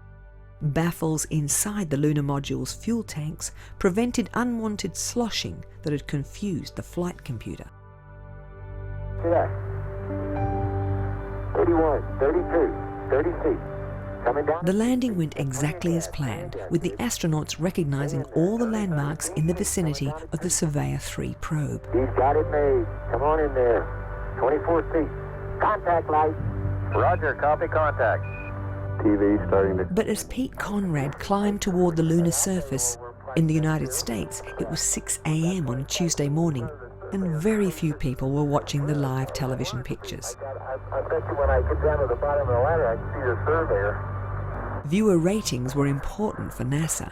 They knew keeping the American taxpayer on side was an important part of convincing politicians that the space agency's generous funding should be maintained. I'm going to step off the pad, Mark. As Alan Bean joined Conrad on the lunar surface, he grabbed the TV camera to relocate it and inadvertently pointed it at the sun. Yeah, pull the hatch closed here. Okay. Don't lock it. They were the last live Apollo 12 TV pictures from the moon. The pinpoint landing, the much longer stay on the moon, and the larger volume of return samples all made Apollo 12 a technical success. But NASA had wanted to keep the American public engaged with the space program, and the only pictures anyone saw were short film grabs. Americans were losing interest in space. After the return of Apollo 12, there were still 8 more Saturn V launch vehicles in production, enough to stretch as far as Apollo 20. But in January 1970, Apollo 20 was cancelled, and soon the planned Apollo 18 and 19 missions were also scrapped. As NASA was preparing to reap the benefits of space engineering and lunar research, the program was being curtailed. Things would change slightly for Apollo 13. NASA rescheduled the mission's lunar activity to coincide with prime viewing time across the United States. This would cost TV networks money, and they were not happy. Commander Jim Lovell had flown around the moon as command module pilot on Apollo 8. This would be his 4th spaceflight. His colleagues were both first-time astronauts. The lunar module pilot was Fred Hayes, but the third member of the team had come from the backup crew just 3 days before launch. Command module pilot Jack Swigert replaced the original crew member Ken Mattingly, who had been exposed to German measles. Mattingly watched the launch from Mission Control in Houston. 8. Ignition sequence has started. 6, 5, 4, 3, 2, 1, 0. We have commit and we have liftoff at 2:13. Its objective on the Moon was the Fra Mauro Highlands, named after the adjacent Fra Mauro crater. And it has cleared the tower. My booster then bored out was way early. During powered flight, a second stage engine cut out early. The remaining units burned for slightly longer to compensate, but this was no major problem. Not right now, flight. All the other engines are go. Okay, Joe, I'm pointing over toward Jack, and it's pretty... Translunar injection happened smoothly, and the crew soon pulled out their colour TV camera to entertain the people back on Earth. But apart from the people in mission control, no one was watching. The TV networks failed to broadcast the transmission sent from Apollo 13.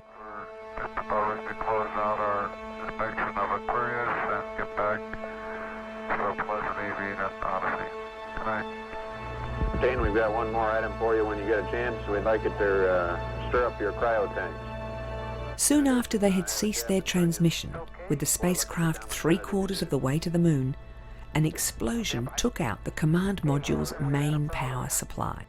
Say again, please. Houston, we've had a problem. Nobody understood what had happened, but it soon became obvious that Apollo 13 would not land on the Moon. Stand by, 13. We're looking at it. Jack, Aquarius, With the command module effectively dead, the lunar lander now became the astronaut's sole source of power. Its descent engine would be used for all course corrections. The spacecraft continued out and around the Moon on a free return trajectory. No, that's an Atlantic landing site. A landing in the South Atlantic would get them back quickest, but there were no recovery ships in that area. Before Apollo 13 disappeared behind the Moon, ground staff began recalculating the burn that would return the craft to the Pacific Ocean.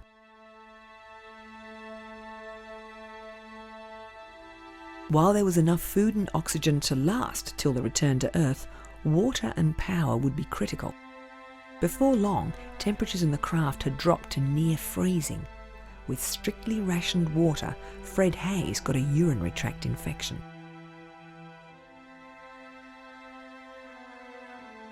The plan was to restore power to the command module using the re-entry batteries just before they hit the Earth's atmosphere. This had never been done before, so a team of experts, including Ken Mattingly, began experimenting with different procedures in a simulator. NASA's space program was back in the headlines, but not for the reasons they wanted.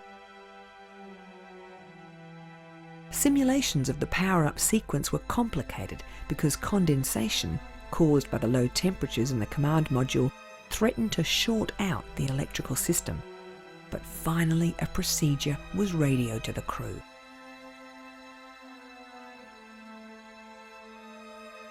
The rescue showed NASA at its best, creatively solving difficult problems as they arose and returning the 3 astronauts safely. Apollo 13 would become known as a successful failure.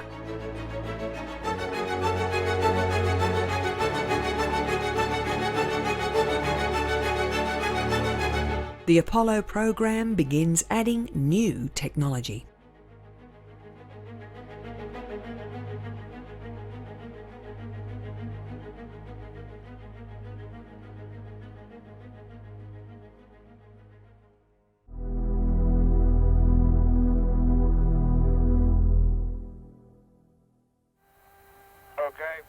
Roger, sufficient. Thank you. Cameras and Alan Shepard was NASA's first man in space. Though his Mercury capsule, Freedom 7, had only flown for 15 minutes, he was destined to become an important part of America's space program. In 1964, he was diagnosed with Meniere's disease and suspended from all flight activities. He spent the Gemini program as chief of the astronaut office. After corrective surgery, he was restored to flight duty and eventually was made commander of Apollo 14. His command module pilot was Stuart Roosa, and the lunar module pilot was Ed Mitchell. Apollo 14's objective was Fra Mauro, the same area in the lunar highlands that had been targeted by the aborted Apollo 13. It would be the last of the H-type missions that carried no vehicle. 5, 4, 3, 2, 1, 0. Launch commit. Liftoff. We have liftoff with Apollo 14. 3 minutes past the hour. Finally, after almost 10 years, Alan Shepard was back in space. Not long after Apollo 14 reached orbit, his space flight time had doubled. Like all previous Apollo missions, it would be more complex than the one that preceded it. And like all Apollo missions, there would be problems. Docking with the lunar module should have been routine, but on this occasion, the mechanism would not lock. After 5 attempts, there was still no success. Okay, Houston, we did it twice. On the 6th attempt, Stu Russo made a more aggressive use of his thrusters, and the two craft locked together. We got some, Houston. I believe I got a hard dock, Houston. Okay, we seem real steady. I'm going to... In lunar orbit, after the lunar module Antares had separated from the mothership Kitty Hawk, the landing computer began flashing an alarm. The abort switch had an intermittent short that would trigger an automatic abort sequence if it happened during the powered stage of Antares' descent to the surface. At Mission Control, though they couldn't fix the switch, they decided to reprogram the computer so it would ignore the spurious alert. They had 2 hours to work out the new code. It fell to MIT programmer Don Iles, who came up with a workaround. The new sequence was tested in a simulator, and then the 61 keystrokes required were read up to the astronauts. The landing proceeded with pinpoint accuracy. 3 feet per second, look at 3. 20 feet, 10, 3 feet per second, contact now. 2, stop. 3, whoa. Okay, we made a good landing. The lunar module had landed on a 7-degree incline that made moving in the cabin difficult. They were about 1 kilometre from the rim of Cone Crater, where they were scheduled to collect samples during their second moonwalk. As with every successful Apollo moon landing mission, the astronauts unfurled the American flag. Before Apollo 11, it had been proposed that the United Nations flag be planted, but Congress had passed a law stating that no flag other than the Stars and Stripes could be deployed. During previous lunar missions, astronauts had spoken about how difficult it was to judge distances and to recognise landmarks. Shepard and Mitchell were tiring during their climb toward the rim of Cone Crater. We haven't quite reached the rim yet. Doctors at Mission Control monitoring their heart rates became concerned. They were ordered to return without realising they were only 20 metres from their objective.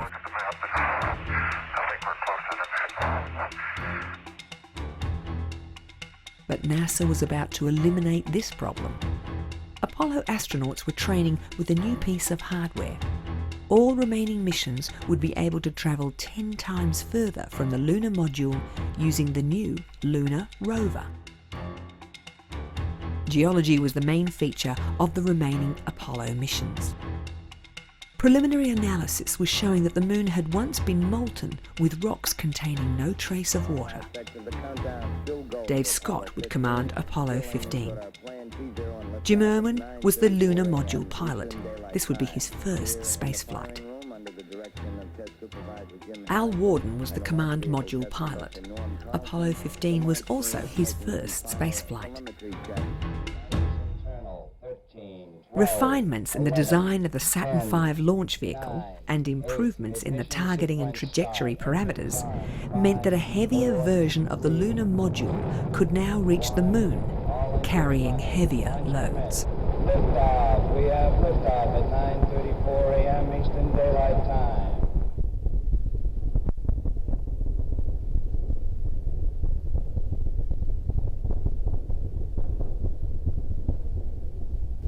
The new expanded missions were called J missions. Not only could they take more to the moon, they could bring a greater mass of lunar rock back to the Earth. Their target on the lunar surface was Hadley Rill, a peculiar winding groove, probably formed by ancient volcanic activity. The landing site was in the lunar northern hemisphere near the Apennine Mountains. Separation of the lunar module Falcon from the command module was delayed by a hatch problem, but this was soon solved. -1. Landing techniques were now so refined that Scott was easily able to compensate for an early 6-kilometre aberration and set Falcon down for another pinpoint landing. Okay, Houston, the Falcon is on the plane at Hadley.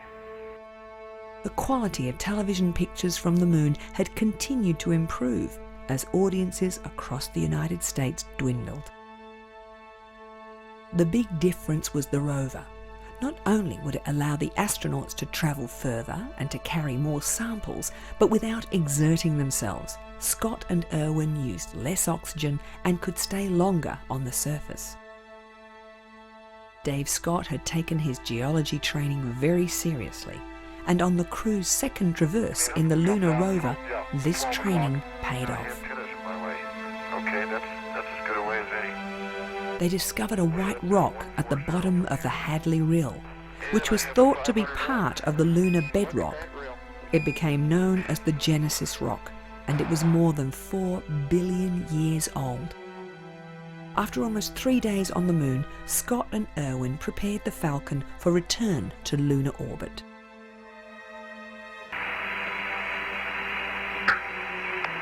Good liftoff, automatic. There had only been a few minor glitches during the earlier parts of the mission, and rendezvous, docking and the cruise back to Earth continued to remain problem-free. During the final descent, the remaining highly corrosive fuel from the capsule's thrusters was dumped, but this time it caused the collapse of one of the craft's 3 parachutes. Further damage would have been catastrophic.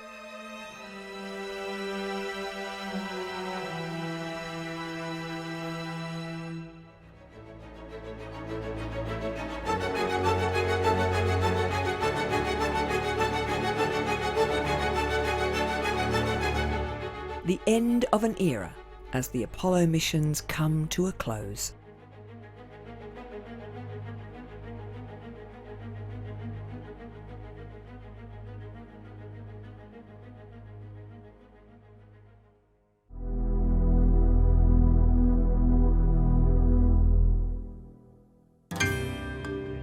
As 1972 commenced, there were only 2 remaining Apollo missions. Though the lunar expeditions were increasing in duration and complexity, the American people had lost interest, and so had the political administration. Life-threatening difficulties occurred on every flight, but NASA had been so good at overcoming problems that the drama of lunar exploration was easily pushed off the front pages by war and political scandal. When the last ever mission to the moon blasted off at night during prime time, TV networks were annoyed that launch delays messed up their viewing schedule. Astronaut Gene Cernan would be the last man to walk on the moon, and with the return of Apollo 17 to the Earth, lunar exploration stopped. There are no plans to return to the moon.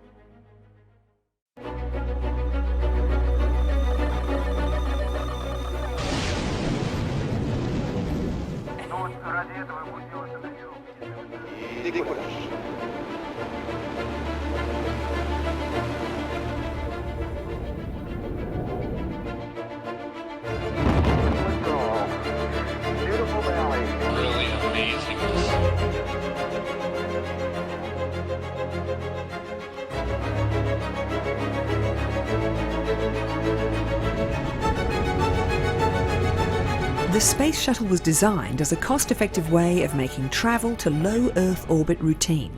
But the promise of cheap and easy access to space had unexpected consequences.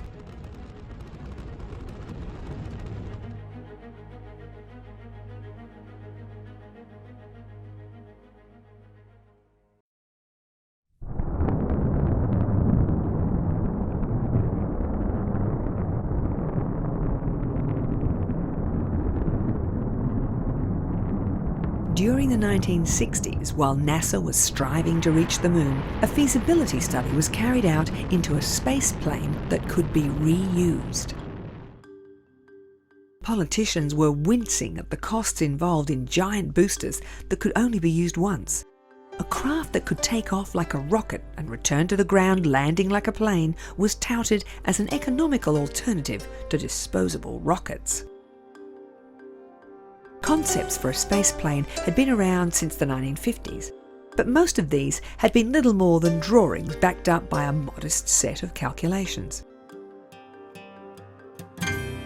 In the early months of 1972, a formal agreement was signed and NASA began work on a reusable space launch system that became known as the Space Shuttle.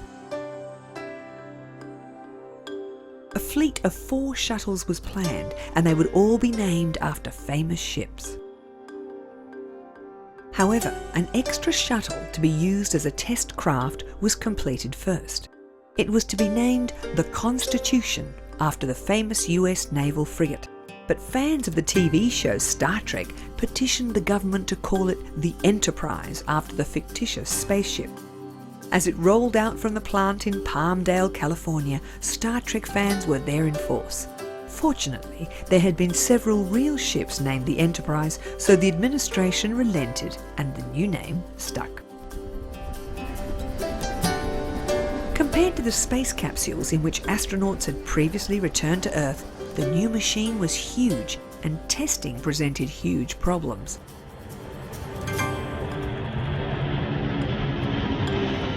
NASA modified 2 747s to carry the Enterprise to varying altitudes for a series of approach and landing tests.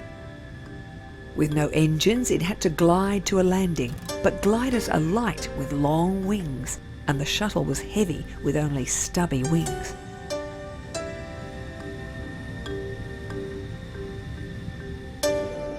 It would hit the runway at incredibly high speed. The Enterprise made 5 non-captive flights, spending a total of just 19 minutes in the air. When Columbia, the first space-worthy shuttle, left the factory, big claims were being made for the new system. It would drastically reduce launch costs, and there would be a new mission every week. But there were critics that felt this was far too optimistic. Veteran astronaut John Young would be commander on the first shuttle mission. His pilot was rookie astronaut Bob Crippen. This was the first time a completely new launch system had been tested with a crew on board. Young was instrumental in convincing NASA that Columbia's first flight should not be a test of the very risky abort maneuver that required the shuttle to flip and to return to the Kennedy landing strip.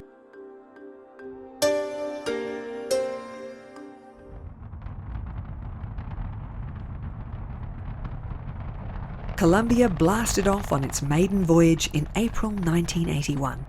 It had been almost 6 years since an American had flown in space. Columbia, Houston, you guys did so good, we're going to let you stay up there for a couple of days. You're go for on orbit. Columbia's first flight and the subsequent 3 missions were all designed to test the orbiter in space. Modifications would be carried out based on what was learned during these flights. The crew reported that insulating tiles on an engine pod had dislodged. The craft was covered in thermal tiles to protect it during the heat of re-entry. Problems with tiles would be an ongoing issue. Columbia returned to a safe landing and, Though this first shuttle mission was a success, the orbiter had extensive tile damage and one of the undercarriage doors had buckled. Shock waves at launch were responsible for some of the damage, and the pad would be modified. But clearly the tiles were a vulnerable part of the design, and preparing the orbiter for reuse would take longer than expected. A new method for attaching the tiles was introduced, and engineers were confident other difficulties could be overcome.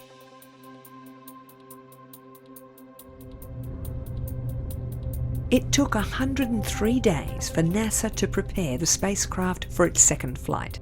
This would be the last flight with the large external fuel tank painted white, saving 272 kilograms. This time the commander was Joe Engle, with Dick Trugley as his pilot. The 4 shuttle test flights all had 2-man crews.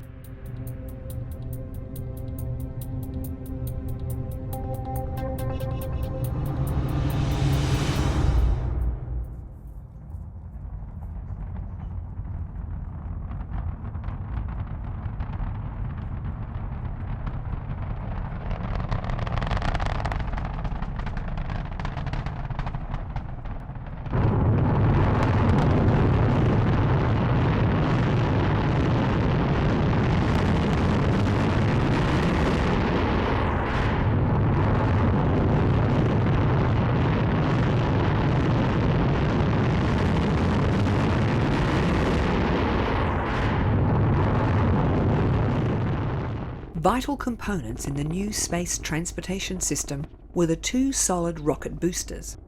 The Shuttle program marked the first use of solid-fueled rockets for human spaceflight. Unlike the liquid-fueled main engines, these boosters could be stored with a full propellant load. But once they were alight, they could not be controlled. They burned until their fuel was exhausted. They were then jettisoned.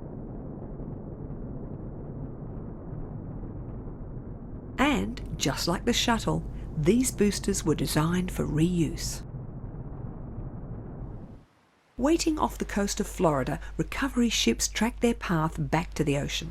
They fell from a height of 67 kilometres, with parachutes deploying at 4 kilometres.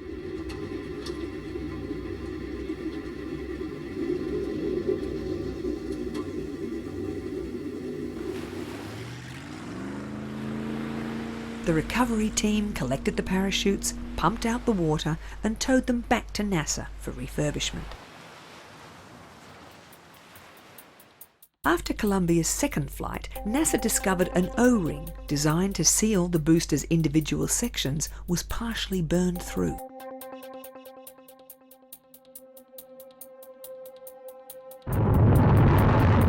Extensive testing of the solid fuel booster with intentionally damaged O-rings did not lead to failure, and NASA concluded that the safety factor for this component was large enough. The remaining 2 launches in the Shuttle test program saw the space transportation system take on a familiar look, with a large external tank remaining unpainted. Although the system was continually improved, this was the last change to its appearance.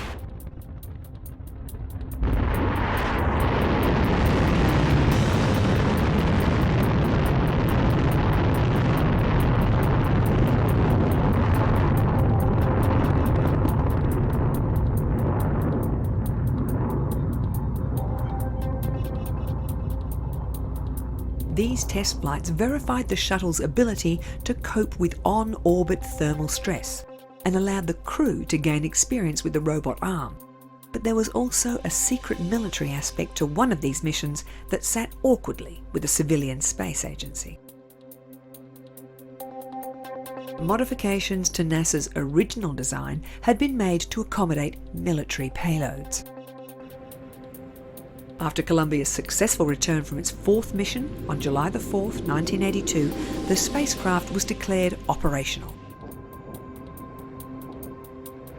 This meant it could start earning its keep, and NASA had big plans for its new launch system. But some were arguing that things were happening too fast. New aircraft had to accumulate thousands of safe flights before earning operational status. Over the next 3 years, Challenger, Discovery and Atlantis entered service, with the new shuttle fleet's primary objective being the deployment of commercial satellites. However, launches were nowhere near approaching the 1 per week figure claimed during the shuttle's design phase.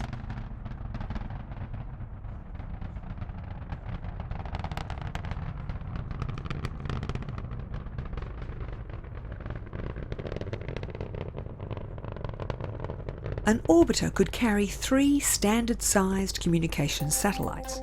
The shuttle fleet began a series of commercial satellite deployments.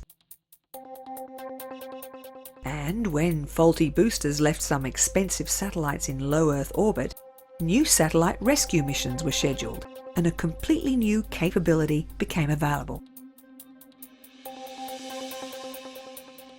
The SolarMax satellite, launched in 1980, had lost its attitude control. This left it unable to continue its study of solar flares.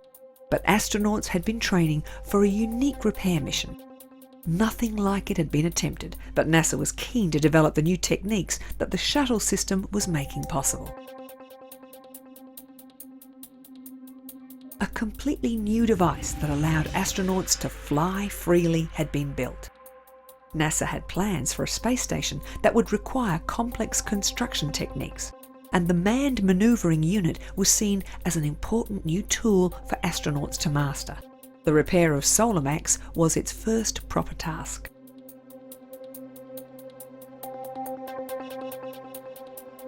However, capture of SolarMax did not go smoothly, with mission specialist George Nelson inadvertently imparting unwanted tumbling to the satellite.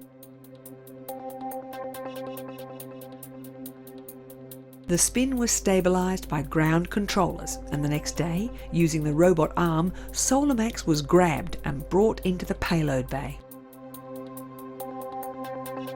Several instruments had failed, and it took 2 mission specialists 2 separate spacewalks to complete the intricate repair.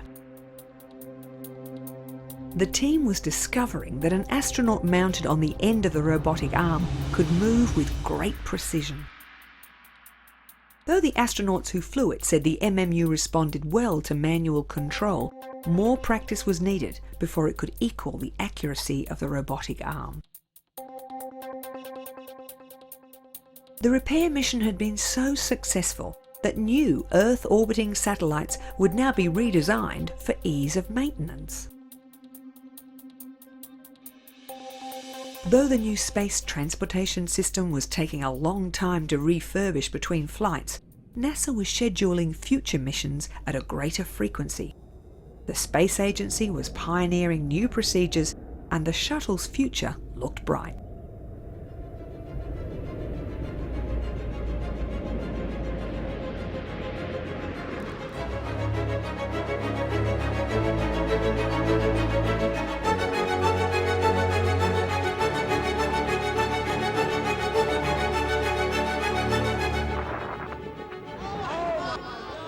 Disaster. On just its 10th flight, Challenger disintegrates.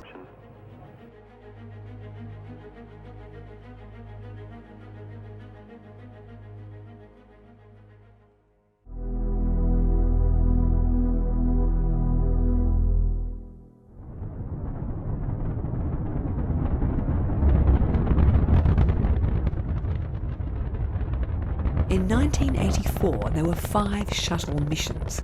In 1985, with Atlantis completing the shuttle fleet, this increased to 9 flights. The overwhelming majority of shuttle flights at this time involved the deployment of satellites, but there were some missions, like the Space Lab, that were dedicated to science, specifically the study of weightlessness on the human body.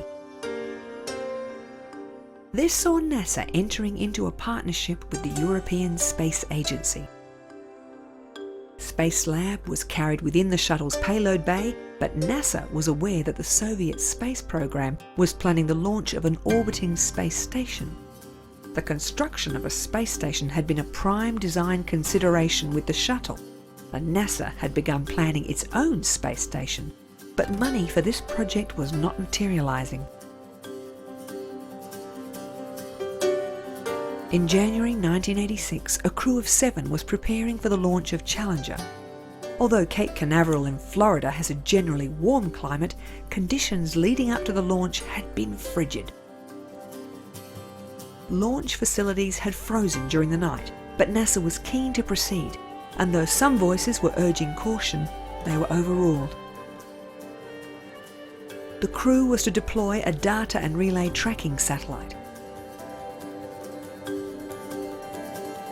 But one of the mission's specialists was schoolteacher Krista McAuliffe.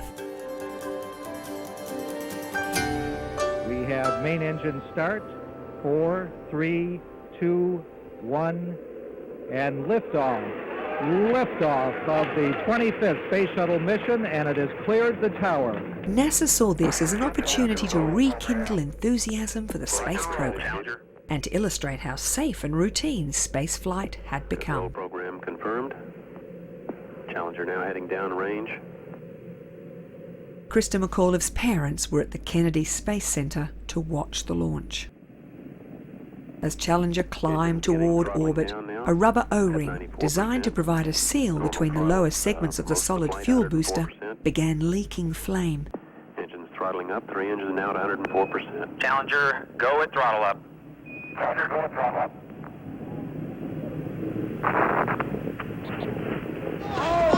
73 seconds after launch, the inevitable happened. Downrange distance 7 nautical miles. The solid fuel boosters flew on aimlessly, and the disaster continued to unfold live on television. Obviously a major malfunction. A comprehensive inquiry determined that the extreme cold had caused an O-ring to fail. It led to a redesign of the boosters. The inquiry also determined that NASA management had a tendency to exaggerate reliability to the point of fantasy.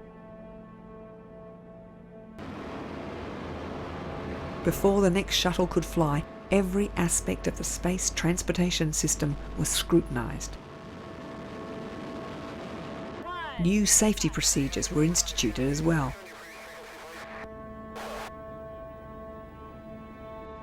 It was 33 months before Discovery was rolled to the launch pad in September 1988.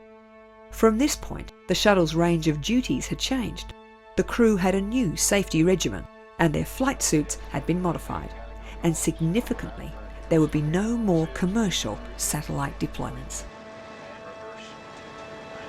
On the return to space mission, Discovery's major task was the launch of NASA's own tracking and data relay satellite, a replacement for the one lost in the Challenger disaster. Work on a replacement shuttle, Endeavour, was started, but even with a shuttle fleet back to full strength, the frequency of missions would never be as great as before the Challenger disaster.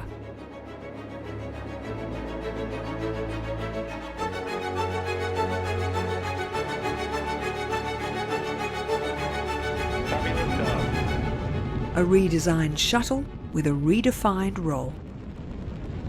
Houston, Discovery roll program. Roger.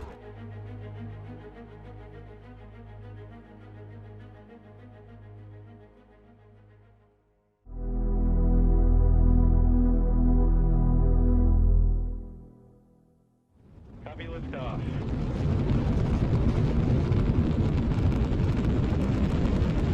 When shuttle flights resumed in 1988, its newly restricted duties blew a hole in NASA's business plan. The space agency still had ambitious scientific objectives, but fees from commercial satellite deployments would no longer flow. Major projects like the orbiting space telescope and what was now known as Space Station Freedom would have to be funded by the government.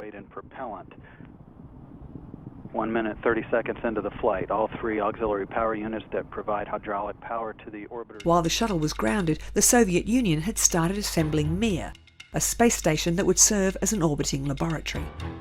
To NASA, this was good news. Cold War antipathy that had driven the race to the moon still existed.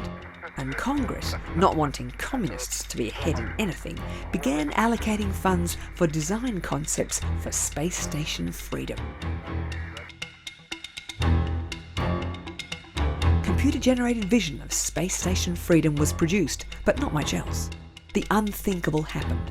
The Soviet Union collapsed, and, with the Cold War at an end, US politicians stopped funding space station freedom. In 1989, Atlantis deployed the Magellan probe, which left Earth and successfully went into orbit around Venus. It was the first interplanetary probe to be launched from a space shuttle. Because Venus is shrouded in heavy cloud, its surface remained a mystery. Magellan used radar to map the planet, revealing unique surface features.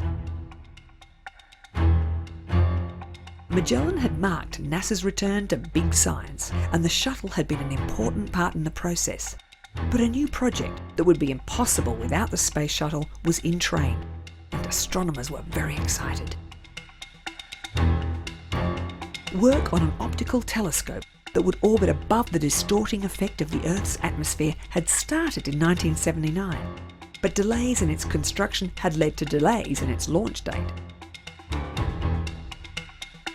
It became known as the Hubble Space Telescope, and just one of its unique design features was the hinged protecting panels that had door handles. It was designed to be maintained in space, and only a space shuttle could do that. April 1990, and the astronomy world held its breath.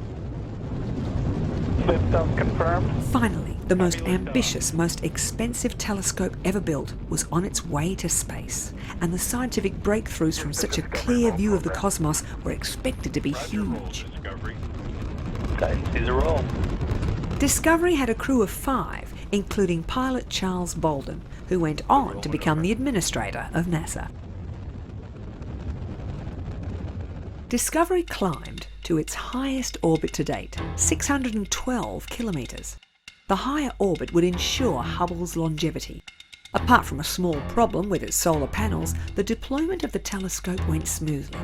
NASA and its European partners were hoping it would remain in service for at least 15 years.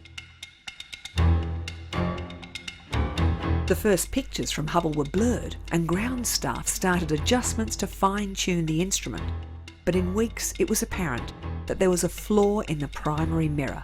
Hubble became a laughingstock, the most expensive piece of space junk ever.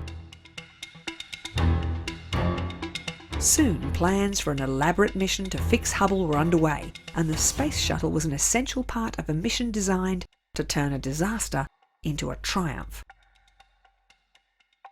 But nobody was really sure if it would work, or even if it was possible.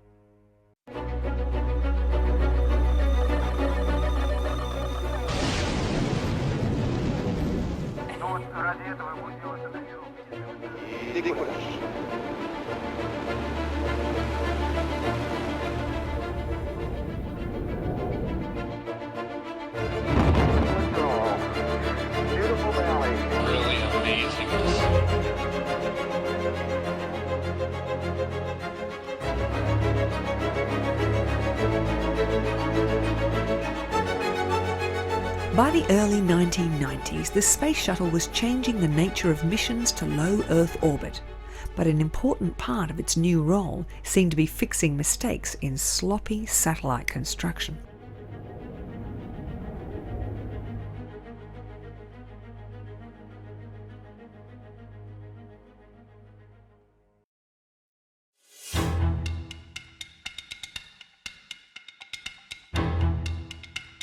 Around the time that the orbiter Discovery had returned from its mission to deploy the Hubble Space Telescope, it was becoming apparent that while the mission had been a success, the telescope was a failure.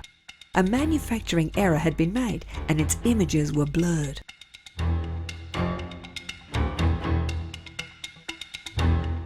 Almost immediately, astronomers and engineers began formulating a repair mission. In principle, an optical correction could be made and fitted to the telescope, but nobody was sure if this was a practical idea. At this time, work on a new shuttle to replace the lost Challenger was nearing completion.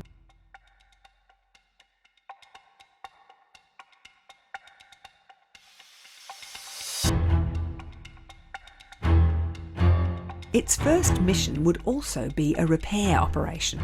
In 1990, the communications satellite Intelsat 6 had been left stranded in low Earth orbit. Endeavour's crew would capture the satellite and attach a new booster to lift it to a geosynchronous orbit. They had been practicing in NASA's weightless training facility for 12 months before the mission. New equipment had been built for the specialist operation. Endeavour's first flight started in May 1992. The orbiter quickly caught up with the wayward Intelsat, and the mission specialists began the operation they had spent so long rehearsing. The plan called for astronaut Pierre Thuot standing at the end of the robot arm to snag the $180 million satellite with a capture bar. But the slow rotation of the satellite made the task impossible, and as Thuot continued to grapple with it, he induced more complex motion along all three axes of the 4-ton satellite. The attempt was abandoned, and the orbiter backed off to a safe distance. After controllers on the ground had brought some degree of stability to the satellite, 3 astronauts entered the airlock, and Commander Dan Brandenstein brought Endeavour close in to the Intelsat and skillfully mimicked its remaining rotation. Then, in a spacewalk lasting more than 8 hours, the astronauts managed to grab the satellite with their gloved hands. This exercise had not been rehearsed and had been planned just hours before. The versatility of the shuttle and the ability it afforded its crew to rapidly adapt to real conditions saved the expensive satellite and added to the Space Transportation System's reputation for complex on-orbit tasks. After attaching a new booster and relaunching it, Intelsat performed for more than 20 years.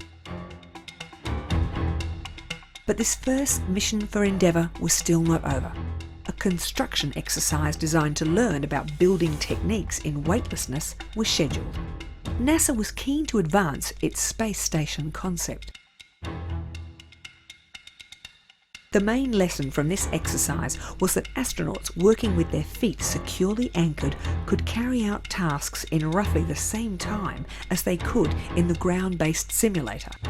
But without a fixed anchor point, free-floating astronauts used most of the time in bodily orientation and work times increased. This had been one of the Space Shuttle's most productive missions so far. If crews working from the shuttle could capture and relaunch Intelsat 6, then it might just be possible to repair the dysfunctional Hubble Space Telescope. Soon, technicians at the Goddard Space Flight Center began working on an optical fix for Hubble. They also designed a suite of specialist tools needed for repair of the Space Telescope. Engineers had to earn dive qualifications so they could work with mission specialists in the giant pool at the Johnson Space Center. Here, the repair procedures were devised, tested, and then rehearsed.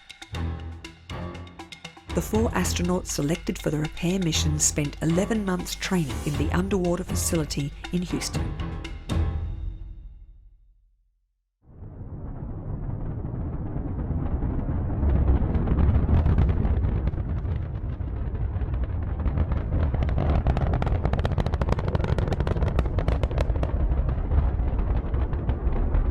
In the pre-dawn hours of December the 2nd, 1993, Endeavour lifted off.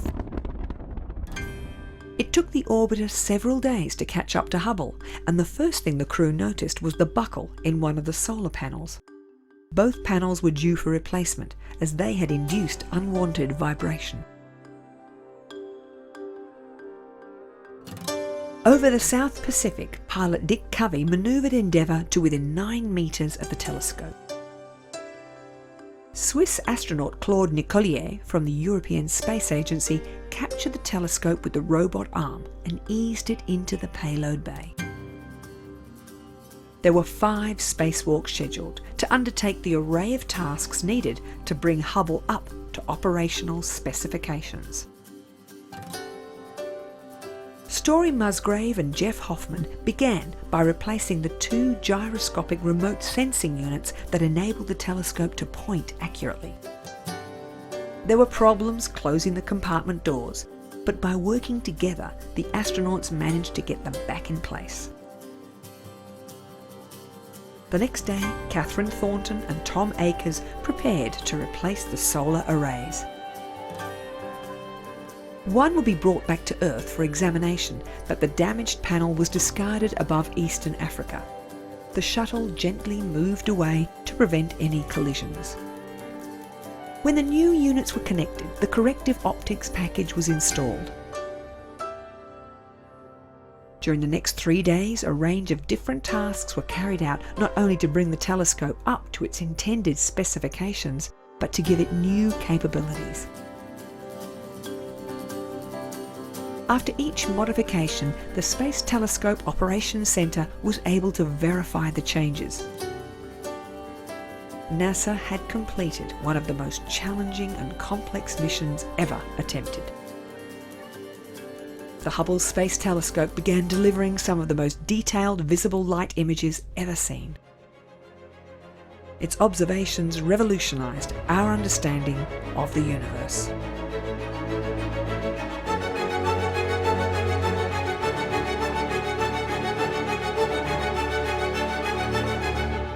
NASA's first female pilot flies to Russia's space station.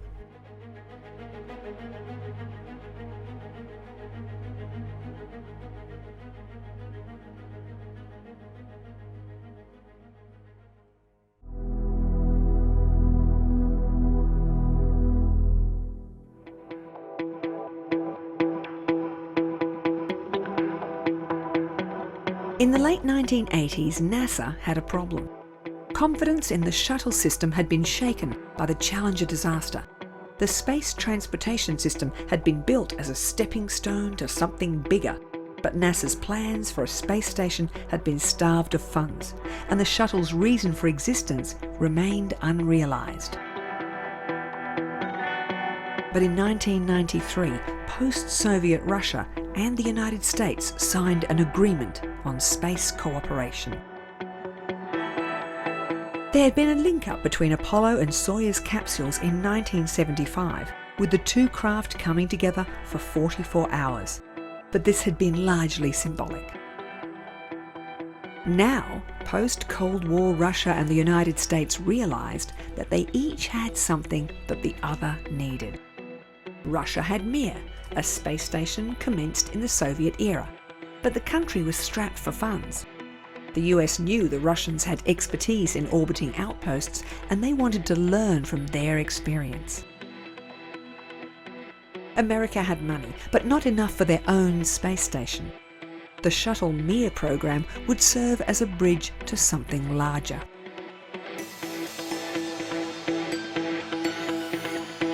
In February 1995, Discovery rendezvoused but did not dock with Mir. It was the first shuttle to carry a female pilot, Eileen Collins. Over a 4-year period, space shuttles made 11 flights to Mir, and American astronauts spent 7 residencies on board the Russian space station. Shuttles also conducted crew exchanges and delivered supplies and equipment.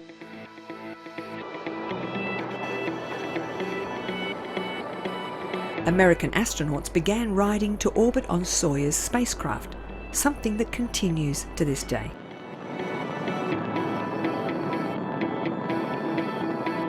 US astronaut Shannon Lucid spent 179 days on Mir, giving her the American record for longest duration single space flight. In the Shuttle Mir program, Russia and America learned about long-term space flight and the building of orbital structures. They also learned about cooperation. But mistakes were made. In 1997, during Expedition 27, fire broke out when an oxygen generator overheated, and later, during the same expedition, a supply ship crashed into the space station while attempting to dock. Damage was considerable. Parts of Mir were now 11 years old, and with the knowledge gained during its operation, designers were certain they could build something better, particularly if they could take advantage of the shuttle's unique abilities. Plans for space station freedom had morphed into a multinational collaboration on a replacement for Mir that would be known as the International Space Station.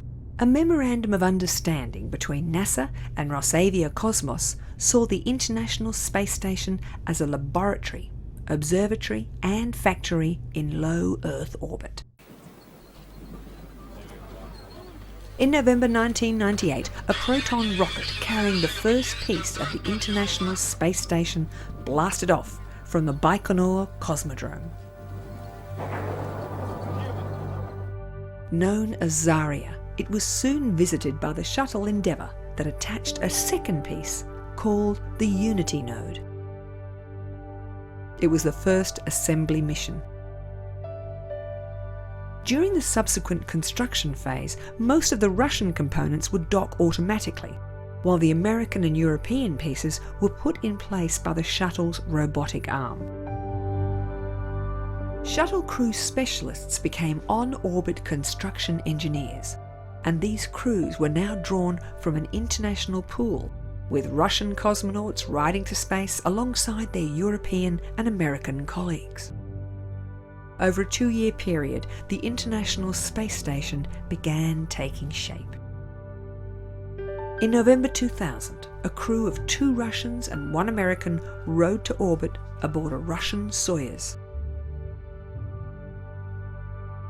Though the space station was only partially complete, the crew of 3 became the first people to take up residence on the ISS. Shuttles and Soyuz capsules visited regularly to add more pieces to the orbiting laboratory and to ferry in new supplies. A different type of astronaut was evolving. People were learning to live in space and not just make quick visits. At this time, not all shuttle flights were to the International Space Station. In January 2003, the Space Shuttle Columbia was being prepared for a science mission. The crew of 7 would carry out a range of experiments for both NASA and the European Space Agency. It was the style of research that would ultimately be done on the ISS.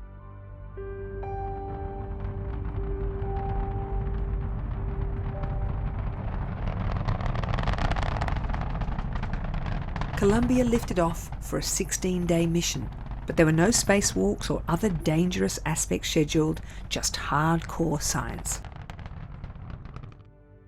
For 4 of the crew, it was their first trip to space. And while they were enjoying weightlessness, engineers on the ground were reviewing tapes of the launch.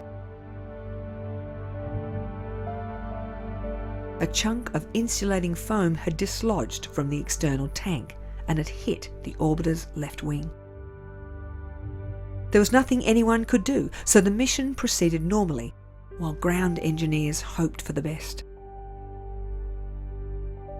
During the return to Earth, Columbia disappeared from tracking radar.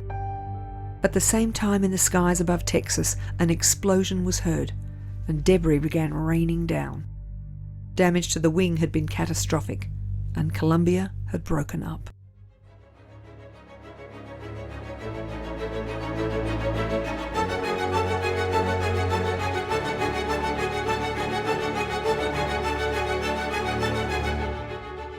Coming up, the wall of EVA.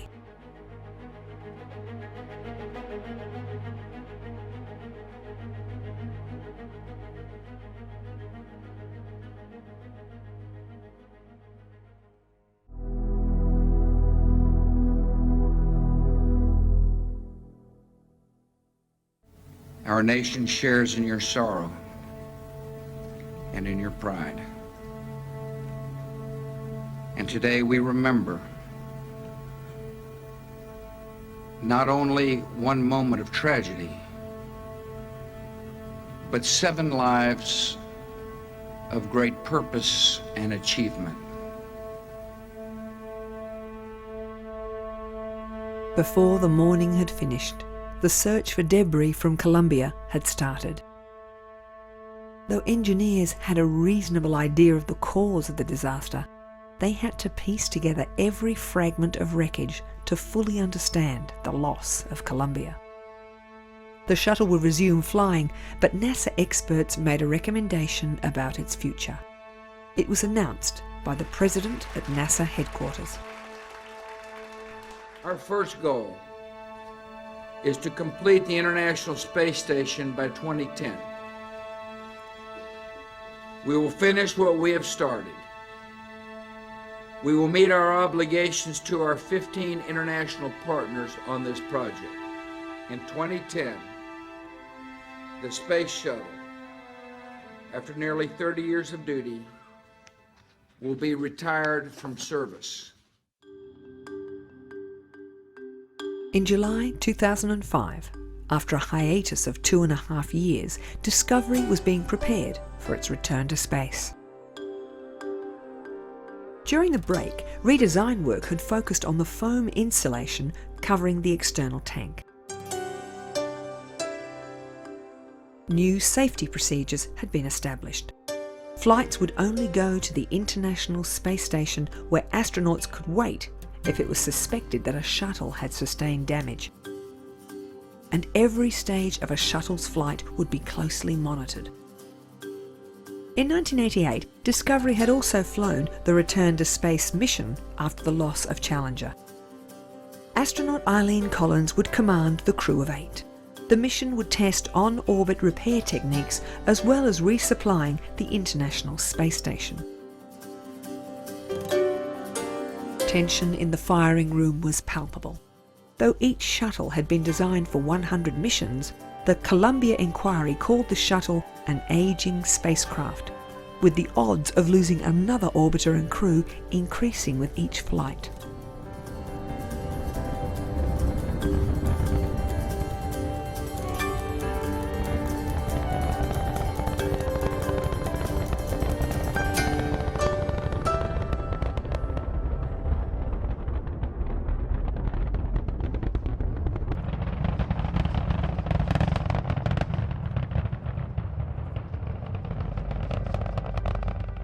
Upon arrival at the International Space Station, Discovery did a slow flip to allow the crew on the space station to inspect the craft for any damage to the thermal tiles. At launch, cameras had again picked up insulation foam breaking free from the external tank. This was not supposed to happen anymore, and although there had been no perceived impact, the new protocol called for all shuttles to perform this inspection maneuver. The craft also carried an extension to its robotic arm that allowed a camera to inspect all areas of the thermal protection system.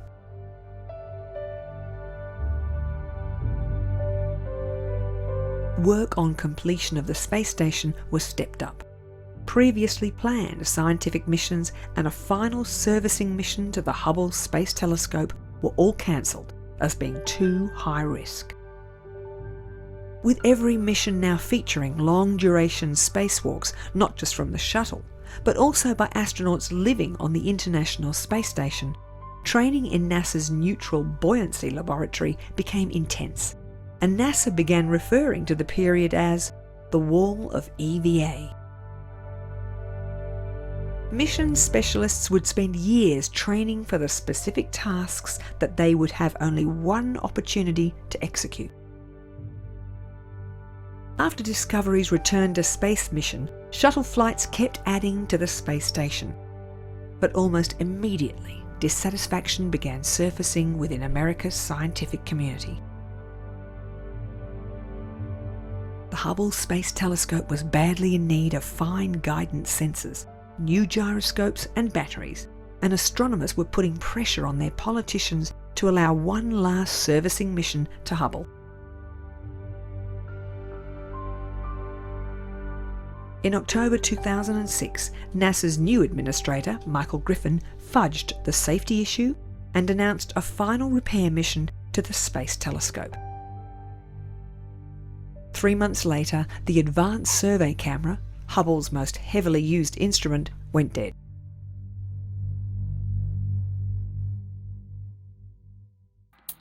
Work on the International Space Station began expanding the role of the shuttle. As well as performing most of the on-orbit construction, the shuttle was now ferrying Russian cosmonauts and European astronauts to and from the ISS, while Americans were riding to orbit on Russian Soyuz craft.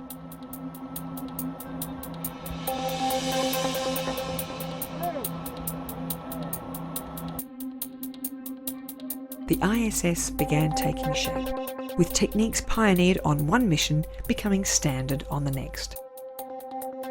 But a new mock-up had been installed in NASA's Neutral Buoyancy Facility. Hubble repair became the focus of one crew destined to be the last to visit the Space Telescope. In May 2009, Atlantis headed for Hubble. After 5 spacewalks, the telescope had been completely refurbished, and astronomy's most valuable instrument was back in business. In July 2011, Atlantis was the last shuttle to fly. It delivered supplies and spares to the ISS. After 12 days, Atlantis returned. It and the rest of the shuttle fleet are now museum pieces.